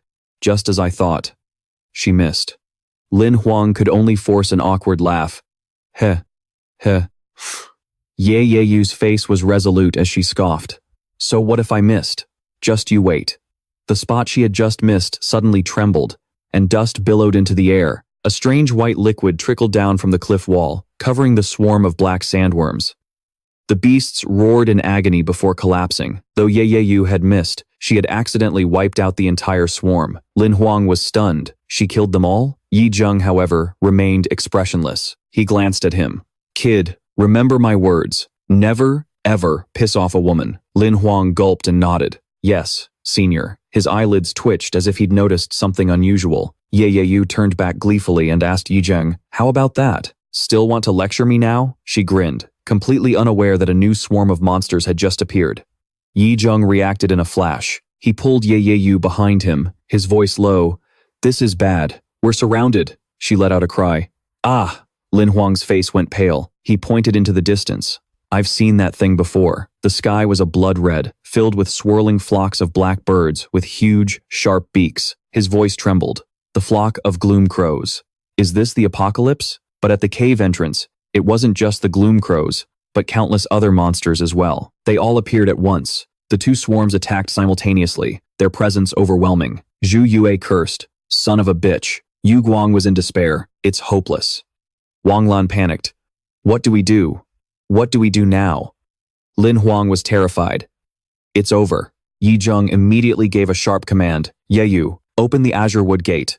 Ye Yu stared at him, bewildered. Brother. Yi Zheng turned and yelled furiously. Among the kids in this assessment are many with great potential. They are the future hope of humanity. Lead them away. That is your mission. Ye Yi was stubborn, her eyes resolute. If you're not going, then I'm not going either. Yi Zheng's voice was firm. If I stay behind, I can buy more time. No more talking. Move now, or it'll be too late. Ye Yu remained defiant, her gaze unwavering. In our Yin clan, it's just you and me left. Your talent and strength both surpass mine. The clan benefits more if you live. Yi Zheng wouldn't back down, roaring. Stop talking nonsense. I'm your older brother. I can't let you die. Lin Hoang paid no mind to the two arguing beside him. He summoned Xiao He. Xiao He appeared, arms crossed, with a smirk on his face. "Here for a final goodbye?" Lin Hoang asked urgently. "From the last battle. How many skill cards did I get for all those monsters I killed?" Xiao He calculated and replied, "A total of 1,245. So, you want to make a bet?"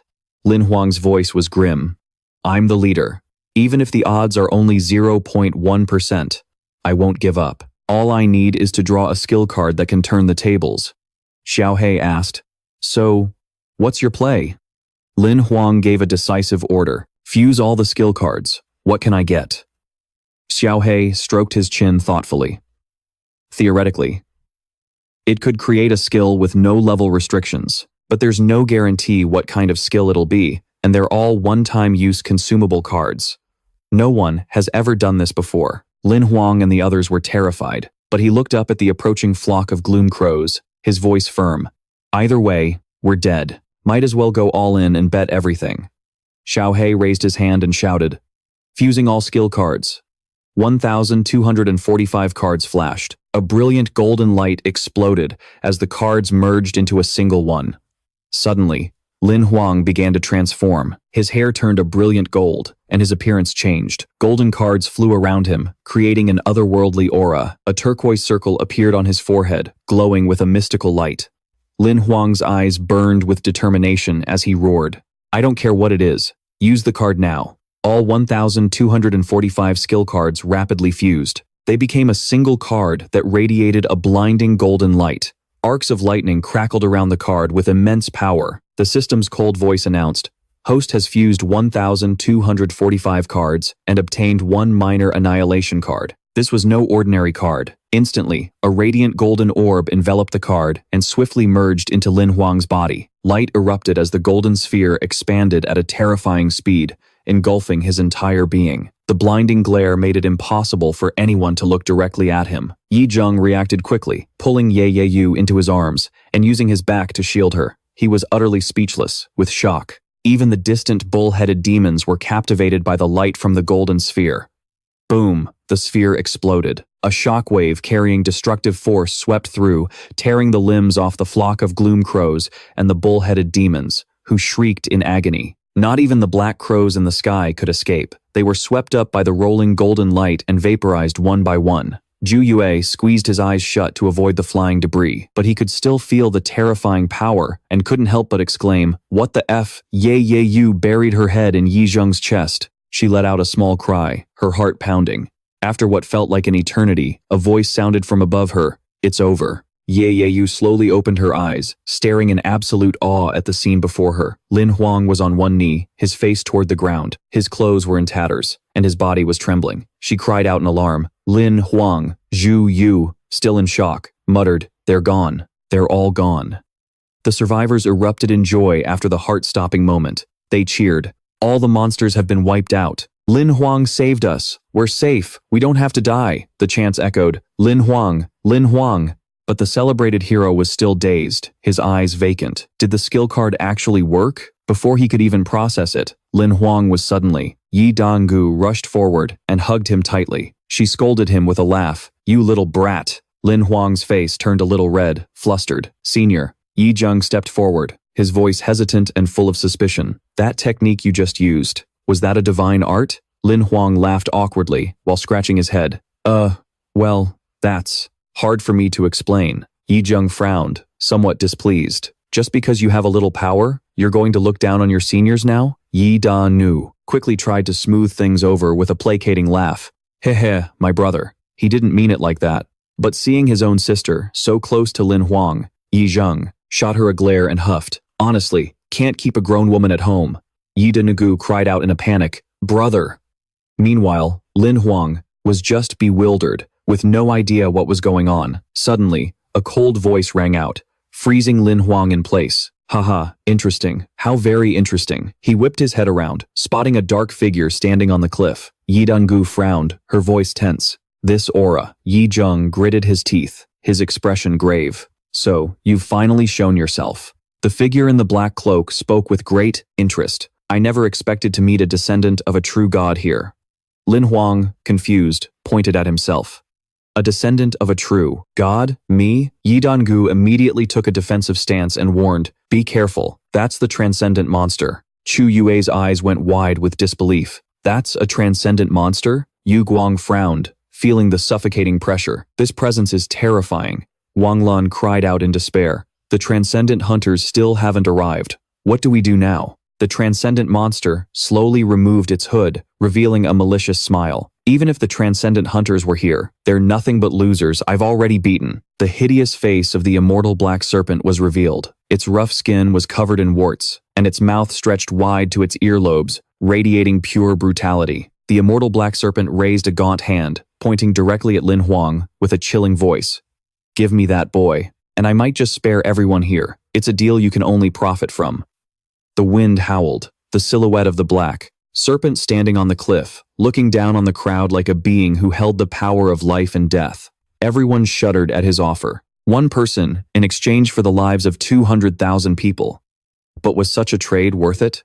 Cold sweat dripped down Yi Donggu's face, her mind in turmoil. Using Lin Huang to save everyone, Yi Zheng frowned, analyzing the situation quickly. There's an 80 to 90% chance Lin Huang is the descendant of a true god. If the black serpent fuses with his flesh and blood, it might evolve into a god. The black serpent flashed a treacherous smile, flicking its long tongue as if sizing up its prey. "The transcendent hunters sent as reinforcements have already been led astray by my clone. They won't be back anytime soon. If you want to live, hand him over now."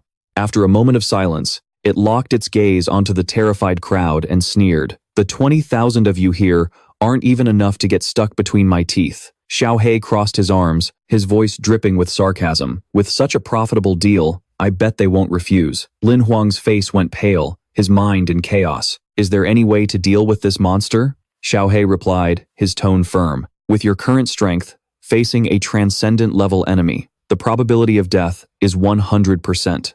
The gap is just too wide. There's no way." The air grew heavy. Yi Donggu bit her lip and spoke softly, "I agree." Yi Zheng shouted in horror, "Xiaongu," but she ignored him, her resolute voice ringing out. "One person, in exchange for 200,000. I agree." Lin Huang stammered in disbelief. "Holy crap, you can't be serious? Just like that?" Xiao He added fuel to the fire. "Bye-bye. I'll always remember you." Yi Donggu walked up to the placer, immortal black serpent, and said calmly, "Since he's about to die anyway, I only ask for one final minute to say a few words to him. Is that all right?" Hearing Yi Donggu's request, the immortal black serpent sneered. "Huh? What tricks do you think you can pull right under my nose? I'll give you 1 minute." Approved. Yi Donggu turned to Yi Zheng and said, "Brother, come with me and be my witness." Yi Zheng was confused, not understanding his sister's intentions, but before he could think, she had already pulled him along. Lin Huang watched, stunned, as Yi Donggu rushed in front of him. The three of them stood facing each other, no one understanding what was happening. Suddenly, Yi Donggu tightly grasped Lin Huang's hand. The sudden action left him flustered and speechless. She spoke calmly. "Lin Huang, even though I've only known you for a few days, your courage, character, and abilities have left me in complete awe." Both Lin Huang and Yi Zheng thought the exact same thing. "Is this a confession?" Yi Donggu lowered her head slightly, her eyes welling up as she spoke with a choked voice. "This time when we part, I'm afraid we won't see each other again, so I wanted you to know how I feel." Lin Huang was dazed, his heart pounding in his chest. "Thank you for coming into my life. And please forgive me for this one last selfish act." Before he could realize something was wrong, a spatial card flashed brightly behind Lin Huang and Yi Zheng. Without a moment's hesitation, Yi Donggu shoved them both into the deborder, spatial gate. They cried out in horror. "Senior, Xiao Nugu." She looked up, 2 streams of tears rolling down her cheeks, but her smile was still radiant. "The future of humanity is in your hands now." The immortal black serpent finally realized it had been tricked and roared in fury. "You damned brat!" It condensed black smoke in its hand, forming an arrow, and shot it straight at the gate. Boom! The gate shattered into 100 pieces under the terrifying power. Lin Huang and Yi Zheng were thrown to the ground, but it wasn't over. Countless bolts of black lightning, wrapped in crimson blood energy, followed one after another, smashing into the ground and sending dust and debris flying. A bolt of black lightning, its hand pierced through Ye-Yu's chest, stunning her as if her very blood had frozen in her veins. Yi Zheng's eyes flew open as he let out a horrified scream. "Ye-Yu!" Ye Yu collapsed backward, blood spilling from the corner of her mouth as she clenched her teeth, refusing to accept her fate. Damn it! Asterisk. Thud. Asterisk. She hit the ground hard. Lin Hoang and Yi Zheng scrambled to help her sit up. Yi Zheng trembled. Ye Yu. Hang in there, Ye Yu weakly called out. Brother. Her eyes were filled with a helpless sorrow. I'm sorry. I can't hold on. Lin Hoang shot to his feet, spinning around with eyes blazing in fury. He growled through clenched teeth, You bastard. The immortal black serpent had lost all patience. It roared, You weak, foolish mortals. I offered you mercy, and you dare repay my kindness with hatred. It muttered insanely, Die. All of you, just die. Suddenly, its head began to crack open, as if something was about to burst out from within. With an earth-shattering roar, the serpent tore through the old, ugly skin hidden beneath its cloak. A colossal body emerged, as massive as a pillar that would take 5 people to encircle. It was covered in hard scales like black iron. It raised its head high, its cruel, beast-like eyes staring down at the ants below. Everyone trembled under the terrifying pressure. Yu Guang stammered, We're dead. The monster's gone berserk. The serpent opened its massive, bloody maw, and a thorny vine made of black smoke shot out, aimed straight at Lin Hoang, wrapping tightly around his body. With just a slight flex of its power, the vine contracted, yanking Lin Hoang high into the sky. He screamed, Let me go. The serpent didn't hesitate, pulling him right up to its face. It opened its mouth full of jagged fangs, preparing to swallow Lin Hoang whole. Lin Hoang struggled frantically. The air choked out of his lungs as the vine tightened around his neck, causing tears and snot to stream down his face. He had no strength left to even speak, only panicked thoughts flashing through his mind. This is it. A transmigrator like me usually dies a lot faster than a normal person. Suddenly, a heaven-shaking roar came from the serpent. All of you, die. In an instant, Lin Hoang's figure vanished inside the beast's enormous mouth. The people around them stared wide-eyed in horror, frozen on the spot as they witnessed the terrifying scene. Ye Yu squeezed her eyes shut in despair, her voice choked with tears as she whispered, Lin Hoang. The immortal black serpent raised its head, its body coiling arrogantly. Its mouth remained closed, yet its smug voice echoed through the air. Now, become one with me. But in that very moment, its body suddenly went rigid. A turquoise vortex appeared above its head, radiating a terrifying pressure that made the serpent tremble uncontrollably. What is this? My body. It won't move. From the vortex, a giant hand with gleaming black claws slowly emerged. The thick white fur on the back of the hand gradually came into view, exuding a demonic aura. The immortal black serpent's eyes widened. Its body was paralyzed, and it could only watch helplessly as that hand descended. Asterisk. Boom. Asterisk. With lightning speed, the colossal arm slammed straight into the serpent's body. The immense force made it roar in agony. Its entire massive body was driven deep into the ground, sending earth and rock flying in every direction. The serpent's mouth flew open, spitting Lin Hoang out. He tumbled across the ground, his body covered in disgusting slime, letting out a pained groan. The immortal black serpent looked up in horror to see a second arm emerging from the vortex, preparing to strike again. It bellowed in fury. I am in the transcendent realm, just one step away from the divine realm. I can't die here. Despite its boastful roars and desperate struggles, the white-furred arm showed no mercy, delivering another terrifying blow. It drove the serpent even deeper into the earth, its face mangled as fresh blood spewed from its mouth. The aftershock from the attack caused the surrounding cliffs to crack and collapse with a thunderous roar. Lin Hoang gritted his teeth against the pain and scrambled to escape, thinking to himself, if I don't run now, I'm dead meat. As he was sprinting for his life, a voice called out from behind him. Mr. Lin. Lin Hoang was startled. That voice made him whip around and look up at the sky. An unbelievable sight appeared before his eyes. The turquoise vortex was slowly fading, revealing a small, familiar figure sitting on the neck of the giant Ice King. Recognizing the girl, Lin Hoang was overcome with joy and shouted, Miss Shui Luo, Ice King, it's you two. He rushed over as Shui Luo landed gracefully from the Ice King's back, her expression a mix of surprise and confusion. He asked, didn't you two already leave? Before she could answer, the Ice King chimed in. Well, my master was worried, so she came back to check on things. Shui Luo frowned slightly, her voice soft but sharp as she warned, Ice King, that's enough. Lin Hoang was so moved his face flushed and his voice trembled. Thank you. Thank you so much, both of you. If you two hadn't stepped in, everyone here would have…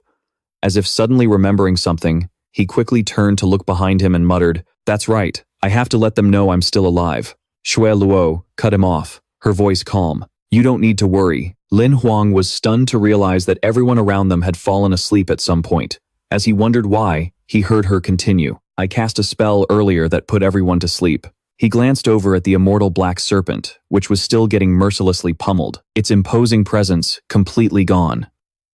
Shui Luo spoke coolly. I owe you my life. Until I can repay that debt, I can't leave with a clear conscience. As she spoke, she reached out her hand and gently drew all of the serpent's power into her palm. In a flash, the giant beast transformed into a tiny, sparkling object in her hand. Tuyet Lak handed it to Lam Hoang. This is the immortal mystic serpent. You can absorb it into your life wheel and nurture it well. In her hand, the mystic serpent was now just a tiny creature, curled up obediently. Her voice rang out again. Wait until you ascend to the transcendent realm, then you can refine it. Inside, there's a faint trace of a dragon vein. It will become a powerful battle soul. But Lam Hoang couldn't care less about the serpent in his hand. He was serious, almost pleading. Miss Tuyet Lak, I'm begging you, please save my friend. Tuyet Lak glanced at the still figure of Waidanuku lying on the ground. She hesitated slightly and asked, Your friend? Lam Hoang faltered, his voice filled with guilt. I know you haven't concerned yourself with worldly affairs for 700 years. Asking you for help is incredibly disrespectful, but she was gravely injured trying to save me. Tuyet Lak fell silent, her gaze distant. Her hand gently tightened around the mystic serpent's tail. After a moment, she looked directly at Lam Hoang, her voice calm. To reconstruct her life wheel from scratch, you would need the soul of at least one transcendent being. Are you truly willing to give up this dragon vein beast soul just to save her? Lam Hoang answered with an unwavering gaze, without a shred of hesitation. Of course. Saving a person is more important. Tuyet Lak smiled faintly, amused by his reaction. She decisively tossed the mystic serpent to him and turned to leave. Her voice was light. I was just kidding. I have other soul beasts that are enough to help her regenerate her life wheel. With that, she ordered the Ice King to carefully lift Waidangu with its enormous palm. It then gently placed her down in front of Tuyet Lak. She knelt, her expression solemn. Placing both hands on Waidangu's chest, a gentle stream of healing ice magic radiated out, spreading throughout the motionless body. Immediately after, Tuyet Lak released a fire attribute Phoenix Soul Beast. Under the warm light of the Soul Beast, Waidangu remained still, but the shimmering outline of Phoenix wings began to appear on her back. Tuyet Lak quickly drew a complex spell formation, fusing the Soul Beast with Waidangu. As time passed, each line of the formation glittered, mingling with the Phoenix's flames. Finally, she stopped. Lam Hoang asked anxiously, Is she okay now? Tuyet Lak let out a breath and nodded slightly. Once she wakes up, she'll be fine. Lam Hoang broke into a relieved smile, his voice trembling with emotion. This incredible debt. I can never thank you enough. I will definitely repay you in the future. Tuyet Lak shook her head slightly, her eyes distant. I'm afraid there won't be a chance. I've watched over this world for far too long. It's time for me to go back. Lam Hoang was stunned, his voice filled with shock. You have to leave? Tuyet Lak hummed in agreement. Suddenly, she took a step closer to him on her bare feet. Seeing Lam Hoang's confused expression, she said softly, There's one last thing I want to ask you. All of a sudden, Tuyet Lak pushed Lam Hoang to the ground, calling out softly, Mr. Lam. Looking up at her, he saw her blushing face, as beautiful as a painting. Her pure, clear eyes looked directly into his. She asked, Do you believe in love? Her gaze was deep, filled with emotion, as if she wanted to say something more, but was holding back. Her gentle voice made Lam Hoang flustered, his heart pounding in his chest. He tried to stay calm, but his cheeks were already turning red. Tuyet Lak moved closer, placing a gentle hand on his chest, which only flustered him more. She looked deep into his eyes, continuing her unfinished sentence. Do you believe in love? In that moment, the world around them seemed to stand still. Lam Hoang looked back at her, his eyes showing a flicker of hesitation. He seemed to be wrestling with his own thoughts. He stammered, that question.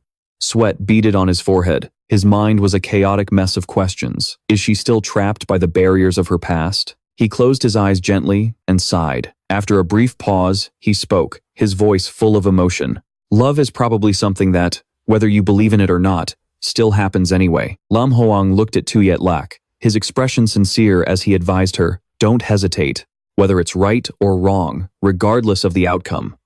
No one has the right to invalidate the sincere feelings you've given. He felt flustered, finding it difficult to get the words out, especially when he thought about the person who had once betrayed her. Everyone's memories. When they wake up, they'll think you were the one who finished off the monster and its summoned beast. You'll get all the credit. Understand? Lin Hoang looked at Tuyet Lak, his gaze firm, understanding her deeper meaning. I get it. Miss Tuyet Lak, you're worried that if people think I'm a descendant of the God clan, it'll cause a lot of trouble, right? She nodded slightly, a hint of reluctance and fondness in her eyes. She said softly, Sir, we have to go now. Take care. A spatial vortex appeared behind her and the Ice King. Tuyet Lak flew up, standing beside the giant beast. Lin Hoang looked up, his voice tinged with sadness. Goodbye, Miss Tuyet Lak. She turned her head and whispered, Until we meet again, Mr. Lin. With that, both of them gradually vanished into the vortex. Lin Hoang stood silently on the ground, watching her figure disappear. Only then did he whisper softly, his voice full of regret. We probably won't get the chance to meet again. Suddenly, Yeyu's eyes shot open as if she'd just escaped a nightmare. She let out some meaningless sounds. Lin Hoang panicked and quickly asked, Yeyu, are you okay? Worry was written all over Lin Hoang's face. Yeyu, still groggy from the unusual sleep, looked at him with suspicion, her heart filled with unease. What happened? He flashed a brilliant smile, his voice cheerful. Luckily, a transcendent hunter showed up just in time and killed that monster. The danger's gone. Everyone's been saved, he explained further. Everyone was knocked out for a bit by the shock wave when the transcendent monster fell. But thankfully, there were no casualties. Yeyu was dazed, still not fully grasping what had happened. She replied softly, Oh, well, that's good then. But a hazy memory lingered in her mind. She remembered the moment she was sinking deep underwater, and a hand reaching out to pull her up. She felt like she had narrowly escaped death, darkness slowly consuming her consciousness. Someone saved me. She silently watched the crowd that had gathered, cheering for the transcendent hunter. But in the distance, a familiar, solitary figure was turning to walk away in the opposite direction. In her mind, that name surfaced on its own. She whispered unconsciously, Lin Hoang. She looked at the laughing and cheering crowd around her, joy spreading everywhere because the monster was dead. But a conflicting emotion churned inside her like a powerful undercurrent. She murmured, I think, I. Her gaze shifted to Lin Hoang, who was staring intently at the vast sky. Faint fragments of memory danced in her mind, as if something important was being hidden from her. No matter how hard she tried, she couldn't remember. Her mind was a mess as she told herself, I think I've forgotten something very important. As night fell, dim lights shone at Stronghold 7D-101, where Lin Hoang's house was located. The reflected light created a peaceful scene. He stood in front of his sister's room, looking at the plaque engraved with the name Lin Xin. A feeling of disbelief washed over him. He never thought he'd be able to come back here. His voice choked with emotion. I finally made it back alive. He gently pushed open Lin Xin's door, his movements slow and careful. Lin Xin was there, tucked under the covers, fast asleep. In Lin Hoang's eyes, she was like a little angel, peacefully lost in her dreams. He gazed at his sister, his heart filled with love and a desire to protect her. Not wanting to disturb her sleep, he thought to himself, It's late. I won't bother you anymore. You have school tomorrow. A warm, happy feeling spread through his chest. After long days of stress and danger, he could finally let his guard down. He collapsed onto his comfortable bed, the soft mattress seeming to embrace his exhausted body. It made him let out a sigh of relief, feeling the exhaustion gradually fade away. A contented smile appeared on his lips. He stretched out his arms and legs, savoring the rare moment of comfort. Xiao He, perched beside him, couldn't help but speak up. I never expected you to make it back in one piece. Lin Hoang closed his eyes, still smiling. I never thought I'd get home safely either. He lay on his back with his hands behind his head, the smile never leaving his face. Right now, his mind was overflowing with joy and happiness. He turned to Xiao He, his voice excited. I've already registered on the hunter list. I completed the mission within the time limit. So, where's the reward we talked about? Xiao He sat with its legs crossed and smirked, making a ch sound. Ch. And here I was, thinking I might get a more reliable master this time. It handed him a sparkling gold card. Here, for you. It's from the system. This is a flawless card. Using it allows the user to heal themselves once. It completely eliminates all hidden ailments in the body, but it has its limits. It doesn't work on things like your life wheel or bloodline. Lin Hoang took the card, his eyes lighting up when he learned what it did. He laughed excitedly. Whoa, this thing is incredible. Xiao He leaned back, crossing its arms and glancing at him as a reminder. You should keep it for yourself. At a critical moment, it could save your life. Lin Hoang gripped the card tightly, a glint of determination in his eyes. He shook his head and argued back. No, Xiao He, I have another use for this card. His eyes shone with confidence, as if he already had a plan in mind. Xiao He's brow furrowed slightly, its voice low. The flawless card can repair any imperfection in the body. Are you sure you don't want to keep it to save your own life? In Lin Hoang's hand were two sparkling cards, one gold, one blue. He glanced at them. To Xiao He, he calmly explained. Shuela already healed my life wheel. For now, there are no major issues. But, to guarantee a higher win rate in battle. He clenched his fist, crushing the blue card. A flash of light erupted, and from within, a young man with platinum hair appeared, aptly named Bai. He continued. By treating the lymphatic system and eliminating the septic factor that's fatal to the bloodthirsty species, I'll be able to perform much better in combat. Bai stood there silently, showing no reaction. Lin Hoang turned his attention to the gold card, a confident smile on his lips. As a beastmaster, having a powerful, flawless monster is the best way to protect yourself, right? Xiao He crossed his arms, not objecting, simply nodding and saying, You're not wrong. Lin Hoang tightened his grip, shattering the gold card. Sparkling fragments burst out, hovering in midair before quickly converging and being absorbed by Bai. Instantly, a fierce flame erupted, enveloping Bai's body like the brilliant wings of a fire phoenix. Xiao He couldn't help but exclaim in awe. It's working. He stroked his chin, looking at Lin Hoang. You should keep wearing that confident smile you had earlier. Someday, we should find that septic factor and try modifying a monster with it. This is the first time I've ever seen this method, but the smile on Xiao He's face quickly vanished. Lin Hoang suddenly collapsed, falling fast asleep right on the spot. Xiao He sighed in exasperation. Hey, at least recall Bai before you pass out.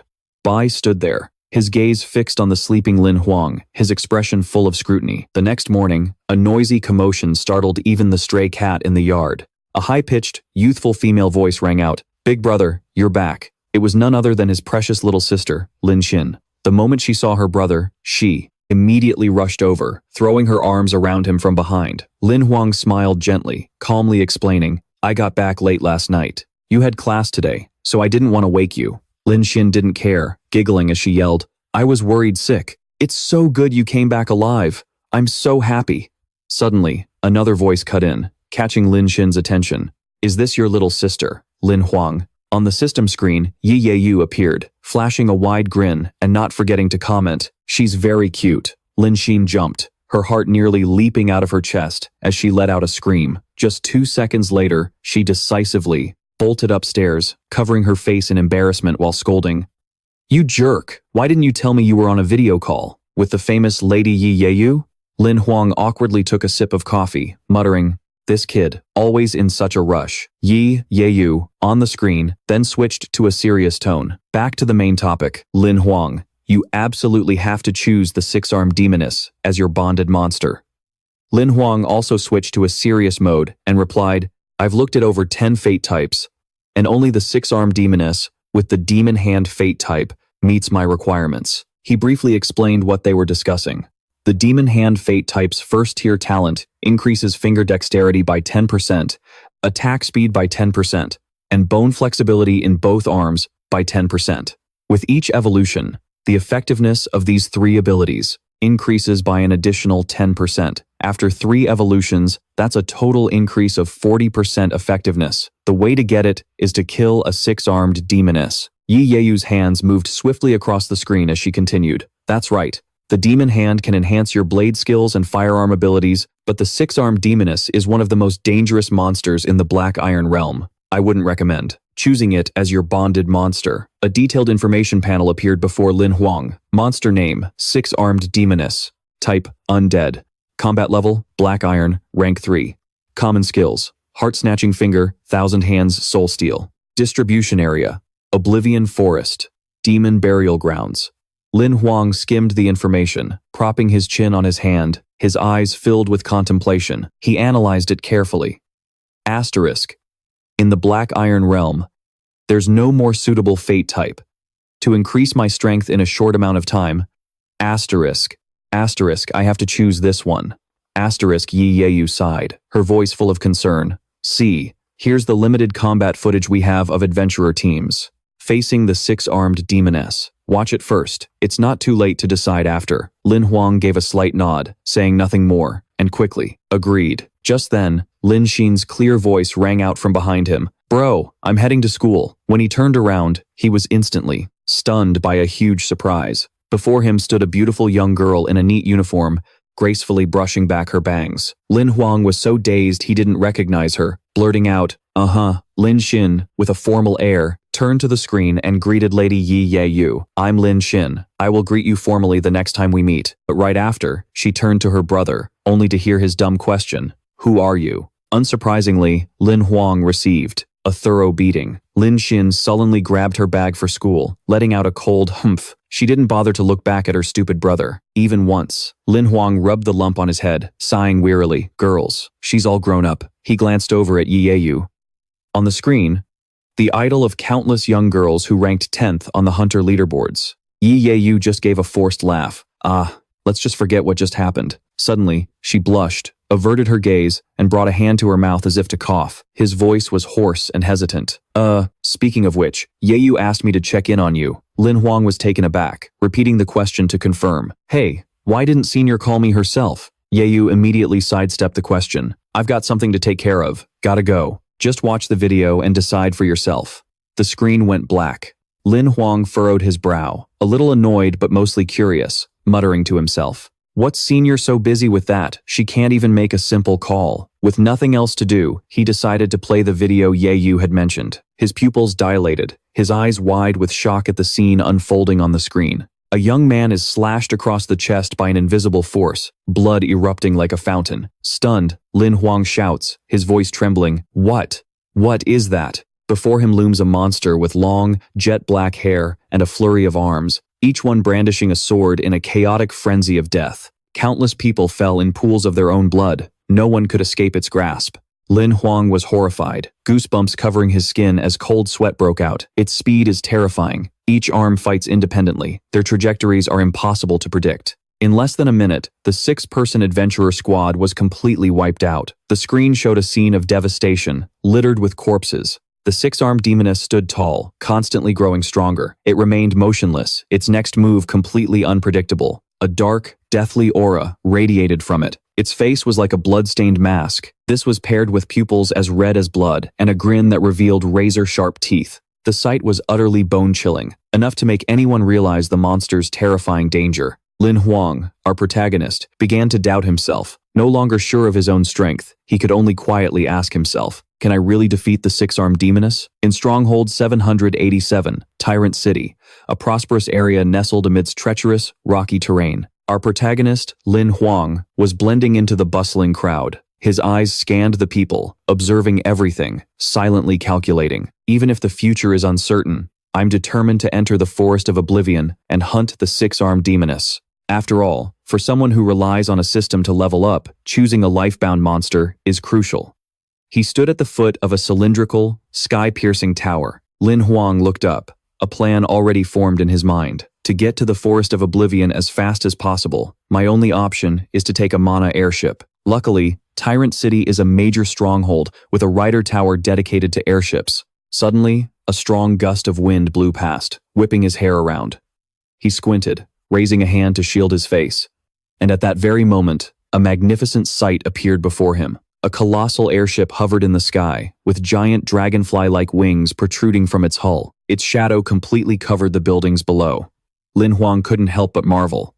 This thing is absolutely massive. The airship circled the towering spire once, and he quickly followed the crowd, boarding the vessel. He didn't forget to glance back at the magnificent view of the tower. Inside the ship's cabin, Lin Hoang casually found his way to lounge number 298. As he laid back on the soft mattress, he couldn't help but break into a wide grin. Yup, just as I expected. Staring up at the ceiling, he silently reviewed everything he'd seen since arriving. The airship had 11 floors, and the fare included food and lodging. No wonder the ticket was so expensive. Well, I'll just consider it an eye-opening experience.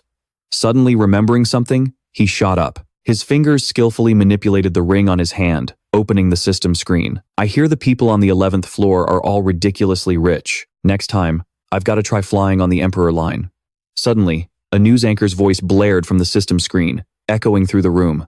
The Monster Lake incident in Snow Mountain Town has sparked a heated discussion among netizens. The transcendent hunter saved 200,000 people, becoming a god in his first battle. An image of 3 people, 2 men and 1 woman, appeared on the screen. A young man with bright blonde hair spoke clearly. During the Great Battle, many teenagers who had not yet become transcendent hunters still chose to join the fight. This reporter has learned that thanks to these heroes, who were not afraid to risk their lives, many civilians were able to escape the disaster. Lam Hoang watched the screen and smiled faintly, commenting to himself, "Not bad, kid. You're pretty photogenic too." But immediately after, the news anchor's tone shifted, catching his attention. However, the Snow Mountain Town incident was also marked by internal discord. The screen switched to an image of a young man with striking platinum blonde hair, a look of clear annoyance on his face. The anchor continued. According to reliable sources, the once acclaimed genius, Beastmaster Bai Yan, not only refused to join forces with everyone to fight, but he even made mocking remarks. Lam Hoang sighed, shaking his head slightly. "Oh, boy." The report continued, showing footage of Bai Yan surrounded by a mob of reporters. As the eldest son of the 16th generation of the Beastmaster family, his actions have left the public deeply disappointed. The report was like pouring fuel on the fire, igniting a firestorm of criticism online. Bai Yan stood amidst a forest of microphones, his gaze sharp and cold, remaining completely silent. Lam Hoang watched and commented, "Doesn't matter what world you're in, you can't escape the online mob." Suddenly, a figure shot out from the ring on his hand. A disheveled young man screamed, "Lam Hoang, you damn bastard, you're still alive?" Lam Hoang jumped, but he quickly calmed down and replied coolly, "That's my line. I told you to wait at the usual spot, but you just vanished, not even a shadow left behind." Ye Hung, still flustered, rattled on. "Didn't I run off to help you? Honestly, so ungrateful." He whined while wiping away his tears. "I had to ask Instructor Yi just to find out you were still alive. She gave me your contact info, but what about you? Why didn't you contact me?" Lam Hoang gently patted his friend's head, his voice apologetic. "You know things were chaotic and busy back in Snow Mountain Town. I guess it just slipped my mind." Ye Hung pulled out a handkerchief from nowhere. It was hard to tell if he was genuinely crying or just being dramatic. He sniffled, "I've had it so rough, always thinking about you. I even set up a memorial stone for you. Every time I missed you, I'd go light an incense stick." Lam Hoang choked back his irritation and blurted out a single, sharp word. "Piss off." He waved a hand, dismissing the melodrama. Yi Hong's tone immediately turned serious. "Okay, for real now. Instructor Yi said you chose the Hex Opi Demoness as your life-bound monster. Is that true?" Lam Hoang confirmed with confidence. "It's true. I'm already on the Magic Crystal airship. If all goes well, I'll be near the Forest of Oblivion by noon tomorrow." Ye Hong was still skeptical, tilting his head. "Are you sure about this? That thing is one of the highest tier monsters at the Black Iron rank. Even hunters of the same level wouldn't dare to provoke it casually." Lam Hoang answered without hesitation, "I know. I've watched the combat footage over and over again. It's tough, for sure, but I have a way to deal with it." Seeing his determination, Ye Hong could only sigh. "Well, if you're that set on it, there's nothing I can do." Lam Hoang noticed his friend's strange tone and asked directly, "Why are you talking so weirdly? What's really going on?" Ye Hong didn't hide it. "It's Instructor Yi. She contacted me. She gave me your contact info and told me to convince you to give up on the Hexape Demoness." This information caught Lam Hoang's attention. He frowned. "Senior, why didn't she just call me herself?" Ye Hong replied, his voice full of resignation. "She said, her older brother already tried to talk you out of it, but you wouldn't listen. She figured if he couldn't convince you, she wouldn't be able to either, so she asked me to try." Lam Hoang's brow furrowed in surprise. "Who's her brother?" Suddenly, a violent tremor hit, shaking the entire space. Lam Hoang was stunned, his eyes darting around, trying to figure out what was happening. He exclaimed, "What was that sound?" Without hesitating, he immediately sprang into action, but not before saying a quick goodbye to his friend before disconnecting. "Gotta go, I'll call you back." On the other end, Ye Hong was just as panicked, shouting, "Hey, waita!" But the signal cut out before he could finish. Aboard the Magic Crystal airship, all the passengers were on edge after the sudden jolt. Everyone rushed out of their rooms, running through the cabins to see what was going on. Lam Hoang was no exception, joining the panicked crowd. Someone shouted, "The Magic Crystal airship is under attack." Another young man, with a bewildered look, asked, "What's happening? An attack?" The person next to him scowled, his voice filled with doubt. "Are you kidding me? What kind of monster could attack this giant metal ship in midair? Just then, an announcement blared through the ship's speakers. A flock of birds is attacking from the front. For your safety, please do not remain on the deck. Return to your rooms immediately. This news only made everyone panic more. Lam Hoang clicked his tongue and muttered, "You've got to be kidding me." Outside, a flock of bizarre birds, unlike any normal species, was swarming the airship. Based on his intuition, Lam Hoang quickly figured out the truth behind the attack. He looked up at the sky and shouted, his voice full of frustration, "Why do I run into summoned beasts everywhere I go?" In the sky, the monsters dove down like hungry tigers, creating a scene of absolute chaos. Their bodies were a brilliant, dazzling purple, but they were extraordinarily ferocious. They attacked everything in sight. Other birds and monsters in the sky were torn apart by their sharp talons. Broken wings rained down from the sky. The scene became terrifying, a commotion unlike any other. This species of monster was called the gale sparrow. With wingspans of up to 2 meters and razor-sharp talons, they could easily snatch prey, weighing over 300 kilograms. They attacked in a coordinated swarm, causing the airship to rock violently in the brutal storm of their assault. Down in the cabin, Lam Hoang stood with 3 other people, all filled with anxiety. His expression was stern, while the other 3 were clearly terrified. One of them stammered, "There are so many. What do we do? I don't want to die." Gale sparrows love to eat human brains. Once they catch you, there's no escape. Lam Hoang frowned, trying to calm them down. "Don't panic. The magic crystal airship isn't that easy to destroy." But his own eyebrows were knitted together, his eyes thoughtful. Asterisk, gale sparrows. They're one of the toughest aerial monsters out there. Asterisk. Suddenly, a gale sparrow dove straight into the protective barrier, attacking ferociously. The impact created a violent shockwave that shook both sides. With their savage nature, these monsters were like the rulers of the sky. Fortunately, the airship was enveloped in a purple protective layer, which gave everyone a moment of relief. But outside, the swarm of gale sparrows smashed against it relentlessly, creating sparks of lightning that covered the entire area. Everyone, just reassuring themselves that the magic crystal airship's protective shield was strong enough to withstand the gale sparrow's attacks, so everyone should be fine. Lam Hoang grimaced and muttered, "I still have a bad feeling about this."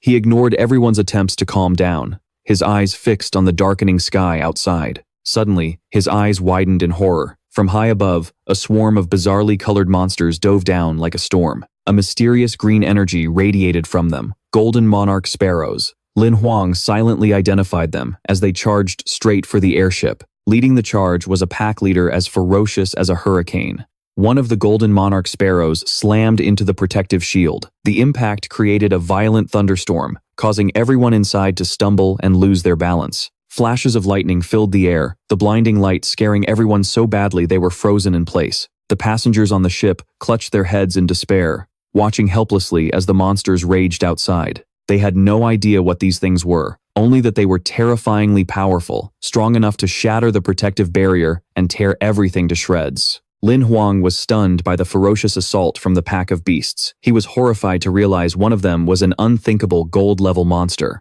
Beside him, Boss Vu suddenly collapsed to his knees, his whole body trembling and his face pale as a sheet, completely consumed by fear. He stammered in a broken voice, "What? What do we do now? The golden monarch sparrow is a gold-rank monster. It's going to break through the shield for sure." Lam Hoang moved closer, placing a concerned hand on the man's shoulder. "Sir, are you all right?" he asked gently. But Boss Vu was like a man possessed, his eyes wide with terror as he trembled. "We're dead. Once that shield breaks, the gale sparrows will slaughter everyone on this ship. Every single one of us will become their food." Lam Hoang frowned, refusing to accept such a grim fate. There has to be another way. He thought to himself, even if I could find a way to escape, with my current strength, I'm no match for a gold-rank monster. Just then, a gale sparrow smashed into the shield with all its might, trying to shatter it. The people inside screamed in terror, their faces drained of color as they looked up. Suddenly, a brilliant fireball materialized in the air, radiating a power that sent the gale sparrows into a panicked retreat.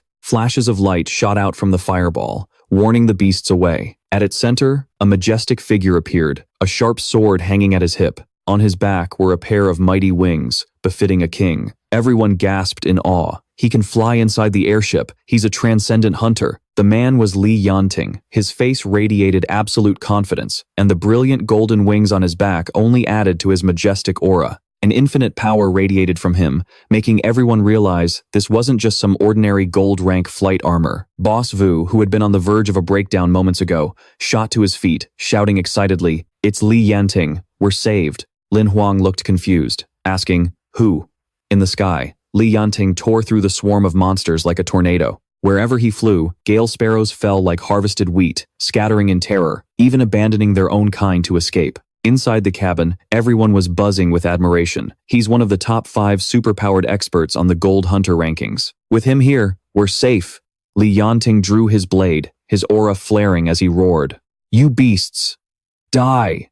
He moved like the wind, every slash of his blade taking the life of a gale sparrow. The light from his sword was like a protective halo, causing the monsters to fall one by one. They tumbled aimlessly from the vast sky, crashing onto the cold ground below. The remaining gale sparrows panicked, scattering in every direction, no longer daring to harass the airship. Li Yanting stood tall on the deck, his expression a mix of confidence and smug satisfaction. To the passengers, he was the hero who had saved them all. The young women stared at him, their eyes sparkling with admiration, whispering, "He's Li Yanting, all right, so strong and so handsome. How can someone be so perfect?" As Lam Hoang witnessed that terrifying power, he could only utter one word, one slash. He thought to himself, it was just a single slash, but it was absolutely perfect. If I could turn that into a skill card, it would definitely be a rare one. If I can replicate it, I'll have a fragment of an ultimate blade technique.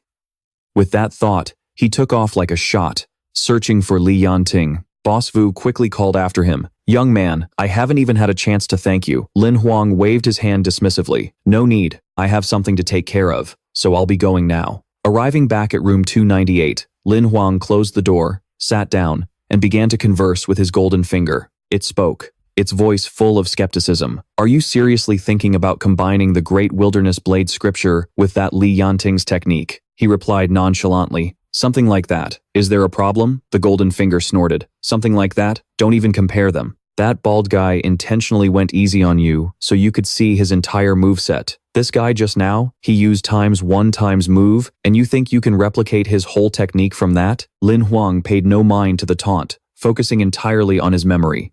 He closed his eyes, trying to perfectly visualize Li Yanting's majestic form as he swung the blade. "How will I know if I don't try?" he muttered, his resolve hardening. Lam Hoang pondered, thinking to himself, as long as I can simulate the power of that blade technique, the chances of getting a skill card are very high. He put all his strength into it, unleashing a powerful slash, the force of which messed up his clothes and hair. "If once isn't enough, I'll try 10 times. That one sentence revealed his iron will. He continued to swing his blade, a horizontal slash as fast as lightning, 10 times. "If once isn't enough, I'll do it 100 times. Finally, he unleashed an upward slash towards the sky.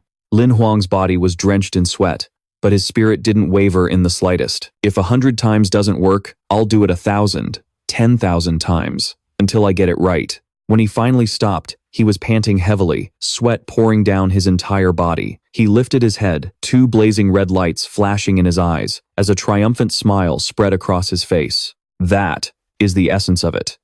The blade in his hand was gleaming, sharper than ever before, much like his own path to survival. Golden Finger, standing by his side, kept nagging him. "Just give up. You've been swinging that blade for 5 straight hours." But even though his body was exhausted and sweat flowed like a river, Lam Hoang refused to stop. In his mind, the image of a monster appeared, long hair covering its face, clad only in a tattered, ragged red cloth. 6 long, lanky arms hung loosely at its sides. It had no legs, and on each finger, sharp claws glinted. It was a demon that could send a chill down anyone's spine. "The 6-armed demoness," Lam Hoang muttered. "Just practicing the form won't let me capture its spirit. What if I simulate a real battle?" As he spoke, he focused his mind. In his consciousness, the 6-armed demoness reappeared, lunging at him with a sinister grin. It attacked, seemingly chaotic at first, but in reality, every move was incredibly deadly. Its 6 arms swung, launching a barrage of vicious strikes. Lam Hoang raised his saber to block, thinking to himself, "My Wild's blade technique has more than enough power, but it lacks flexibility. He slashed out, severing one of the six-armed demoness's arms before it could dodge. Then, he followed up with a direct palm strike to its body. This was an uneven fight. He only had one blade, while the six-armed demoness possessed 6 arms. But Lam Hoang showed no signs of being overwhelmed. His fighting spirit was still soaring. The six-armed demoness dove down from above, its attacks as fast as lightning. Every blow was a killing strike. Lam Hoang swung his blade to defend, but thought, it's too hard to match its speed. Best case scenario is we both bite the dust. In his mind, Bai appeared to confront the six-armed demoness, supporting Lam Hoang. 2 opposing forces clashed violently, like a battle to the death, he mused. Unless I find a way to restrain its movements. To defeat this summoned life-packed monster, I'll need some support. I just need to land one fatal blow. Bai leaped forth, bursting out from Lam Hoang's body as a surge of violent power. It rushed towards the six-armed demoness, creating energy threads that bound it tightly. The monster was completely unable to escape. At a glance, the threads looked like a pair of wings, thoroughly immobilizing his opponent. The six-armed demoness struggled in agony, but as long as Bai could hold it for even a second, Lam Hoang had his chance. He focused all his power, recalling the slash Li Yanting had made on the airship. One slash. This is my chance. He opened his eyes, his aura erupting as if Li Yanting's very soul had possessed him. The heroic figure's imposing shadow seemed to appear right behind him. Lam Hoang swung his blade, a soul-shaking slash. Golden Finger scrambled back in shock, stunned by its power. A long crack split the floor under the terrifying force of the saber technique. He stood there, drenched in sweat, but a satisfied smile graced his lips. Suddenly, the system interface appeared, and a notification rang out. Congratulations, host. You have obtained skill card fragment. Thunderclap Saber, ×1. Lam Hoang and Golden Finger looked at each other, and he exclaimed excitedly, Thunderclap Saber. Xiao He, if I gather enough fragments, I'll have a complete saber skill card. Xiao He nodded. Theoretically, yes. At that moment, the magic crystal airship was still gliding through the air, propelled by giant oars attached to its hull. Their destination was Foothold, number 7, C82, a place with pleasant weather where flowers bloomed everywhere. Modern skyscrapers reached for the sky, creating a dreamlike landscape. After the long journey, Lam Hoang stepped off the ship. His body swayed like a dried-up husk, but his eyes still burned with determination. While Lam Hoang looked so gaunt that a strong gust of wind could blow him away, Golden Finger was bouncing around non-stop. It grumbled. We had to spend a fortune compensating for the room damage, and all we got was one lousy fragment. We got jack squat out of it. Lam Hoang struggled to his feet, quickly waving his hands. Stop nagging. Stop nagging. Just give me a little more time. I'll definitely collect enough. Golden Finger snorted and asked, So, are we heading to the Forest of Oblivion now? Lam Hoang sighed. The Forest of Oblivion is about 3,000 kilometers from here. There isn't even a small foothold anywhere near it. How am I supposed to get in with my current strength? Right now, they were in a high-rise building on a street lined with lush green trees. The air was fresh and pleasant. A receptionist with a friendly smile greeted them warmly. Let me check for you, sir. The next team heading to the Forest of Oblivion is departing tonight. They plan to stay there for about a week. Lam Hoang was surprised. Tonight? Why so soon? The girl smiled brightly and replied, You're quite lucky. The leader of this team is a gold-rank powerhouse who has a mission in the Forest of Oblivion. He can take you along. If you miss this chance, you'll have to wait another 12 days for the next trip. Of course, she continued. You could also hire a private adventure team to escort you, but the cost would definitely be higher. Hearing this, Lam Hoang felt like crying. Even without having to pay for the room, the magic crystal airship already cost me an arm and a leg. The receptionist handed him a white form. The fee to travel with them is 200,000 credit points. The escort team is only responsible for getting you times the Forest of Oblivion. They do not guarantee your safety afterward. If you confirm, please sign here. Lam Hoang replied politely. Understood. I'll sign. How do I get in touch with the captain? The girl smiled brightly. Once the fee is logged, the captain will contact you, sir. Please rest assured. Lam Hoang, along with his Golden Finger, walked into a building called Adventurer's Paradise. All around them were massive buildings packed tightly together. Standing in the main hall, his Golden Finger looked at him and spoke in a serious tone. Have you really thought this through? You could very well die in the worry-free forest. Lam Hoang's face was grim, his voice low and steady. At least this team has a gold-rank captain. I'll take it one step at a time. Without a contracted beast, I'll die sooner or later anyway. Suddenly, the system lit up. That was fast. A notification appeared. Assemble tonight at 9 o'clock at the south gate of Foothold 7, C82. After reading it, Lin Hoang felt a surge of excitement, his eyes gleaming, short, sweet, and to the point. A gold-rank captain was definitely someone he could trust. His golden finger stood beside him and pouted. I'd advise you not to be so optimistic. The city was only a short distance from the worry-free forest, but ahead of them were rows of towering buildings, and behind them was a dense, overgrown forest, littered with piles of white bones and no visible path. The sight was horrifying, but it was reality. At the south gate of Foothold 7, C82, Lin Hoang arrived and looked around, but saw no one. He muttered to himself, "Why isn't anyone here? Am I too early?" All of a sudden, a voice called out from behind him, "Are you the one who wants to accompany us to the worry-free forest?" He turned to see two men and a woman. The two men were tall and powerfully built, radiating an aura that screamed, "Don't mess with us." The woman was more petite, but she exuded a superior air. She stepped forward, her voice soft yet steely. "I am the captain, Leng Yuexin. If you want to make it to the worry-free forest alive, you will obey every single one of this team's orders." Lin Hoang was stunned, his face turning as red as a tomato. "The captain's a girl?" he stammered. "Why? Yes, I'm Lin Hoang." Leng Yuexin crossed her arms, staring at him coldly. "You read the contract clearly when you signed it, didn't you? We are only responsible for getting you times into the forest. Once we're there, we have our own mission. You'll have to rely on yourself." Before she could finish, she was cut off. A man placed his hand on her shoulder and said with a smile, "Hold on a minute." Li Yanting spoke up. "Actually, this trip into the worry-free forest is a special mission. We hadn't planned on bringing a client, but Yue Yuan's equipment had an issue, which delayed your departure time. I sincerely apologize." Lin Hoang was a little surprised to see Li Yanting, who then said, his voice full of hidden meaning, "We were hoping you would withdraw from this trip. It's really not convenient for us to bring someone along.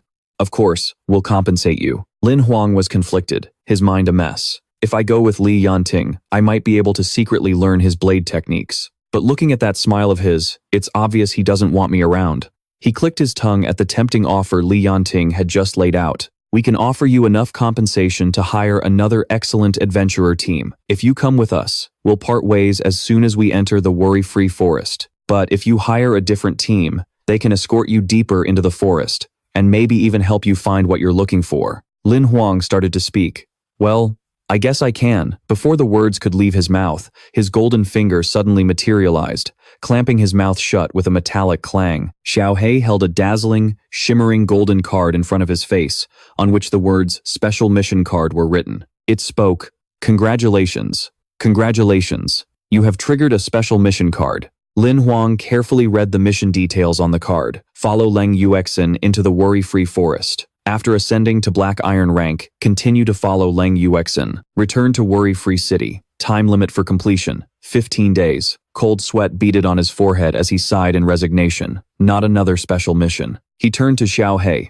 "What are the rewards and punishments?" Xiaohei crossed its arms and legs, giving him an annoyed look. "Complete the mission within the time limit, and you'll be rewarded with one advancement card. If you fail, you'll receive a random punishment. One of your existing monster cards will be deducted." Lin Hoang stroked his chin, closing his eyes in deep thought. "This time, I don't have a choice. Even if I try to get out of it, I have to go with them. If I lose Tyrant or Bai, I'm completely screwed." Li Yanting didn't give him much time to think. Placing his hands on his hips, he urged, "Well, little brother, have you agreed to the compensation package? Let's just call it a day here." Lin Hoang whipped around, his annoyance clear on his face, and snapped at Li Yanting. "Who said I agreed to anything?" Li Yanting was stunned by the sudden hostility, flustered and unsure how to reply. He shoved his hands in his pockets. His initial friendly smile faded, replaced by a flat tone. "Is that so? You're so stubborn you'd follow us, even if it means you won't be coming back." The words were like a dagger, meant to challenge and break Lin Hoang's resolve. His face hardened, and with sharp, determined eyes, he shot back. "I signed a contract. There's no reason for me to back out now." But he couldn't help but wonder, for him to want to kick me out this badly. His true objective must be anything but simple. Leng Yuexin turned and started walking, leaving behind a single, cold, but commanding sentence. "Since you're here, let's go." She paused, a flicker of annoyance in her eyes as she shot him a warning glare, her voice as sharp as a razor. "Don't waste any more of our time." Lin Hoang forced a smile and quickly complied. "Yes, Captain." He walked after her, leaving Li Yanting and his fuming men behind. One of the subordinates was about to speak, "Young master," but Li Yanting raised a hand to stop him, his eyes deep and unreadable, as if he already had another plan in mind. He muttered, "It doesn't matter, all we have to do is get him there. As long as the forest is wide, it'll do." The night sky was brilliant, with countless twinkling stars, and the faint light of a crescent moon peeked through the gently drifting clouds, creating a peaceful and silent scene. A green lizard was sleeping soundly on a stone slab, but a Klaus. Loud noise suddenly shattered the tranquility. It woke with a start, its eyes wide with alarm, as a gold-rank flying mount shot past at a terrifying speed. On its back, Leng Yuetan sat in front, while Lin Hoang, behind her, couldn't stop marveling at its incredible power and speed. A 3,000-kilometer journey, and the gold-rank mount would arrive in just half an hour. Behind them, Li Yanting and his subordinate followed silently. Lin Hoang glanced back, thinking to himself, these four must all come from powerful families. Otherwise, how could they have such immense resources? Li Yanting's face was dark, clearly annoyed to see Leng Yuetan traveling with Lin Hoang. Lin Hoang mused, could it be that this young master Li has a thing for Miss Leng?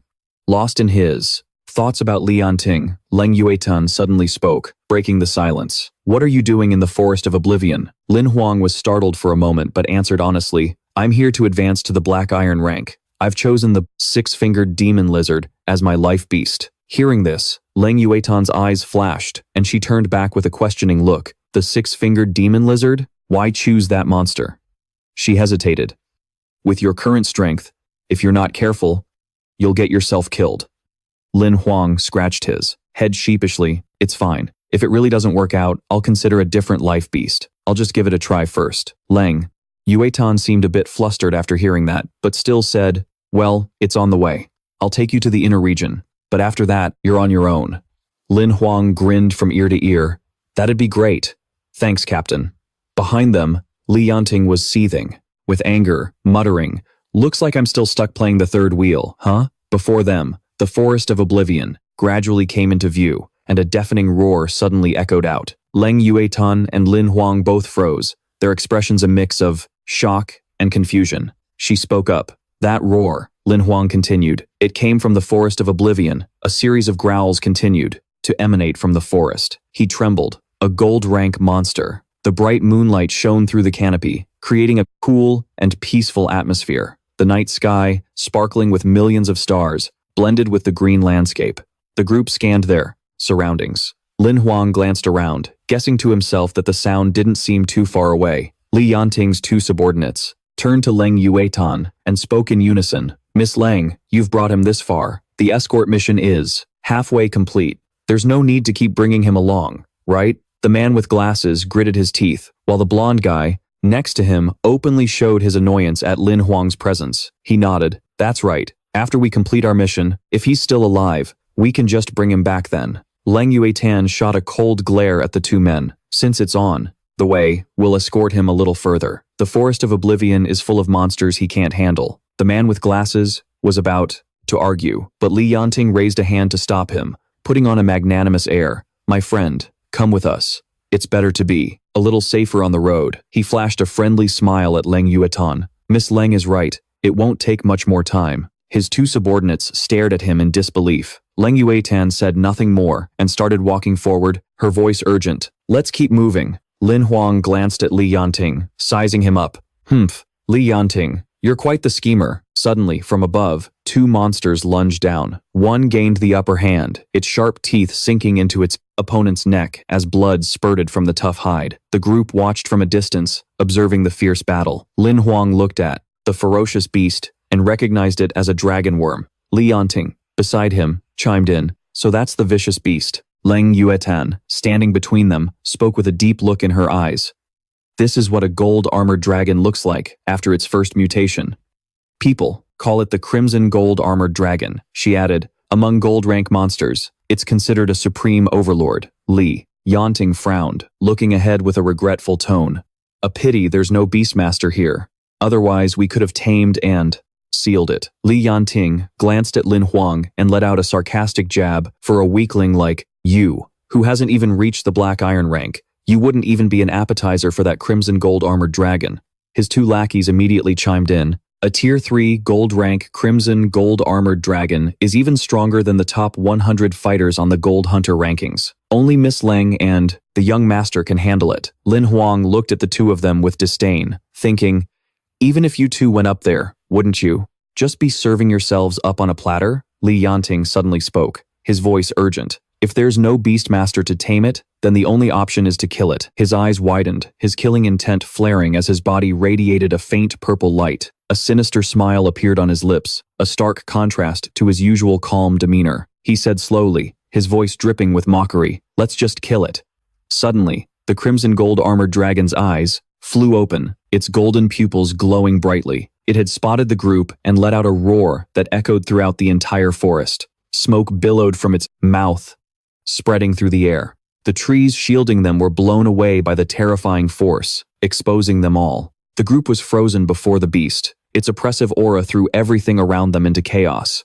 Lam Hoang gritted his teeth, staring at the gold rank monster. He thought to himself, asterisk, with this kind of pressure, forget fighting, I can barely even move. Asterisk, Lan Yuet Sum was about to speak, but before I could say a word, Lin Gantin cut her off. Stand back, I'll go finish this thing off. He glanced at her, flashing a quick smile. Asterisk, why let a girl do the dirty work? Asterisk, Lam Hoang scoffed internally. Asterisk, this guy is such a damn show-off. Asterisk, Lin Gantin struck a fighting pose, laughing confidently. Just wait a second, this'll be over in a flash. He pulled a blade, glowing with blue light from his inventory bag. The crimson gold armored dragon didn't hesitate, charging straight for them. Its thunderous roar tore through the air. Quick as a whip, Lin Gantin gripped his blade and dashed straight towards the crimson gold armored dragon, his face a mask of fierce determination and confidence. The entire group, including Lam Hoang and the two henchmen, were stunned by his recklessness. The blonde guy gritted his teeth, his voice trembling. He really is a gold rank beast lord. Forget getting bitten, just getting close to that thing is enough to kill you. The one with glasses chimed in. This pressure. It's making it hard to even breathe.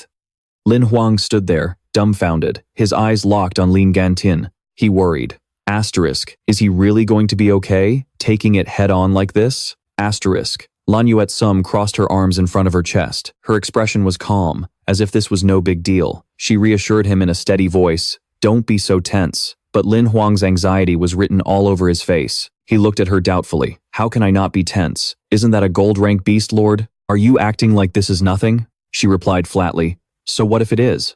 Just then, the crimson gold armored dragon charged forward with insane ferocity. Its mouth gaped open, its roar shaking the very air. Lin Gantin calmly stood his ground, waiting for the beast to close in without a hint of fear. Lan Yuet Sum said in a low voice, that's just how Lin Gantin is. He smirked calmly and said, I've been waiting for you. Just as the beast opened its maw full of razor-sharp teeth, ready to swallow him whole, Lin Gantin's figure suddenly vanished. He left behind only a trail of pinkish light. The crimson gold armored dragon snapped its jaws shut and looked up. High in the air, Lin Gantin had reappeared. Lam Hoang broke out in a cold sweat and gasped, instant transmission. Lin Gantin's face was resolute, his eyes glowing purple and crackling with small bolts of lightning. He plummeted downwards, swinging his blade with immense force, and slashed straight into the beast. The crimson gold armored dragon roared in agony. Lam Hoang was stunned by the blindingly fast swordplay, thinking in awe, asterisk, that was too fast. I couldn't even see it properly. Asterisk. The crimson gold armored dragon collapsed, the impact shaking the ground as blood gushed from its massive wound. Thick smoke and dust billowed around its enormous body. A shadowy figure landed gracefully. It was Lin Gantin. Looking both powerful and smug, he flashed a self-satisfied smirk. He swaggered past Lam Hoang, his confident posture radiating arrogance. Turning to him, he jeered, did your legs turn to jelly? Don't be scared. Let's keep moving. Lam Hoang gritted his teeth and scowled, a wave of annoyance rising within him. Asterisk. It doesn't matter how strong he is. It doesn't change the fact that he's a complete jerk. Asterisk. The group hurried onward, leaving him behind all alone. He looked at the smoking body of the crimson gold armored dragon, feeling a pang of regret. It's a shame I don't have a dragon slaying skill. Suddenly, a bold idea flashed in his mind. Asterisk. Wait. Could I use its fragments to create a dragon card? Asterisk. Just then, the system pinged with an alert, a screen flashing to life. Mutated blood dragon detected in near-death state. Conditions met. Beast soul fusion. Initiate fusion to create a new mutated blood dragon monster card. Lin Hoang froze, his eyes widening in complete shock. The screen updated. Do you wish to fuse the beast soul to create a new mutated blood dragon? A huge grin spread across his face. His eyes shone brighter than the stars. Asterisk. Something this good can actually happen? Asterisk. He waved to the group up ahead. Hey, you guys go on without me. I'm bursting. I gotta go take a leak. Lin Gantin slung his arm around Lan Yuetsum's shoulder and laughed. It's fine. Let's just go on ahead. Lan Yuetsum hesitated for a moment. But it's dangerous here. Lin Gantin's two henchmen crossed their arms, their faces plastered with disdain. The one with glasses spoke up, his voice dripping with sarcasm. Yeah, right. He's obviously just waiting for the armored dragon to die, so he can harvest the corpse for some quick cash. For a poor little brat like him, that's a fortune. The blonde young man added in a warning tone. If the smell of blood attracts other monsters, he'll have to face the consequences himself. But Lin Hoang couldn't care less. He walked alone toward the crimson gold armored dragon. The once ferocious beast was now breathing its last, its blood staining a huge patch of ground red. He cautiously turned to ask his golden finger, Xiao He, how do I initiate the fusion? Xiao He flew to his side, its eyes fixed on the dying beast, its voice a little urgent. Touch it with your hand and create a link with the immortal black snake's soul inside you. Lin Hoang reached out and touched the crimson gold armored dragon's rough hide. Instantly, his hand flared with brilliant red sparks. He hesitated for a second. Is this right? Before he could be sure, a blinding light erupted. The soul of the immortal black snake enveloped him, and its terrifying power made him momentarily dizzy. He gritted his teeth, clenching his jaw as his eyes glowed a fiery red. I can feel it. The soul of the immortal black snake is awakening. From the monster's wounds, a golden spiritual energy began to pour out. It transformed into countless sparkling fragments that floated in the air. One after another, they began to connect. They merged and shot straight into Lin Hoang's body. He spread his arms wide, welcoming the intense surge of power. A piercing scream echoed as the spiritual energy drilled into the center of his forehead. His entire body erupted in a brilliant golden flame, so fierce it seemed to incinerate the very air around him. Xiao He spoke up. The undead black serpent has the blood of the dragon tribe, making it a perfect match for the crimson gold divine dragon's beast soul. Shuela had given him a massive stroke of luck. Before him, a dazzling blue card materialized, hovering in the palm of his hand. Lin Hoang pressed a hand to his forehead, unable to believe what he'd gotten. He shouted in excitement, an epic rank beast. It's really an epic rank beast card. The card displayed the image of a blood dragon, and the text on it made him impossibly excited. Rarity. Epic. Monster type. Dragonkin. Blood dragon species. Initial combat level. Black iron. Rank 3. Skills. Black dragon flame. Beginner. Dragon's might. And rapid regeneration. Beginner. Elemental immunity. Beginner. Absolute defense. Summoning authority has been activated. Note: when the monster ascends to the transcendent level, it will automatically evolve into its adult form. The undead black dragon. Card evaluation. Worth nurturing. An undying dragon hatchling. This is awesome, he cheered, his eyes shining brightly. He rested his chin on his hand, staring intently at the card, when a question suddenly popped into his head. Xiao He, what does primary bloodline dragon mean? Xiao He peered at the card and explained everything in detail. It's classified based on the concentration of dragon blood in its body. A low concentration is called a sub-dragon species. A higher concentration is considered a true bloodline dragon. It paused for a moment before adding, bloodline dragons are extremely powerful monsters. Based on their blood concentration, they're divided into primary, intermediate, advanced, and pure blood. As for card rarities, you have epic, legendary, mythical, and super god. Lin Hoang's eyes lit up at the news, and he exclaimed in surprise, "There's even a super god rarity?" He looked down at the card in his hand, his eyes sparkling with interest. He remembered what Shui Lei had told him. A powerful beast soul is worth nurturing. And boy, was he right. Xiao He crossed its arms and let out a long, sleepy yawn. So, you want to extract a skill or not? If not, I'm going back to sleep. How could Lin Hoang possibly pass up this opportunity? He rushed after it, his voice filled with excitement. Yes, I want to do it right now. He held up his hands, and the blue card floated in midair as he prayed silently. He whispered, I want to draw rapid regeneration. The system immediately announced, random skill selection complete. Congratulations, you have received the skill. Absolute defense. Lin Hoang slumped over, utterly crushed. Xiaohei offered no comfort, instead flashing a mocking smile. Once a jinx, always a jinx. Did you really think you could escape your bad luck? The system screen popped up, displaying the details of the newly acquired skill. Skill: Absolute Defense, Beginner. Skill type: Passive. Resists most physical attacks. Automatically immune to 50% of an attack's effects. Lam Hoang felt a small sense of relief, a flicker of hope returning to his face. Hey, that's not bad. It actually fits perfectly with my close combat build. As he and Xiaohei walked deeper into the forest, Xiaohei broke the silence. Its voice was hesitant. Boo woot. The undying dragon hatchling can only be summoned once you're at the black iron level. Otherwise, it could have boosted your chances of hunting down that green-armored demoness. Lam Hoang's spirits sank again. All right, stop talking, he said glumly. Just let me be happy for a little longer. The night sky was adorned with purple clouds, and a crescent moon cast a mysterious glow. The towering green trees brought a sense of peace. Suddenly, Lam Hoang's voice echoed through the night. Miss Lang, everyone, I'm back. He hurried to walk beside Lang Yuexin. She gently reminded him in a well-meaning tone. Don't leave the team again. It's very dangerous out here. Lam Hoang grinned from ear to ear, his heart warmed by her concern. Thanks for looking out for me, Captain. Lam Hoang and Lang Yuexin strode forward, leaving the other three fuming behind them.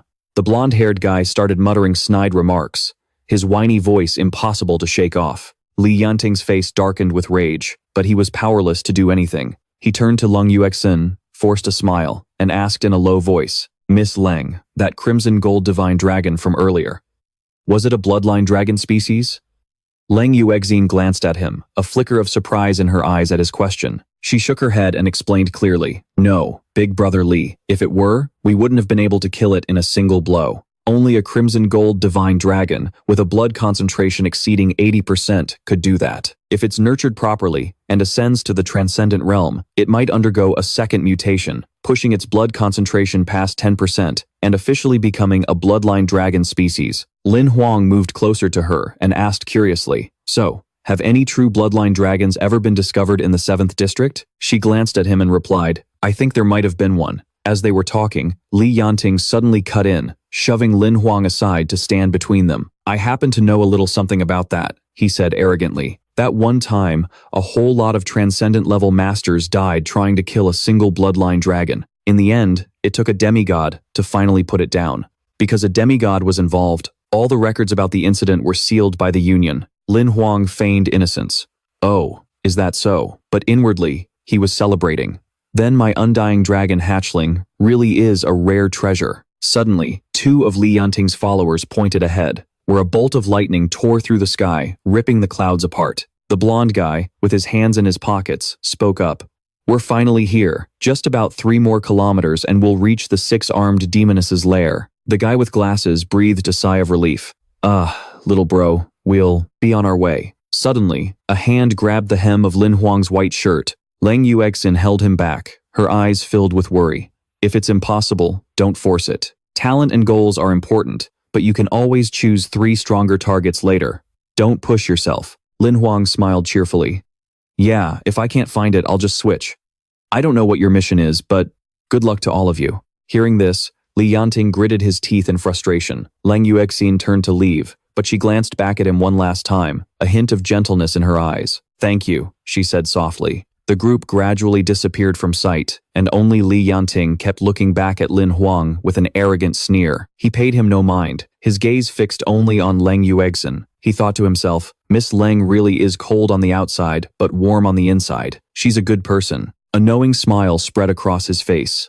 Just then, Bai appeared, a brilliant golden light radiating from his back. His cold eyes glinted with determination. Lam Hoang's expression turned serious, his voice low. We're going to hunt the 6-armed demoness. An eerie, mysterious atmosphere enveloped the forest. Heavy, gray clouds blanketed the sky, and brilliant flashes of lightning tore through the air, followed by resounding thunder. The gaunt trees, with their withered branches and leaves, stood defiantly against the power of the lightning strikes. The air was thick with a sinister energy that sent a chill down your spine. The 6-armed demoness appeared, its slender figure marked by 6 crackling, bony arms. It wore a vibrant red dress that stood out in the dark night. With haunting crimson eyes, it glided through the forest, draining the spiritual energy from everything around it. Just as the rumors said, this undead creature is terrifying. Lin Hoang and Bai hid behind a rock outcropping, their sharp eyes observing the monster. He frowned and whispered to Bai, "The six-armed demoness's combat power is strongest at night. We'll wait until dawn to make our move." Before them, two of the demonesses were hovering,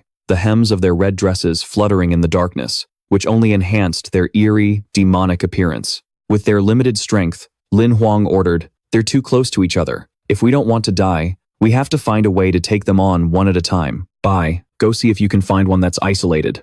The two of them quickly slipped into the desolate forest. Here, the spiritual energy had been completely drained by the demonesses, leaving only barren earth and withered trees, with nowhere to hide. A notification appeared on the system screen. To obtain the black iron, you must kill at least 2 six-armed demonesses. Lin Hoang frowned and clicked his tongue. "Shh, this is going to be a real pain." Suddenly, Bai grabbed his shoulder, startling him. Seeing the serious look on his face, Lin Hoang quickly followed Bai's gaze. His eyes widened in utter astonishment. A six-armed demoness wearing a purple dress had appeared, surrounded by swirling blue flames. He exclaimed, "A purple dress. It's a mutated monster." Beads of sweat formed on his forehead, but a determined fire lit up in Lin Hoang's eyes. Fighting two at once will be tough, but this is a great opportunity. He gave the signal, and Bai immediately charged forward. Lin Hoang commanded in a decisive tone, "Go.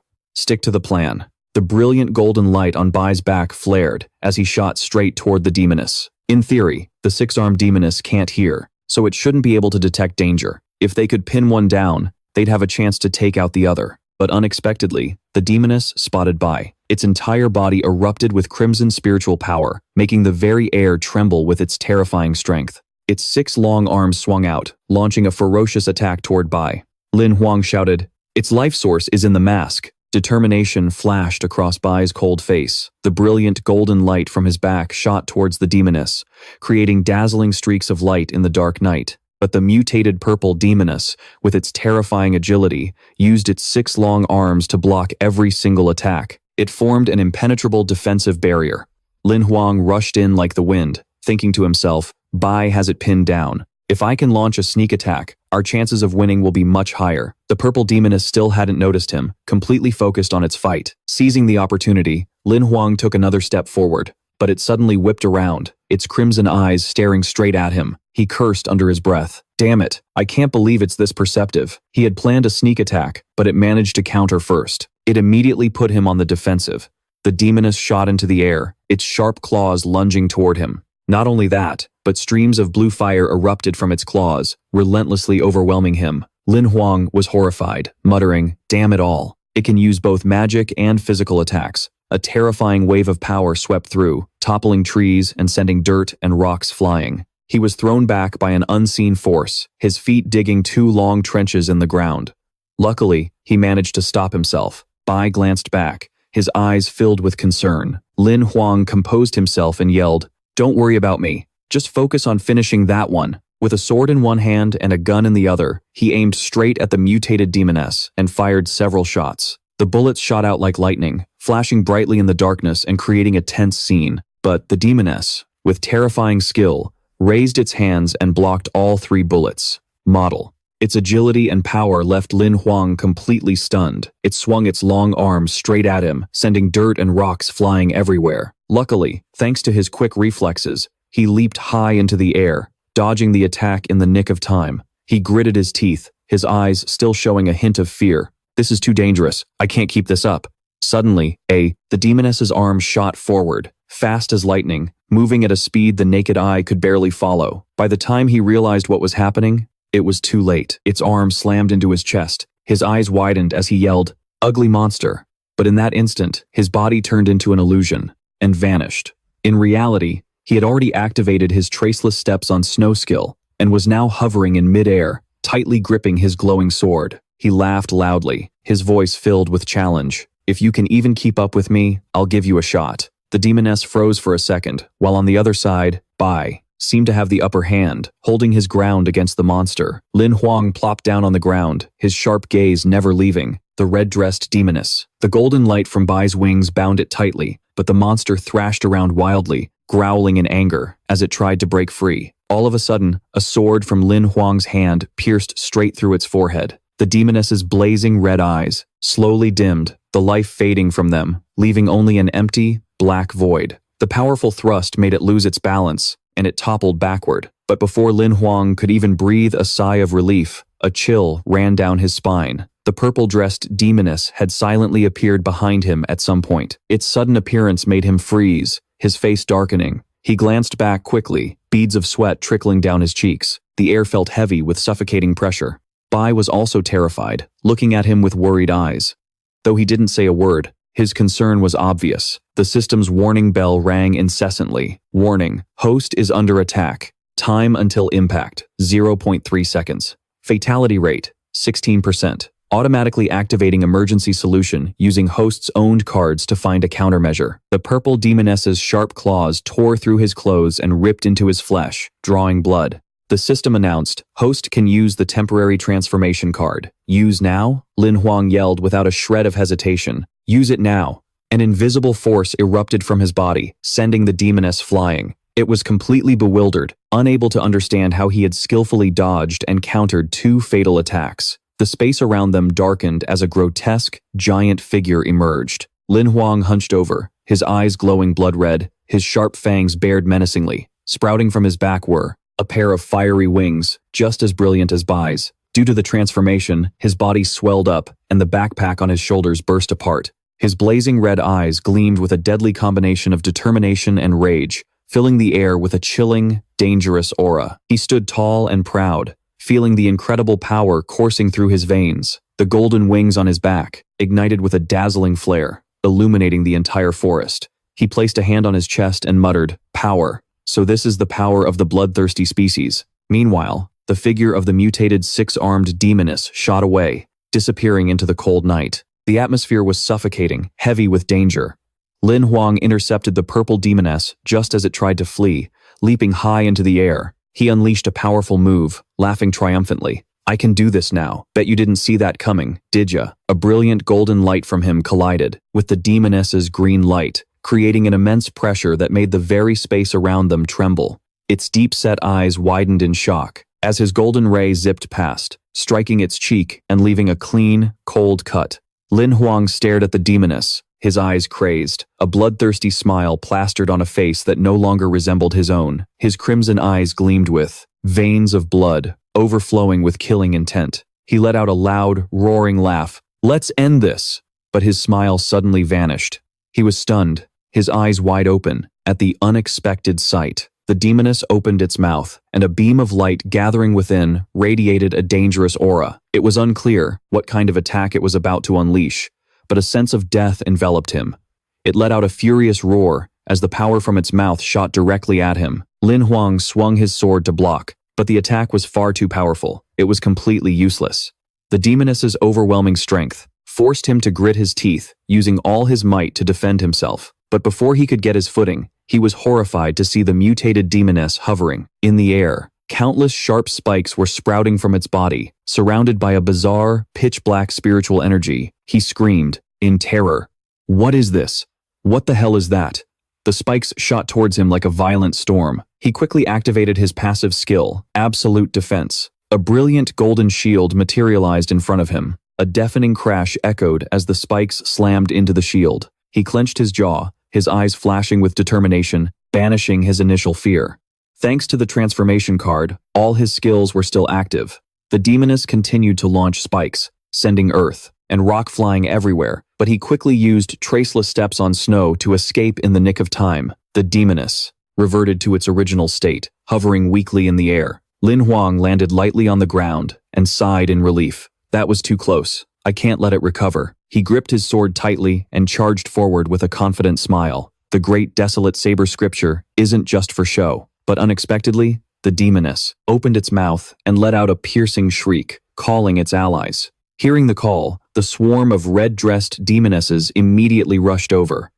One of the red-dressed demonesses whipped around, pinpointed the sound's direction, and sped off to rescue the mutated one. But the moment it saw Lam Hoang, it lunged to attack. But before it could even get close, its eyes widened in sheer shock. Bai appeared out of nowhere, his radiant golden wings wrapping around the creature, immobilizing it. But one of the demoness's arms broke free, piercing straight through Bai's own arm as blood sprayed into the air. Lin Huang screamed in horror. Bai.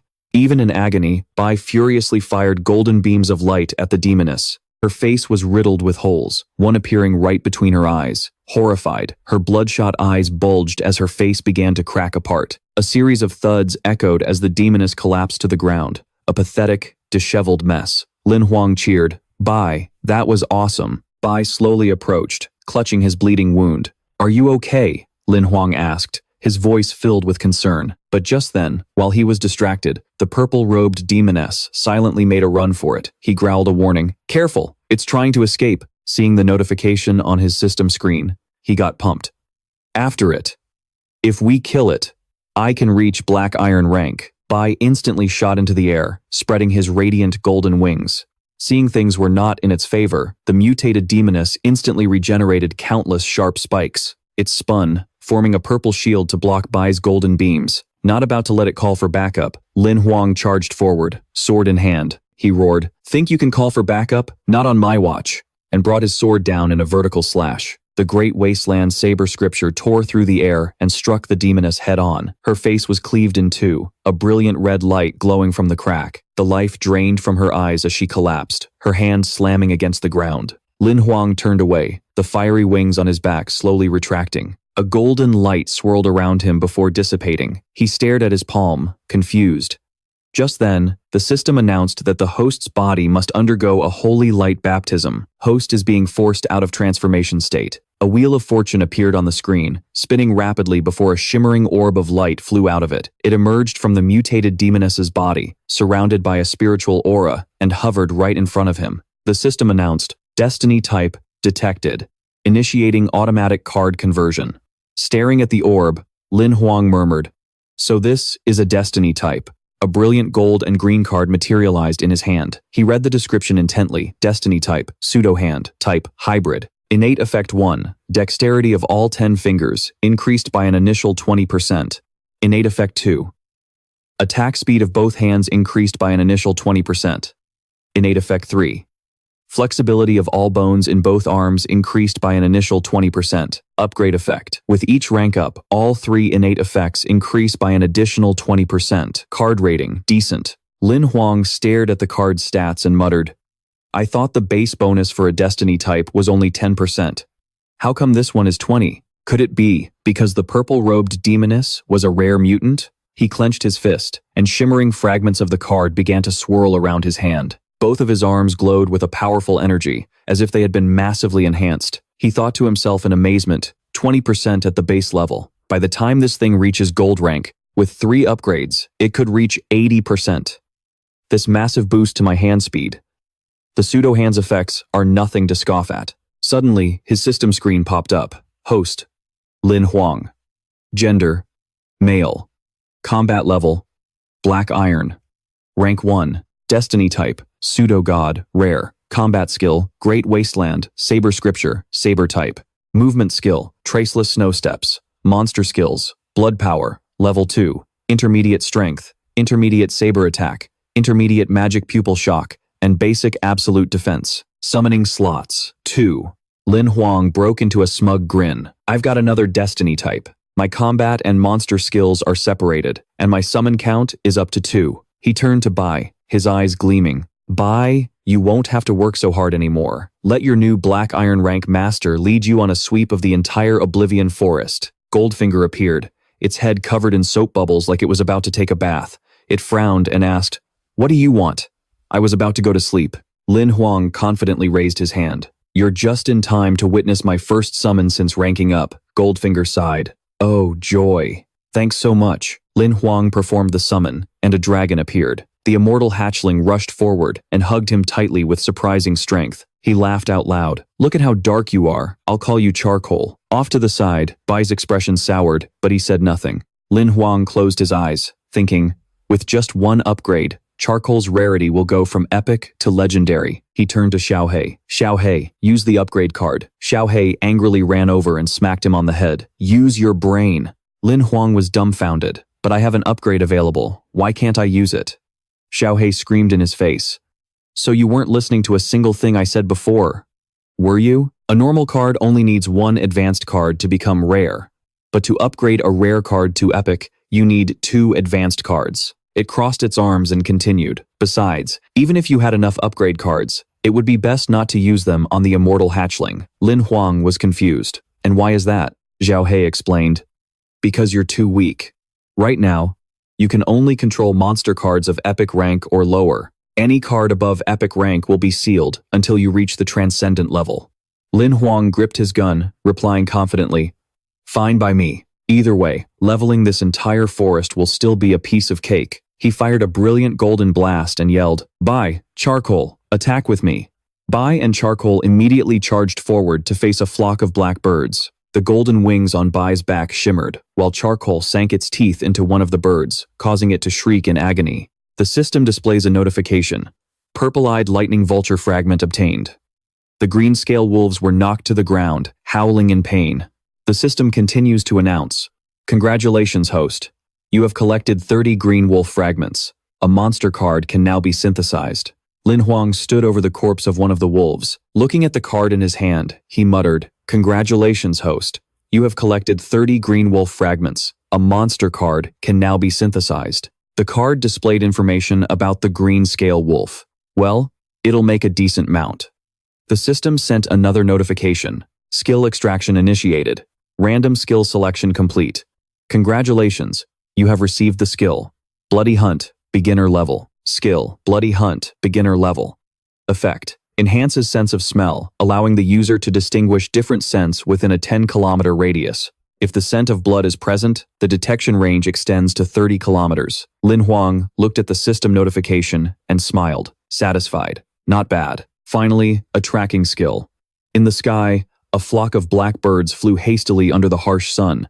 He shouted, "You guys, keep hunting." That evening, by a crackling fire, 2 fragrant bird legs were roasting to perfection. Lam Hoang sat beside it. Heitan lay behind him while Goldfinger stood watching. He grinned cheerfully. "Smells amazing. Come on, get over here," Goldfinger asked. "You've severed the operational sync again. What exactly are you trying to do?" Lam Hoang replied while gnawing on a drumstick.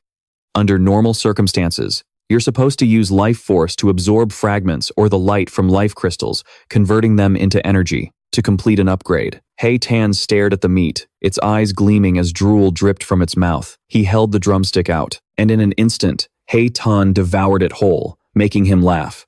He continued speaking to Goldfinger. "A conversion rate of over 70% is already considered top tier, but I just skipped that whole process. As long as Bai and Heitan kill monsters, they automatically absorb the life light, instantly convert it into life energy, and then synchronize it with my own life operation." His eyes blazed with determination. "When I get back, I still have to travel with Li Yanting. I'll suppress my combat level down to Iron Rank, level 1, to keep them from noticing anything unusual." Goldfinger nodded, its voice low. "I didn't think you had it in you. You're actually using your brain." The system displayed Lam Hoang's information, listing the monster skills he possessed. He grinned while chewing on the meat, smugly. Besides, the accumulation over the past few days, plus the level-ups, is more than enough to handle the current situation. Goldfinger sighed. Its voice was laced with exasperation. "My apologies. Complimenting you was my mistake." Lam Hoang licked his lips, holding the fragrant drumstick, his eyes shining. This trip was definitely worth it. "Xiao He, give me a status report on my loot." Xiao He replied instantly. "Currently, you have 25 function cards, 3 advancement cards, 5 temporary transformation cards, 3 mission cards, 3 treasury cards, 2 destiny cards, 3 item cards, 1 authority card, 2 flawless cards, 3 healing cards, and 9 monster cards. They are as follows." It suddenly stopped. Its voice turned serious. "Wait, a special mission has just been updated," the system announced in a cold, robotic voice. "Warning, a sudden event has occurred. Mission parameters have been altered. New mission, venture deep into the Oblivion Forest to find the missing Long Yuetong and bring her back to Serenity City. Time limit, 20 days. Reward, 1 advancement card. Failure penalty, random loss of 2 monster cards." Lam Hoang shouted in alarm. "What? Lang Yuetong is missing?" He crossed his arms, his face tense, and immediately refused. "I refuse. I know my own limits. There's no way I can survive deep inside the Oblivion Forest." Goldfinger snapped angrily. "You can't refuse. You can only forfeit. but forfeiting means failure, and you'll be punished immediately. Lin Hoang clamped his hands over his ears, shaking his head. I'm not listening. I'm not listening, Goldfinger sneered, its voice dripping with sarcasm. So, you're willing to risk losing your mythical beast cards? He couldn't take it anymore. He grabbed Xiaohei by the head, his eyes burning with rage, as if they were both standing on hot coals. He held the leash and growled, You know, that condescending attitude of yours. The more I see it, the more I like it.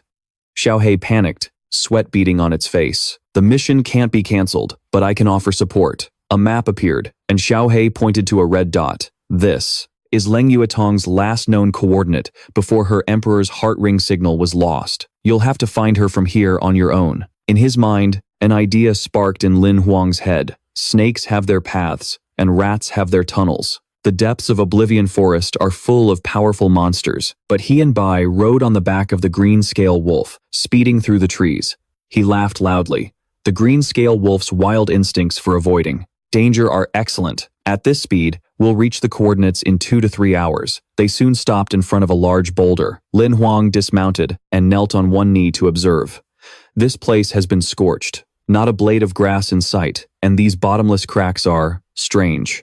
Lin Hoang glanced over at the boulder and muttered, A rock like this, appearing in the middle of the forest. It's definitely not ordinary, but I still don't see any trace of Leng Yuetong and the others. He closed his eyes and took a deep breath. The only option left is to use my tracking skill. When he opened his eyes, his pupils constricted, a faint light glowing within them. He leaned down to the ground and sniffed, causing Bai to turn and give him a confused look. This scent, there's no mistaking it. It's Leng Yuetong's. He confidently led Bai to a babbling brook. The evening sun cast its glow across the water, creating a serene, picturesque scene. He pondered, this waterfall isn't very big, and there are no caves behind it. So where could Leng Yuetong and her team be? An idea suddenly struck him, and a bright smile spread across his face. The new monster card I just synthesized. That's enough. He crushed something in his hand, and it exploded into a green light that filled the space. Come forth, Phantom Devil. A devil appeared, its body identical to his own. He yelled, Phantom Devil, get in the water and see if there are any hidden entrances. He watched intently. Staring at the lake's surface, he muttered, If they dive underwater, it's easy to suffocate. The only way out is through a current. Bai stood beside him, observing in silence. Half an hour passed with no movement from the water. Lin Hoang roared in frustration. What's going on? Did the ghost shadow drown or something? Zombies don't need to breathe. Was it killed by a monster? No, the system didn't notify me. He turned to Bai, whose helpless look only made him more confused. Why isn't it back yet? Suddenly, a head broke the surface of the water. Lin Hoang cheered. There it is. He quickly asked, How was it? Is there a passage down there? Sitting on the bank, he analyzed the situation. Leng Yuexin must have brought diving gear, but I don't have any. Based on how long the ghost shadow was under, the entrance must be really deep. An idea sparked in his mind, and he laughed out loud. I've got it. He and the ghost shadow swam down, and thanks to the transformation card, he could dive deep with ease. In front of a cave, he exclaimed, There really is a cave entrance. He shouted, Watch me go. And the two of them squeezed into the cave. Lin Hoang mumbled, I don't feel any resistance. No need to breathe. No heartbeat. This undead body is really something else. They surfaced to find a large opening in the underwater tunnel, so this is where it leads. Stepping inside, he whispered, The zombie species is well concealed. I can maintain this state to explore. Looking around, he wondered what Leng Yuexin came here to find. Suddenly, he spotted a man lying on the ground, surrounded by a pool of blood. He yelled, Who's there? Come closer. He realized it was one of Li Yanting's subordinates. The man's face was a mask of sheer terror from before he died. Lin Hoang knelt down, carefully examining the wounds on the subordinate's body. The man's face was turned towards the lake, as if he had been trying to flee before his death. A strange wound was visible on the body. He thought to himself, Asterisk. This wound looks like a burn, but also like a stab wound. How bizarre. Asterisk. Without hesitation, he moved forward, telling himself, the system hasn't reported a mission failure, so Leng Yuexin must still be alive. But this place is extremely dangerous. I have to be careful. Walking into another area, he was stunned by the sight before him. Holy hell, a purple monster, Its body covered in tentacles, and its head riddled with eyes, appeared. Its aura sent a shiver of fear down his spine. A transcendent monster. He quickly ducked into a hidden corner, staying out of its line of sight. Scratching his head, he mumbled, "Are transcendent monsters a dime a dozen around here, or what?" Abruptly, he noticed a fresh pool of blood on the cliff face. He frowned. The blood is still fresh. Lang Yuexin and her team were here, but they probably left after taking some casualties. He closed his eyes, his thoughts a tangled mess. This cave is a winding labyrinth, with complex paths. I need to pinpoint their exact location. I can't just wander around blindly. The system interface appeared, activating the blood hunt skill. Suddenly, the purple monster sensed something unusual and charged in his direction. He tensed up, his heart pounding. Asterisk. Shit, I've been spotted. Asterisk. Luckily, it didn't realize where he was hiding. He let out a sigh of relief. Beads of sweat on his forehead. That was too close. If I weren't in my ghost shadow state, I'd have been crushed. He quickly slipped past the monster and fled the dangerous area, thinking, asterisk. If I startled a transcendent monster, I wouldn't even be enough for a snack. Asterisk. Running past a blood-stained rock, he realized someone had been injured. Blood hunt will be more accurate now. He followed the trail and finally found Lang Yuexin and Li Yanting. He crept up behind them. Lang Yuexin's voice was laced with worry as she supported Li Yanting. "Big brother Li, I'll get you out of here." Li Yanting's breath was weak. "It's too late. The Lanfu's tentacles are poisonous. I don't have much time left." Lin Hoang thought to himself. Asterisk. It'd be hard to explain my presence if I show up now. I'll just watch for a bit. Asterisk. Lang Yuexin asked anxiously. "There's no antidote. What can I do to save you?" Li Yanting said with his dying breath. "There is one way. A blood exchange." She was shocked. A blood exchange? He explained. "You have to let me bleed out while transfusing some of your blood into me. The toxins will be partially neutralized, just enough for me to get back to Wuyu City." Although hesitant, Lang Yuexin trusted Li Yanting. She took a sharp object and slit her wrist. Red blood gushed out, flowing into his body as their hands touched. She whispered, her voice firm, "Hang on a little longer. I will save you." Lin Hoang, hidden in the shadows, watched the scene unfold, thinking, asterisk, this kind of blood exchange is really strange. Asterisk, how could the poison of a transcendent monster be neutralized so easily, unless he was planning to trade her life for his? Lang Yuexin's strength was fading fast. She stammered, "Li, big brother Li, I have to stop the spell." Li Yanting replied with a weary look. But behind that facade, a sinister smile flashed across his face as he suddenly grabbed the dagger. Lin Hoang's blood boiled, his eyes blazing with fury.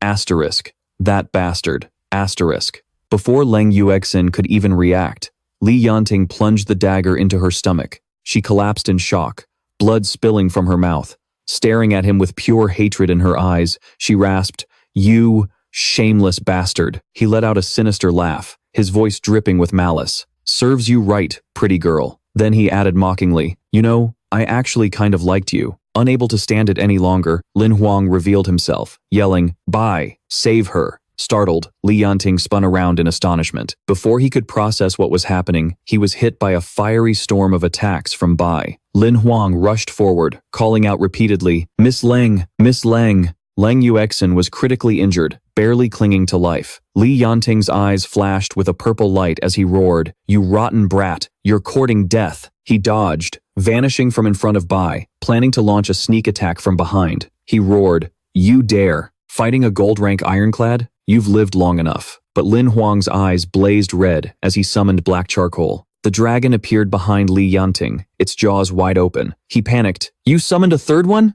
Black charcoal breathed fire, but Li Yanting dodged just in time. He stared in astonishment at Lin Hoang, holding a gun. You've leveled up?" Lin Hoang smirked. "And you're heavily injured, not even at half your usual strength," he roared. "Bai, black charcoal, kill him." Bai unleashed brilliant golden rays, binding Li Yanting tightly. Black charcoal blasted a torrent of flames right at him. Lin Hoang raised his gun, aimed through the scope, and fired a shot straight into his shoulder.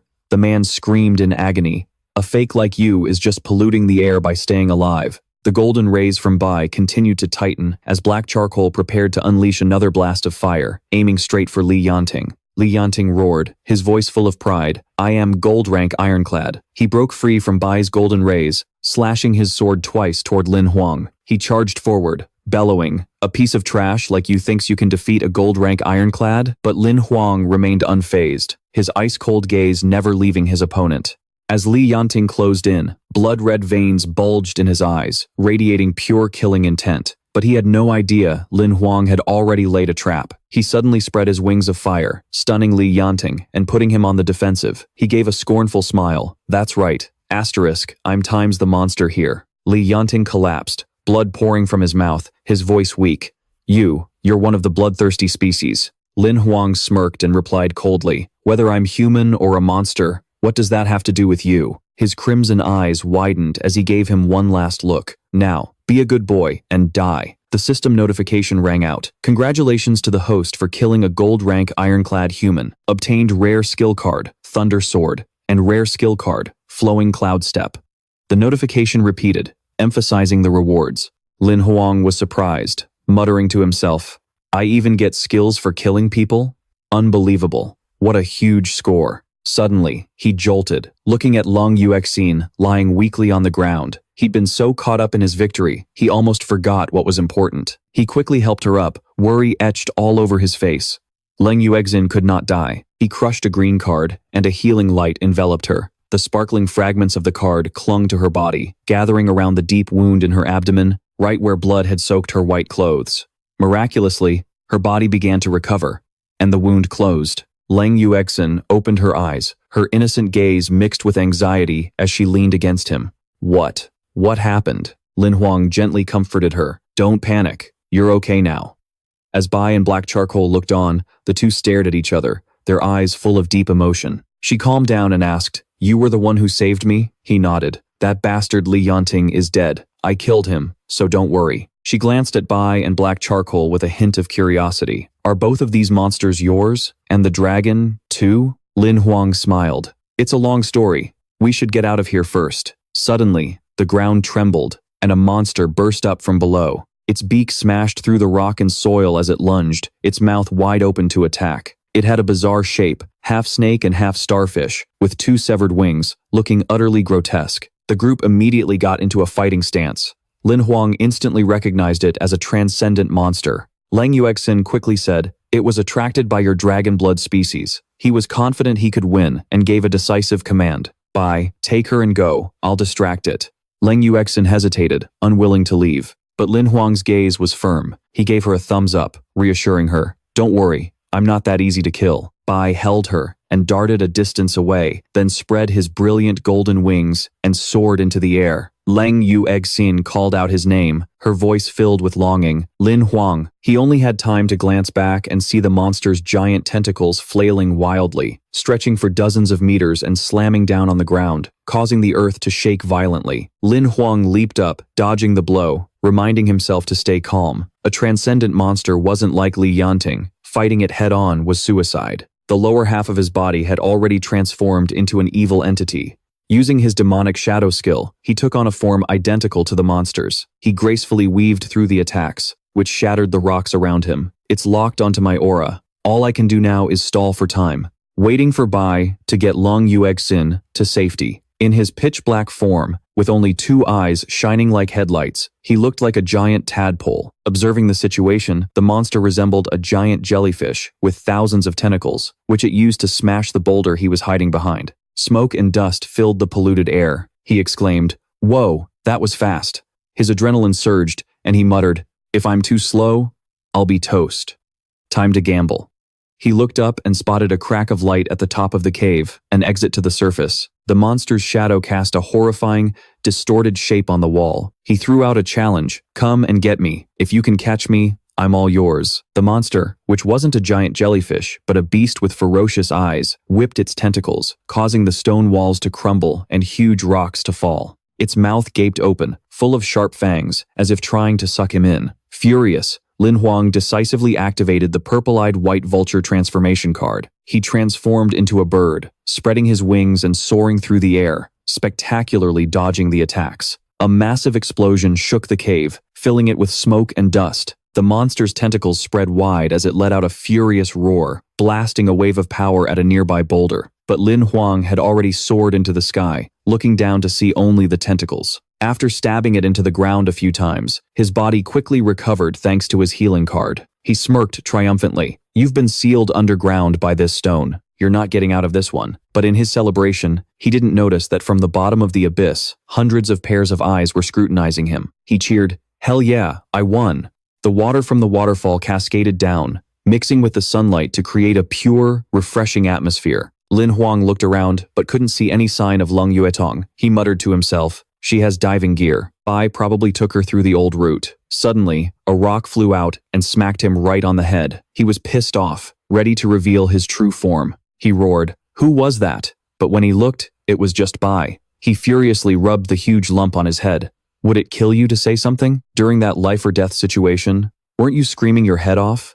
Hiding behind a rock to ambush me? And now you're playing the cool guy?" Bai stood behind him, giving him a helpless look. But suddenly, Lin Hoang jumped in shock when he saw Leng Yuetong. Her face flushed red, looking so angry she seemed about to explode. She screamed, shattering the forest's tranquility. The noise was deafening, and finally, the inevitable happened. A sharp slap landed squarely on his face.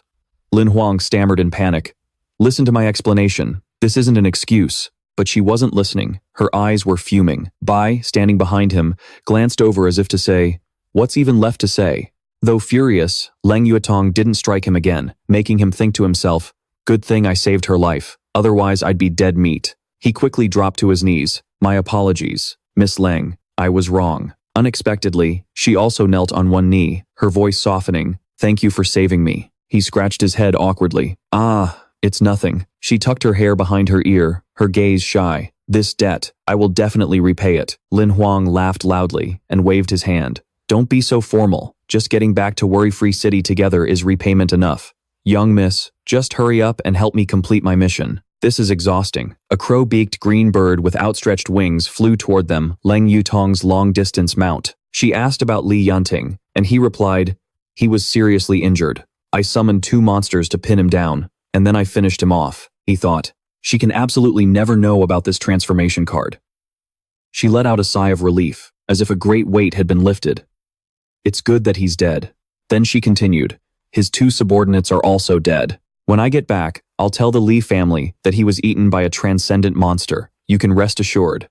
The bird soared into the sky. It shot through the canopy, racing on the wind. Sitting behind her, Lin Hoang wondered. He tried to murder her, and she's already calculated the fallout. She said seriously, "This matter isn't easy to handle. Both the Li and Leng families are from noble bloodlines. Without evidence, saying too much will only cause more trouble. If this blows up, it will implicate me," he thought to himself. So this girl actually has a conscience. To change the subject, he asked why she went looking for a transcendent monster. Leng Yuetong looked at him, her eyes filled with determination, mixed with a hint of helplessness. "I wasn't on a fool's errand. The nether orchid spirit is an immortal species from the abyss. It was sealed in the Forest of Oblivion by a transcendent ancestor of the Leng clan. 100 years ago, the purpose was for a future generation to subdue it, ignite their life flame, and ascend to the transcendent level." She sighed, a look of unwillingness on her face. "I was planning to kill it to complete my advancement, but I discovered it had already mutated twice. Although its combat abilities didn't increase,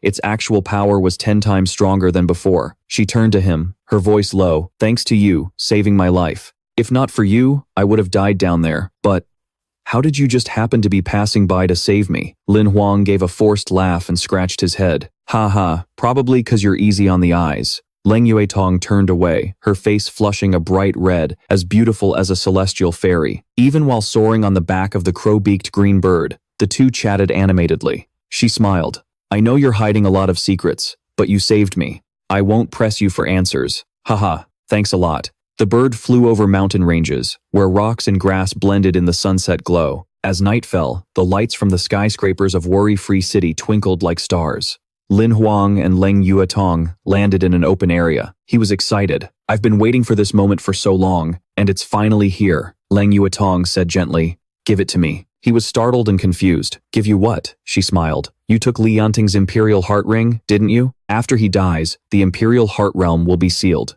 You won't be able to open it."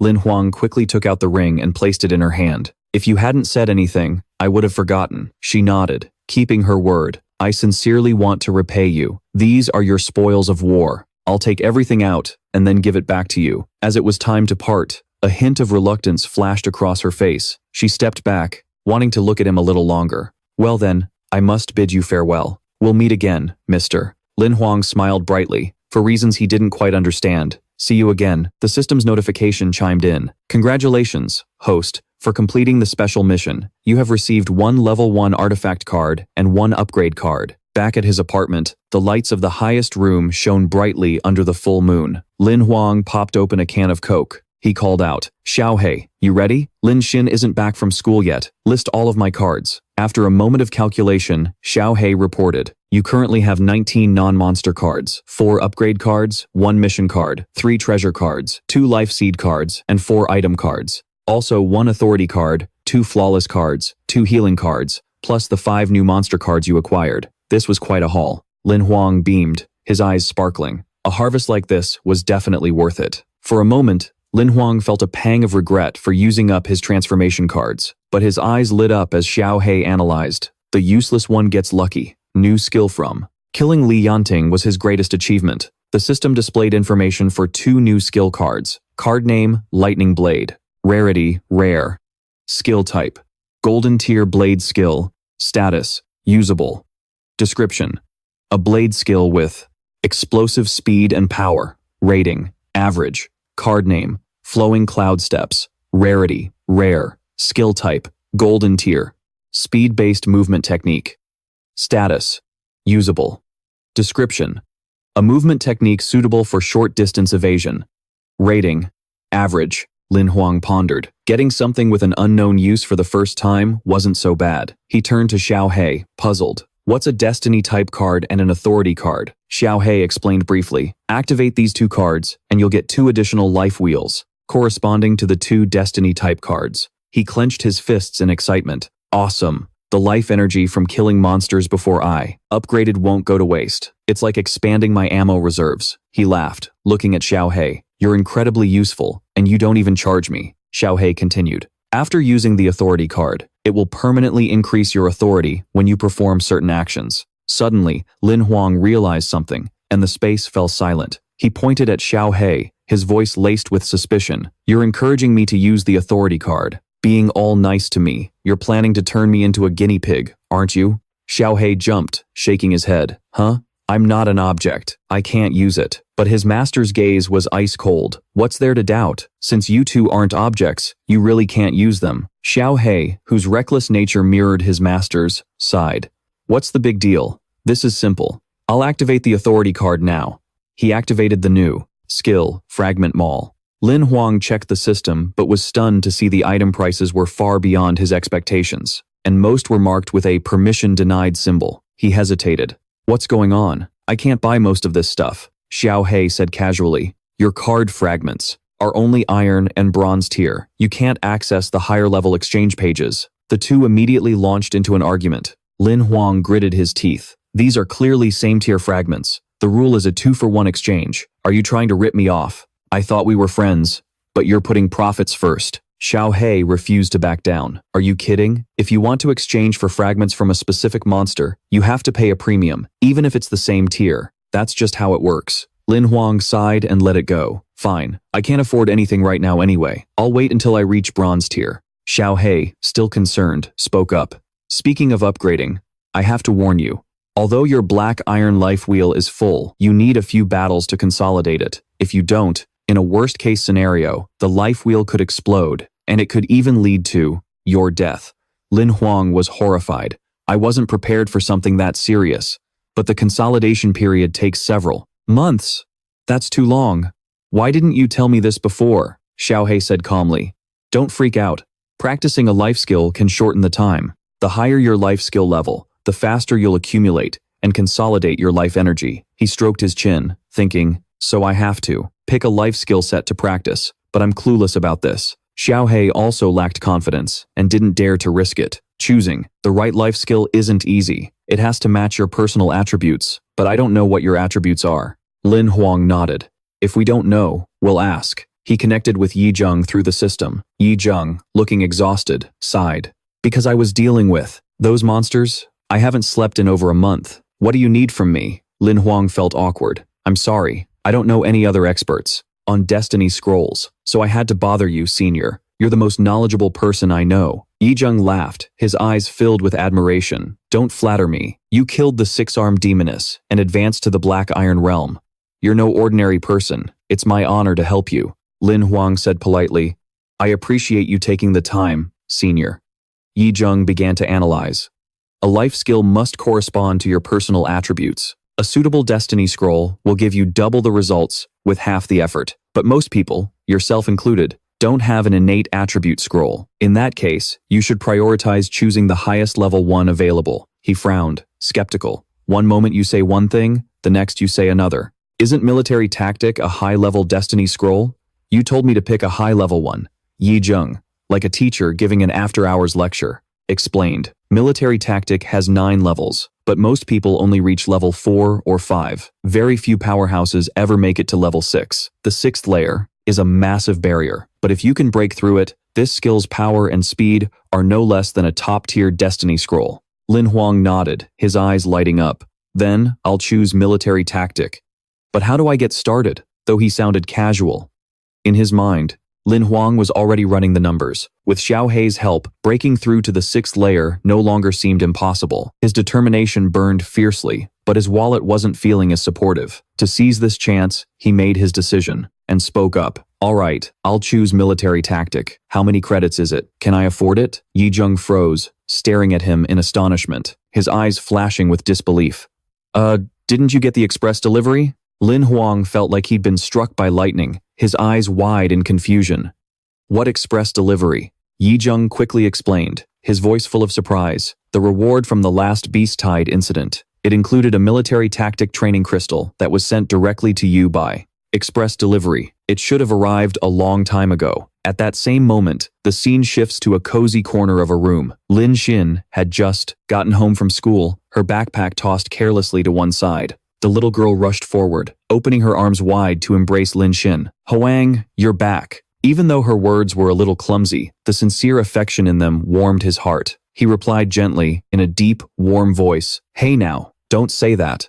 Lin Xin looked up, her shimmering eyes brimming with tears of worry. I hadn't heard from you in so long. I was starting to think you died in a ditch somewhere. Looking at his little sister, his heart completely melted. He affectionately patted her on the head and reassured her, I won't let you worry like that again. Don't worry. For your sake, I'll make sure nothing bad happens to me. In his heart, he vowed, You're the only family I have left in this world.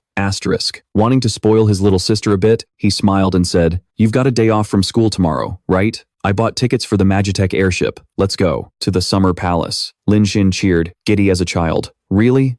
You're the best big brother ever, she excitedly bolted up the stairs, her voice ringing out. I've got to go pack. I have to bring my prettiest dress. Lin Hoang stood at the bottom, laughing as he called after her. You do that. Then, remembering something, he asked, Hey, did any packages arrive while I was gone? Lin Xin dutifully turned back and replied, 2 of them. Wait there. I'll bring them to your room. Just a moment later, 2 packages, one large and one small, were sitting in front of Lin Hoang. He wondered to himself, where did these come from? Besides the reward from the Hunter Association, there's another package, He carefully sat down, opened it, and discovered a note.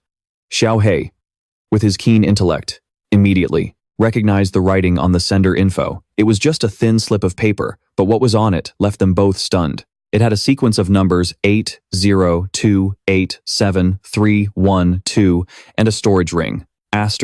This has to be the passcode to unlock it. Lin Hoang's heart soared, and a blush crept onto his face. He delicately picked up the ring and noticed a faint, familiar fragrance. It was from Leng Yuexin. After a quick check with the system, he confirmed its function. The ring had a storage space of up to 100,000 square meters. To expand the Emperor's heart ring to this level would cost at least 100 million credits. Xiao Hei, cautious as always, began inspecting every last detail. The space is huge, but the stuff inside isn't all that impressive, he mumbled, sounding a little disappointed. There are only a few thousand units of life essence and a few hundred gold-tier equipment rings. That's all. But then, something made them both freeze. Their eyes going wide and their jaws dropping as if they'd just witnessed a miracle. Staring at the inventory screen, Xiao Hei suddenly shouted, his voice filled with excitement. Wait a minute, this is Li Yanting's battle saber. Lin Hoang was floored. His heart began to pound. This asterisk is a seriously good piece of gear. Xiao He continued, his voice buzzing with excitement. The other two items are treasures too. Even though you can't use them yet, they're absolutely priceless. Lin Hoang felt a rush of euphoria, like he'd just hit the jackpot. His goals of fame and fortune, which had always felt so far away, suddenly seemed right within his grasp. Then, he found a memory card that stored credit points. Let's see just how big Li Yanting's balance was, he mumbled, quickly swiping through the system interface. Xiao He, standing beside him, couldn't help but chime in teasingly. Could you at least try to keep your composure like a protagonist? Calm down. Don't act like you've never seen a bit of money before. It's embarrassing. The system interface lit up and a notification rang out. Your personal account has been upgraded to VIP status. Your available credit balance is. At the critical moment, both of them froze, staring in disbelief for a full 5 seconds. The number on the screen made Lin Hoang's head spin. 381,550,000 credits. I can't believe that bastard was so loaded, he gasped, his heart pounding. Xiao He's nose was flushed red with excitement as he laughed, hysterically. Oh, stop pretending you're not loving this. Of course, it's all spoils of war. Leng Yuexin must have been out of her mind to give all this stuff to. But a flicker of unease crossed Lin Hoang's mind. He thought to himself, it seems the power these nobles wield is far more terrifying than I. Ever imagined. He quickly packed away the container, feeling a burning sense of urgency. Now that we have enough credits, and we still have those 4 advancement cards, can we finally level up Bai and Tyrant? Xiao He nodded instantly, his voice brimming with excitement. Yes, but 2 advancements are equivalent to 1 life form metamorphosis. They'll evolve into entirely different species, releasing a massive amount of life energy. This process is risky. It could attract the attention of the Imperial Dynasty. He paused for a moment, then added a word of caution. To be safe, we have to consider that the unusual energy fluctuations will attract the attention of the Supervisory Bureau, of the Transcendent Government, and the nearby Alliance. Because of that, we can't do the advancement inside a stronghold, or even anywhere near one, and the wilderness, with all its transcendent monsters, isn't safe either. Lin Hoang held the token in his hand, his gaze sweeping over it as he felt the power it radiated. Looks like we'll have to wait. Then, what's this? He wondered aloud, his voice filled with curiosity. Xiao He quickly explained. It's a bronze hunter's medallion. This proves you've been promoted to the bronze tier, which means you're an official, registered hunter now, not just a reserve member anymore. He then pointed to the stone in Hoang's hand and added, that stone in your palm is probably what Yi Zheng was talking about, the cultivation crystal for the art of punishment. Xiao He considered, for a moment, then said hesitantly, try and see if you can activate it. Suddenly, the stone in Lin Hoang's hand erupted with light, glowing as bright as a raging inferno. He flinched back, shouting, whoa, what the hell? It just went off on its own? It suddenly flared with light, startling them. Both of them stared, wide-eyed, as an old man appeared before them. His hair was snow-white, and he wore ancient robes, standing tall in front of Lin Hoang. He didn't say a word, simply opening his eyes and staring intently in one direction. The air suddenly fell into a strange silence. Before Lin Hoang could even think of how to react, the old man suddenly began performing a series of moves. His movements were as fluid as flowing water and drifting clouds, as if he didn't even see him standing there. The image seemed to be nothing more than a memory stored within the stone. Lin Hoang backed away, his heart pounding, his back hitting the wall. But the shock hadn't faded. The old man, despite being just a simulation, persistently practiced the moves of the warlord's decree. Whoa, Lin Hoang exclaimed,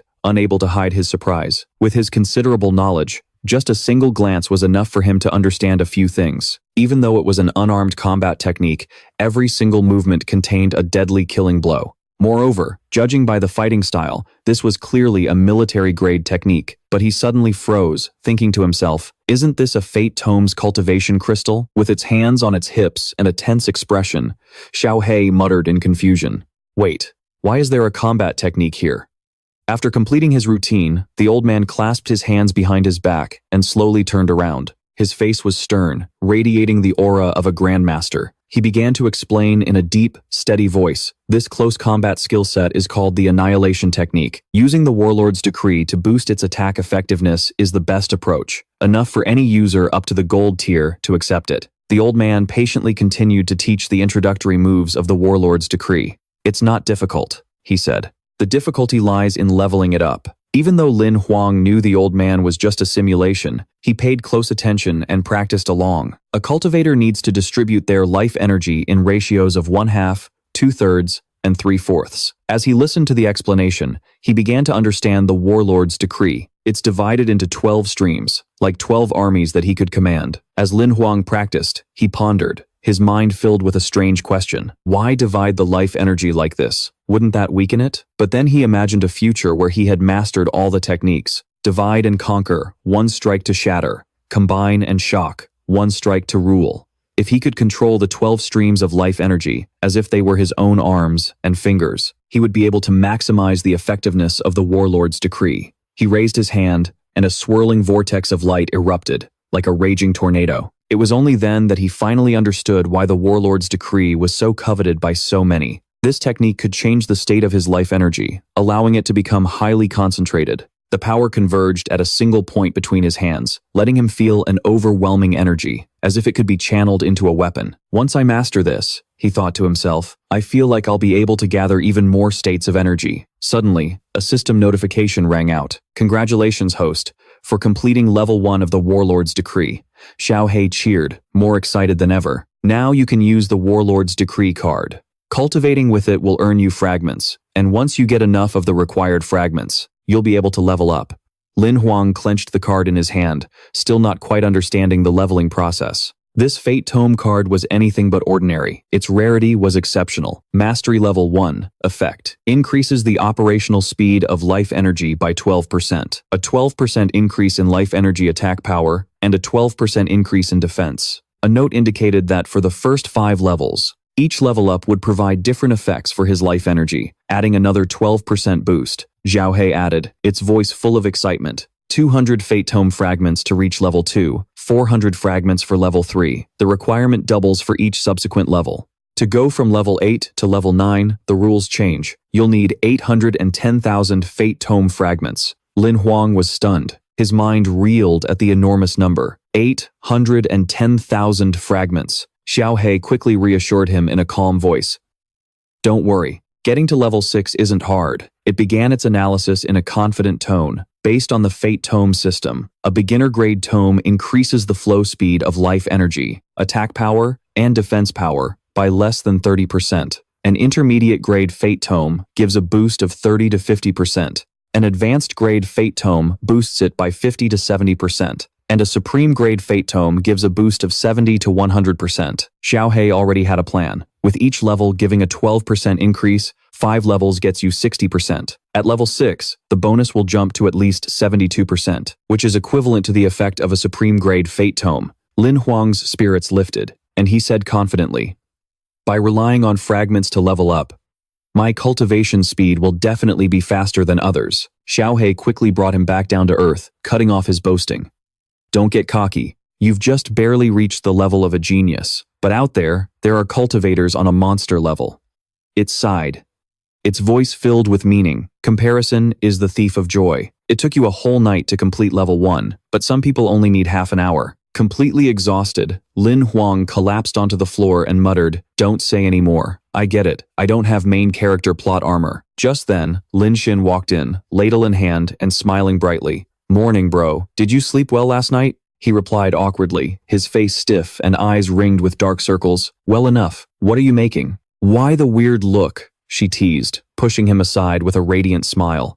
Winter break starts today. Weren't you the one who wanted to take me out? Going to the summer palace? I've made something to thank you. Lam Hoang's heart sank, but he still asked. When he didn't get an answer, he walked into the kitchen. Before him was a spread of colorful dishes, but a dark, ominous aura was radiating from Lin Xin. This was definitely not the picture of a happy little sister cooking for her big brother. He froze, scooping up a spoonful of soup filled with octopus tentacles. His expression couldn't have been worse as he thought to himself that he was probably about to meet his maker. Seeing him hesitate, Lin Xin looked a little sad. Well, biting the bullet, he told himself, The worst that can happen is a stomachache. Mustering the courage of a man facing certain death, he shoveled the food into his mouth, chewed ferociously, and forced a smile. How could I possibly refuse a meal cooked by my own dear sister? I'm so touched. I could just die. Lin Xin beamed. Then eat up.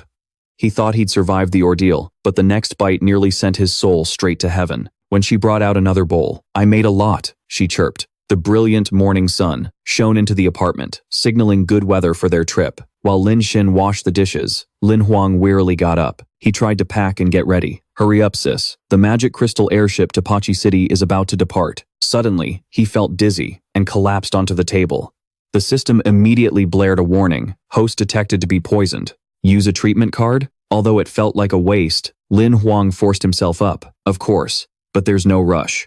Lin Hoang was still dazed, his body trembling, his mind foggy, as if he hadn't fully escaped the nightmare. He mumbled in a weak voice, "We're not taking the shuttle. We're going to play in the blue sky with the fluffy white clouds." Sometime later, the two siblings were back in their familiar apartment. Lin Xin, wearing her backpack, was already waiting outside, her face full of excitement. "If we're not taking the shuttle, how are we getting to Paki City?" she asked. From inside the house, Lin Hoang called out confidently, "Don't worry, I have my ways." He crushed a card in his hand. A bright light flashed, and a winged griffin appeared right before their eyes. "Riding this is way faster than taking the shuttle." He grinned, signaling for them both to climb onto the monster's back. Lin Xin gasped with delight. "Brother, is this a griffin?" Lin Hoang nodded, explaining briefly. "Yeah, I found it during the reserve hunter assessment." The two of them rode the griffin, soaring high in the sky and gliding past dazzling skyscrapers. Lin Xin exclaimed in awe, "This is amazing. Why didn't you tell me?" But Lin Huang's ordeal wasn't over yet. His sister was incredibly thoughtful, but the quality of that thoughtfulness was a bit lacking.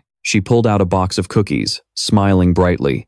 "Good thing I brought some cookies. I baked myself. Have one to celebrate." He tried to refuse, but it was no use, muttering, this isn't really something worth celebrating." They landed at the Summer Palace, a place where ancient majesty blended seamlessly with a modern touch. Lin Xin ran ahead, her eyes sparkling. "Whoa, the Summer Palace is such a beautiful resort." Lin Hoang followed at a leisurely pace, not forgetting to remind her. "I've already booked the hotel, but we can't check in until tonight." Lin Xin held up a ridiculously long piece of paper that dragged on the ground, her voice full of excitement. "I made a simple list on the airship. They're all famous little food stalls in the Summer Palace. Let's go try them now." "You call times this time simple?" he thought with a sigh, but he was powerless to resist as they both merged into the crowd in the vibrant plaza. All around them, people were dressed in traditional costumes, and bright red lanterns hung all along the streets, adding to the bustling atmosphere. Lin Xin, a glutton as usual, was holding 3 or 4 skewers at once, while Lin Hoang quietly wiped away his tears behind her. The system suddenly reported a fire breather, attracting a large crowd of tourists. The two of them went over to watch, mesmerized by the spectacular performance. In the end, Lin Hoang reluctantly agreed to wear a strange hat, a sort of bird-pig hybrid, which made Lin Xin giggle. Though he felt helpless against his sister's overwhelming excitement, she would rush into any crowded place she saw. He still spoiled her rotten. "Slow down, be careful not to fall," he reminded her, his arms loaded with their things, but he didn't feel tired at all. Suddenly, a news report blared across the square. The Leng clan, one of the 6 most powerful families in the 7th district, has an incredibly formidable background. The newscaster's voice echoed. "The young lady of the Leng family, Leng Yuexin, has achieved the transcendent rank at only 19 years old, becoming a once-in-a-century genius." Lin Hoang was stunned, thinking to himself, "I can't believe Leng Yuexin has already advanced so smoothly." But they didn't pay attention for long, because the next news item startled them. Recently, there have been multiple cases of missing female students from Qingxia Palace. The chief of police is reminding all citizens to be cautious. Lin Xin tugged on his arm, her voice urgent.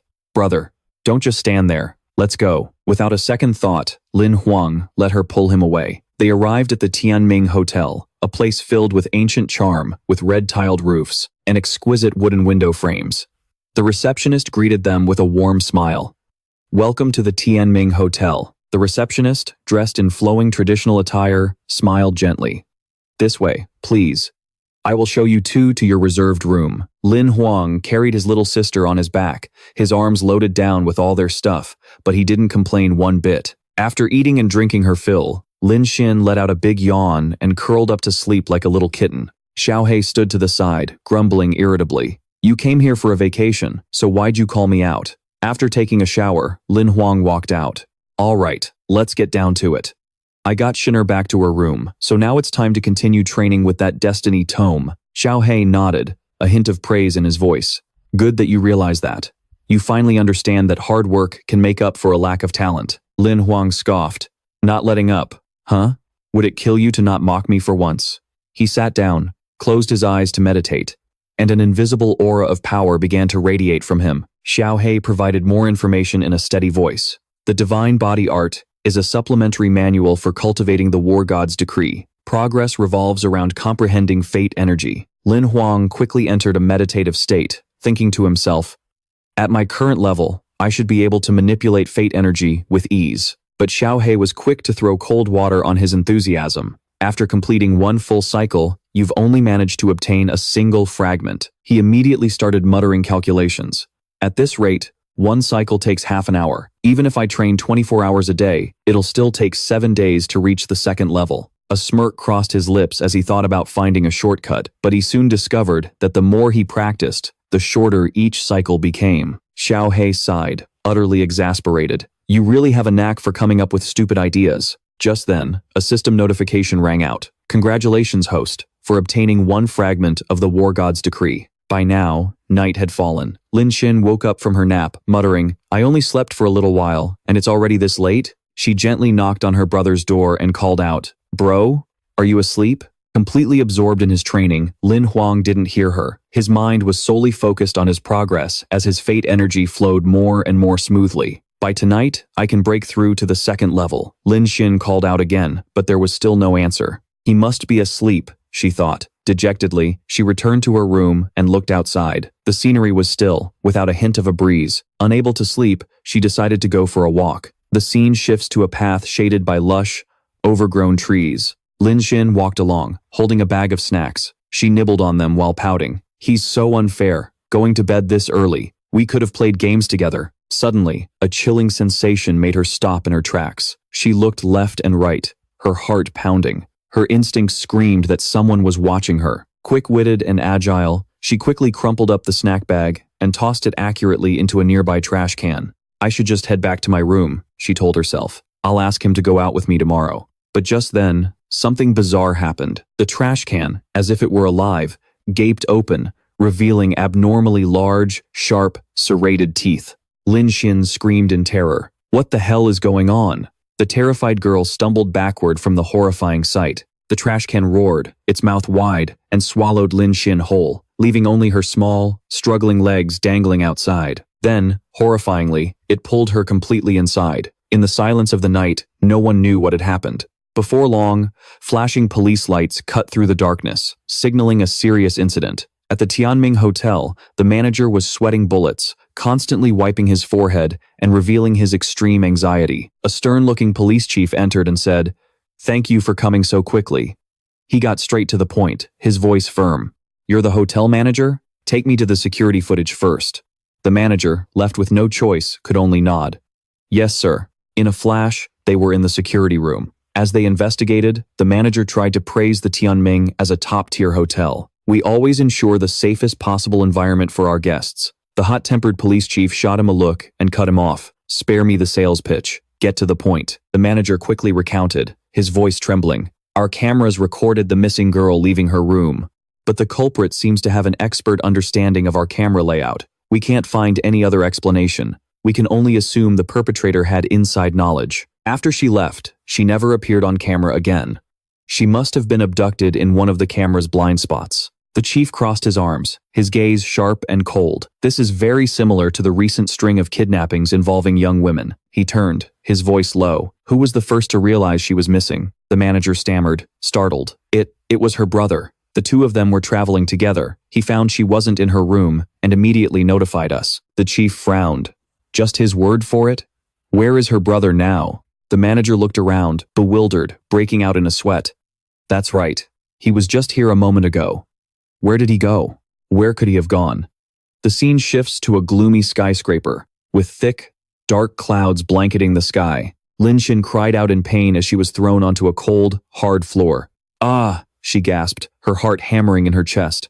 A giant green caterpillar loomed behind her, making her shudder. A small girl named Lily appeared, speaking in a gentle voice. "Don't be scared, big sister. You're safe now." Lin Xin felt like she'd been struck by lightning, her mind a complete blank, unable to process what was happening. Who are you? Where am I? What is this thing?" Lily smiled, her voice flowing as if she were reciting a script. "I'm Li Lai, and Chong Chong is my best friend. He helps us find our family. From today on, you're my big sister, and we're both father's children." Panicked, Lin Xin instinctively backed away, her whole body trembling. "Father? What nonsense are you talking about? Where's my brother? I want to get out of here." But though Lily was small, her eyes held a chilling glare. The little girl gripped Lin Xin's throat, threatening her. "If you try to run, you'll end up just like the others." Chong Chong's food. The giant worm pinned Lin Xin down as the little girl held her neck tightly. Lin Xin struggled, but her strength was gone. She couldn't fight back. In a voice as sweet as honey, Lily continued her sweet talking. "I really like you. Just be a good girl and be my sister." Lin Xin squeezed her eyes shut, her heart pounding with terror, screaming for help in her mind. "Brother, save me." At that same moment, in a towering skyscraper, Lin Hoang stepped forward, his familiar shoes crossing a dangerous threshold. 4 guards blocked the entrance, their faces full of open contempt. Little did they know just how terrifying his power truly was. His sharp instincts screamed at him, the bloody trail of the hunt. Lin Xin was definitely here. The 2 men in front raised their guns, threatening him with a professional air. "Back off, or we won't go easy on you." From behind them, a voice crackled over the radio. "We have an intruder. All units on high alert." But the 2 guards suddenly began trembling like leaves, sweat pouring down their faces as Bai, in his badass transformed state, appeared in a flash. It made short work of them all. Before they could even react, they hit the floor. Lin Hoang glanced at them coldly. What? Against these pathetic grunts, he gave Bai a decisive order. Show no mercy. The obstacles in his path were cleared away in an instant.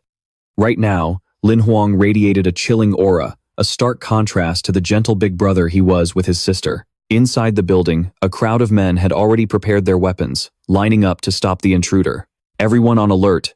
We have to stop him. Don't let him get near the boss," they shouted, getting into firing position. The commander was still talking tough. "He's just one guy. Let's light him up until there's nothing left." The doors to the 50th floor opened on their own, and a tense atmosphere filled the room. The moronic guards immediately opened fire. Smoke and dust filled the air, but there was no sign of anyone. One of them screamed, "Die, you little bastard." Suddenly, Lin Hoang burst from a side door with his sword in hand, radiating a killing intent that stunned them all. He scolded them, his voice dripping with contempt. "Idiots. Have none of you ever watched a movie?"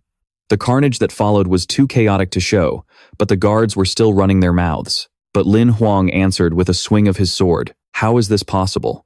In a split second, the blade flashed, and blood sprayed everywhere. "I told you not to play with fire, or you'd just get yourselves killed," he roared, his eyes blazing.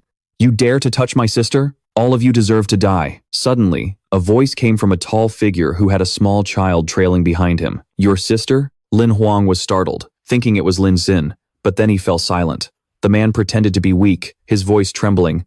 "Excuse me, I think you've made a mistake. It's just me and my daughter here. There's no one else." Lai Lai played her part perfectly, clinging to his league and acting terrified. "Daddy, I'm scared." The man, whose surname was Wei, continued to lie. "You must be mistaken. Please, let me explain. Don't scare the child." But Lin Hoang wasn't one to be fooled. His eyes were like ice, and his voice dropped.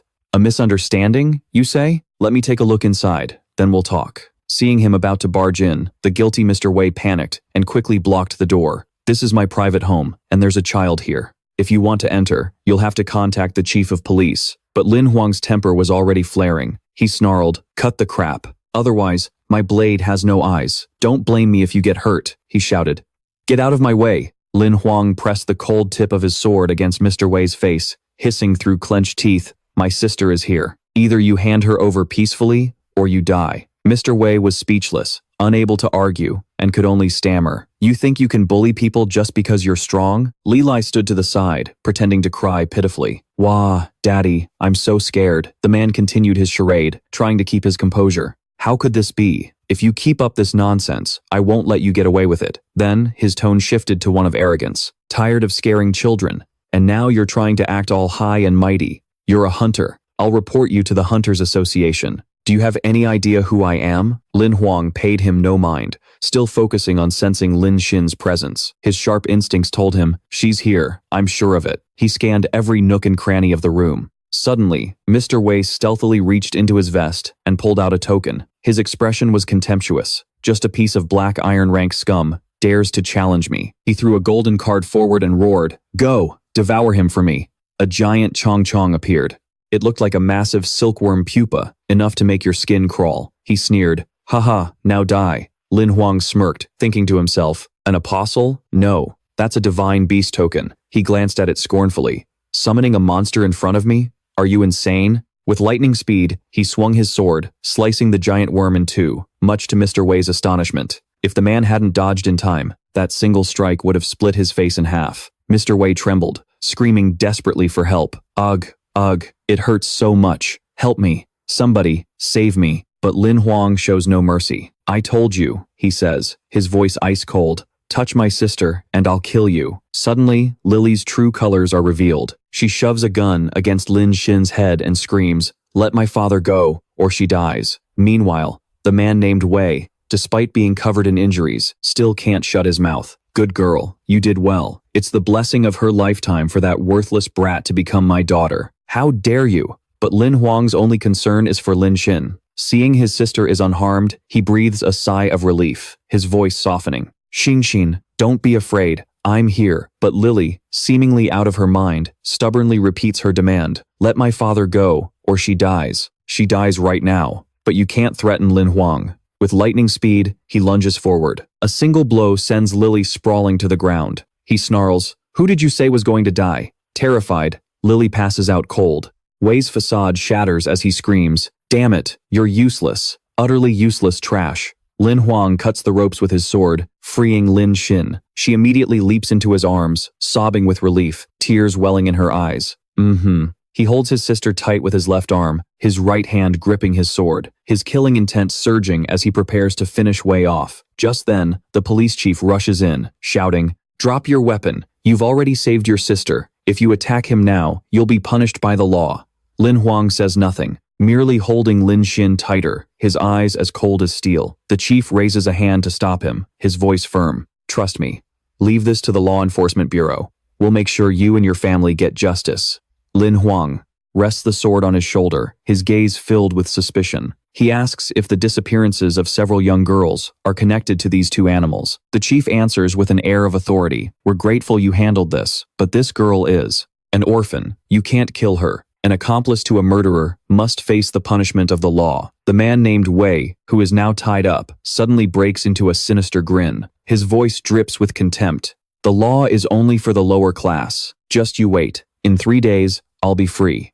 This is the power of the elite. He starts screaming maniacally, thrashing around, stupidly testing my patience. I'll remember your face. It won't be long before your sister is back in my hands, and I'll turn her into my broken little toy. I'll make you watch before you die a miserable death. Lin Huang watches him, his killing intent flaring.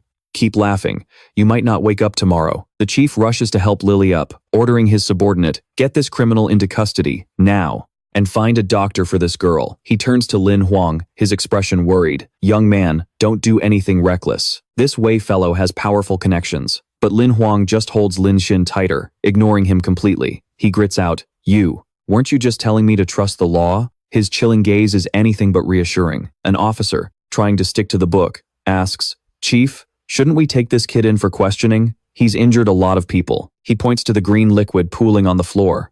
Look at this crime scene. Do you think he's an ordinary black iron rank hunter? The chief snaps. Don't make things more complicated. The squad car is waiting. Get him out of here. Wei maintains his arrogance, shoving the officer's hands away. His voice is full of scorn. Get your filthy hands off me. He screams like a madman. You're nothing but a bunch of peasants. How dare you touch me? Just you wait, you and your wretched sister. At that moment, Bai appears, cold as ice. Without a sound, it strikes, and a rope instantly wraps around Wei, pinning his arms to his sides. He panics, breaking out in a cold sweat and stammering, who's there? In the blink of an eye, the rope constricts, and Wei's body goes rigid. The two officers are frozen with fear, their legs trembling, standing in place, too scared to even think about running for their lives. A moment later, Lin Huang is standing atop a nearby skyscraper, his cold eyes gazing down at the newly arrived police. On the ground below, a growing pool of blood sends them into a panic. One officer shouts, "What happened here? The killer escaped. Go after them." The chief quickly pockets Bai's transformation card. Lin Xin, riding on, the beast's back, asks with a trembling voice, "Brother, can we go now?"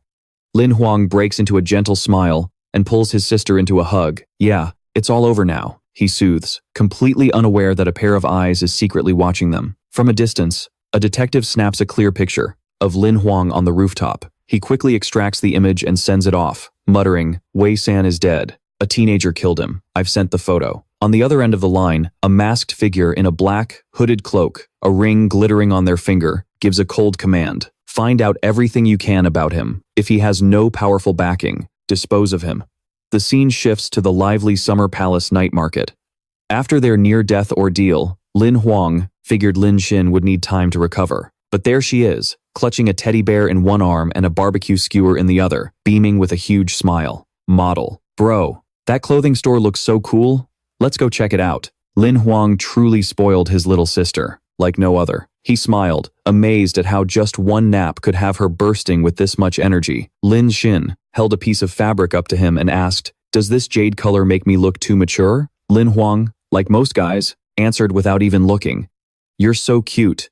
You look good in anything." But then, he suddenly felt a murderous aura creeping into the air. Bai, standing nearby, instantly shifted into his combat form. Lin Xin was stunned and confused. "Why did you suddenly transform into your combat form?" A red-haired girl walked out of the shop and raised a hand in greeting. "Welcome. Is there anything I can help you with?" Thinking fast, Lin Hoang quickly draped the outfit over Bai and forced a smile. "How much for this one?" "I'll buy it." The girl. Answer, St. Hugh, 1,000 points. Lin Xin was stunned, murmuring, "But I haven't even bought it yet. I haven't even bought it yet." Night fell as the three of them left the shop. Lin Xin pulled his arm, worried. "Are you feeling unwell? Maybe we should head back first." Lin Hoang didn't want to spoil her fun, and said softly, "It's nothing. You go on and have a good time. I'm right here." But his eyes grew wary. A hunter's instinct is never wrong. As the three passed a man in a hooded coat, he stopped in the middle of the night market crowd. The flickering red lanterns painted a gloomy scene. He pulled a sharp dagger from his pocket, his eyes flashing with a malicious glint. Suddenly, a wolf-like spirit beast appeared in the middle of the street, launching an arrow of pure hatred. Its face revealed sharp fangs, its eyes blazing like crystals, bright as car headlights. It split into 3 bodies, but then quickly retreated, vanishing without a trace in the blink of an eye. Lin Hoang frowned, thinking to himself, "The killing intent is gone." From a rooftop, Feng Zhuoren, the mysterious man, silently watched their retreating figures. His spirit beast returned, hiding in the shadows. Lin Hoang tried to calm himself, thinking, "Could I have been mistaken? No, this is the second time now." The spirit beast rested obediently on Feng Zhuoren's shoulder, its sharp gaze seeming to pierce through everything. He thought to himself, "Just a black iron rank. Yet he can sense the killing intent of a silver plate. This kid's potential is limitless." Lin Hoang's gaze suddenly caught a suspicious figure, secretly tailing them, seemingly waiting for a chance to get revenge. The man muttered, "The second team was eliminated, and we still don't know who did it." Feng Zhuoren stepped forward and called out a greeting. If he hadn't spoken, the man would have thought a ghost was standing behind him. He jumped, the hair on the back of his neck standing on end. Whoa! Before the man could even compose himself, Feng Zhuoren grabbed his wrist tightly, his voice teasing, "Hey, hey, hey, are you the boss around here?" The man panicked, trying to yank his hand away. Who are you?" The ring on Feng Zhuoren's index finger sparkled, catching his eye as he continued to ask, "Who are you?" But before he could recognize the other person, Feng Zhuoren's spirit beast gave him a sharp bite on the neck. He screamed. This little deceptive trick of his certainly proved effective. Feng Zhuoren gave a faint smile. "Come a little closer and see for yourself. Then you'll know who I am, won't you?" It was just a little nip from its fangs. He paused, his voice turning cold. "My goal isn't to take your life. I want to see who's behind this, who dares to pull these stunts." He smirked, suggesting they meet at the clock tower, an hour after dark. "How about it? Be there." The man turned pale, clutching his neck in pain. "Fine, I'll be there." The wound wasn't deep, but it could easily get infected. The spirit beast growled, opening its massive jaw, making the man shrink into a corner like a dwarf, trembling. Feng Zhuoren left, leaving behind a cold reminder, "Don't be late." Night descended upon a silent, deserted city. Feng Zhuoran stood in the darkness, a cold wind blowing through his hair and the hem of his coat, which fluttered under the dim moonlight, his hands clasped behind his back, his sharp eyes seeming to wait for something. Suddenly, a mysterious figure dressed in black appeared in midair. The figure spoke, "Feng Zhuoran, so it really is you." Feng Zhuoran turned his head slightly, the corner of his mouth twitching upwards. "Heh, all covered up like that. Aren't you hot?" The man in black stood opposite him, his voice suspicious. "Lang family, must you insist on protecting that little brat?" Feng Zhuoran replied with casual indifference. "Well, I'm here, aren't I? You tell me." He received no answer. The man in black stubbornly pressed on. "What is the relationship between that brat and the Lung family anyway?" Feng Zhuoran didn't back down, a faint smile playing on his lips. "You answer me first.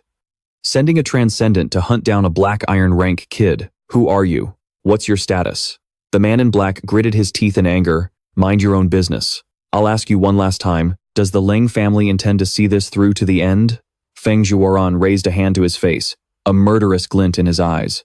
3 ferocious, blue-eyed wolves appeared beside him, growling. He replied coldly, "I don't know, but my orders are to eliminate anything that gets in the way." His sharp eyes were filled with hidden meaning. The 3 ferocious blue-eyed wolves lunged forward, attacking frantically. The mysterious man panicked, yelling, "You're insane!" He quickly flew into the air, dodging the sharp claws. Sword in hand, he fought back while shouting, "Feng Zhuoran, are you trying to start a war?" The wolves grew more aggressive, their mouths open in a snarl, white fangs gleaming in the dark. The mysterious man brandished his sword, trying to fend them off. But Feng Zhuoran had already summoned more spirit beasts, which charged forward like a storm. He rushed in, a murderous glint in the corner of his eye, his voice low. "An old-timer like you could use some exercise, don't you think?" The mysterious man roared in anger as he dodged. "You?" He lunged at one wolf, his sword flashing with a cold light. But the pack pursued him relentlessly, howling right at his heels. Finally, seeing the situation was against him, he shot away, disappearing into the night. Feng Zhuoran stopped, watching the enemy's figure retreat, and sighed. He sure got away fast. Suddenly, he pointed at the ring on his hand. It glowed, and an image of Leng Yuetan appeared. She quickly asked, "Uncle Feng, how is he?" Feng Zhuoran smiled, his voice calm. "I'd say it went smoothly. As long as I'm protecting him, nothing will go wrong." Leng Yuetan frowned, sensing something was off. "Model, is there something unusual about your tone?" Feng Zhuoran closed his eyes and sighed. "The enemy sent a transcendent, but I've already driven him back. What on earth is the origin of this kid, Lam Hoang, to be making this kind of progress?" He continued thoughtfully. "I questioned that transcendent, but he wouldn't say a word, as if the topic was forbidden. That just proves there's a problem," Leng Yuexin quickly explained. "The problem isn't Lam Hoang, it's the old man he killed. I've investigated him. He was born into a family in District 2, she emphasized. "Uncle Feng, you are the Leng family's ace. With you making an appearance, the other side won't dare to make a move for now. Please come back and help me continue investigating this." Feng Zhuoran chuckled lightly. "Fine, I'll leave a dark snow sigil to protect him." But before he could finish, Leng Yuexin's image vanished. He was bewildered, muttering, "Hey, you're not even going to ask how I'm doing?" The scene shifts to District 2, where a skull rests on a red cushion. A woman with piercing eyes touches it. Her voice was filled with regret. "You were too arrogant, and this is what it led to." She lifted the skull, caressing it reproachfully. "You were born with an incomplete life wheel, unable to cultivate life power, and you knew perfectly well you couldn't use the military punishment arts or any treasures. And yet you didn't even bring a guard with you. You deserved this." She, Wei Shan's mother, raised the skull with both hands and touched it to her forehead, her voice choked with emotion. "But you are still my son. I can't let you die without knowing why." Shanair, the skull suddenly opened its mouth, its eyes flashing with a murderous glint, its voice filled with rage. "Mother, mother," it shrieked. "You have to get revenge for me. Kill that bastard Lam Hoang. He imprisoned my soul and turned me into this thing." Wei Shan's mother's eyes turned sharp as she replied, "The debt for my son's murder will of course be paid, but that snake from the Leng family in District 7 has already made her move. This will require careful planning." Her expression turned grim, her voice low. "For now, you will stay in the soul urn for 3 years. Once your soul has stabilized, I will find you an immortal body. Then, you can live again." She placed the skull back on the red cushion, whispering, "As for revenge, I will make my own arrangements." The skull spoke again. "Mother, what arrangements have you made?" She clapped her hands and ordered, "Bring her in." A servant girl appeared, leading a little blonde girl named Lily. The girl walked up to the skull and said, "Dad." From within the skull, Wei Shan's voice emerged. "My good girl. So you got out too."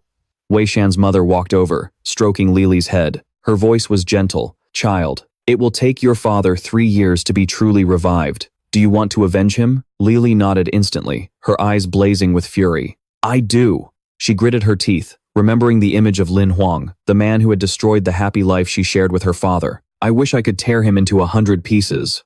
The woman smiled coldly.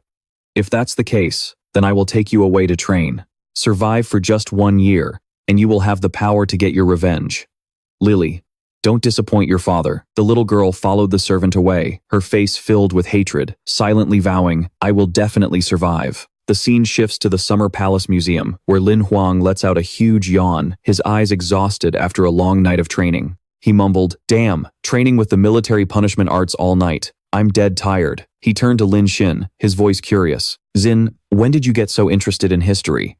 Lin Xin was engrossed in a pamphlet, replying excitedly. The exhibits here were all excavated from various ruins near the Summer Palace. Most of them come from the ancient cities of our ancestors. She folded the pamphlet and hugged it to her chest, continuing, "But there are also a few collections from the Summer Palace ruins themselves. They're called the Treasures of the City Hall, and they're in the inner hall.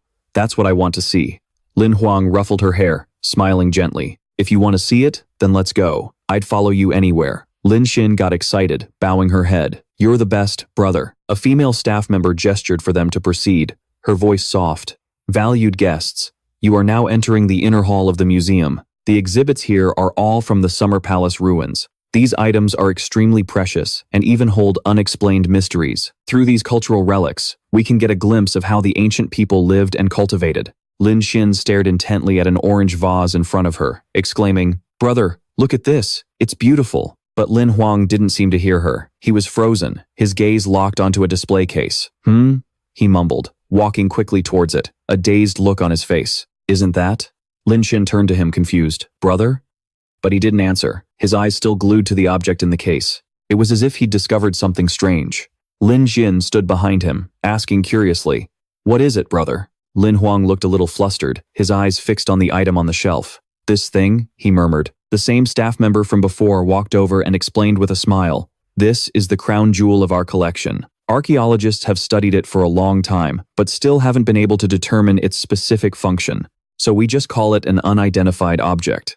Lam Hoang pointed at the item, his voice full of doubt. "You're saying this was excavated from the ruins?" The staff member nodded, replying cheerfully, "That's right, sir. This item was excavated from the Summer Palace ruins. According to the archaeologists, it might have once been used by the nobility of ancient times. Its use and operating principles were still unclear." Lam Hoang stroked his chin, lost in thought. "That's right. This notebook must have been brought to this world by a transmigrator. I'm not alone. There are other transmigrators in this world." Just then, a girl appeared on the communication screen, swirling a glass of wine in her hand. In a steady voice, she said, "The Summer Palace.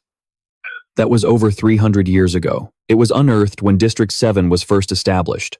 Archaeologists found many strange things. Even the decorative style was completely different. It's fascinating." Lam Hoang was stunned, muttering, "Below the transcendent level, a human's maximum lifespan doesn't exceed 720 years. Even upon reaching the transcendent realm, it only extends to 1800 years. This person must be long dead," he pondered. "He must be the transmigrator who had this notebook." The girl replied, sounding bored, "Regarding Xia Hao, I helped you look into him, but I found nothing. Information on people from that long ago is extremely rare, and access is highly restricted.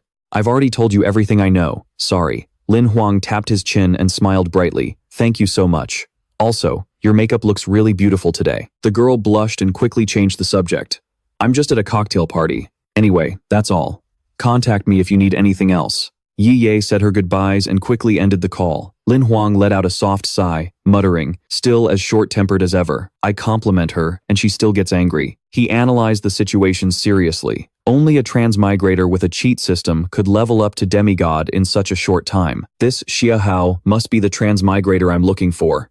He turned to Lin Xin. She was wearing a yellow dress and holding a piece of cake, asking as she ate, "You have to go to Xia City? Why?" Lin Hoang, who already had his backpack on and was ready to go, replied, "There were too many unanswered questions at the museum yesterday.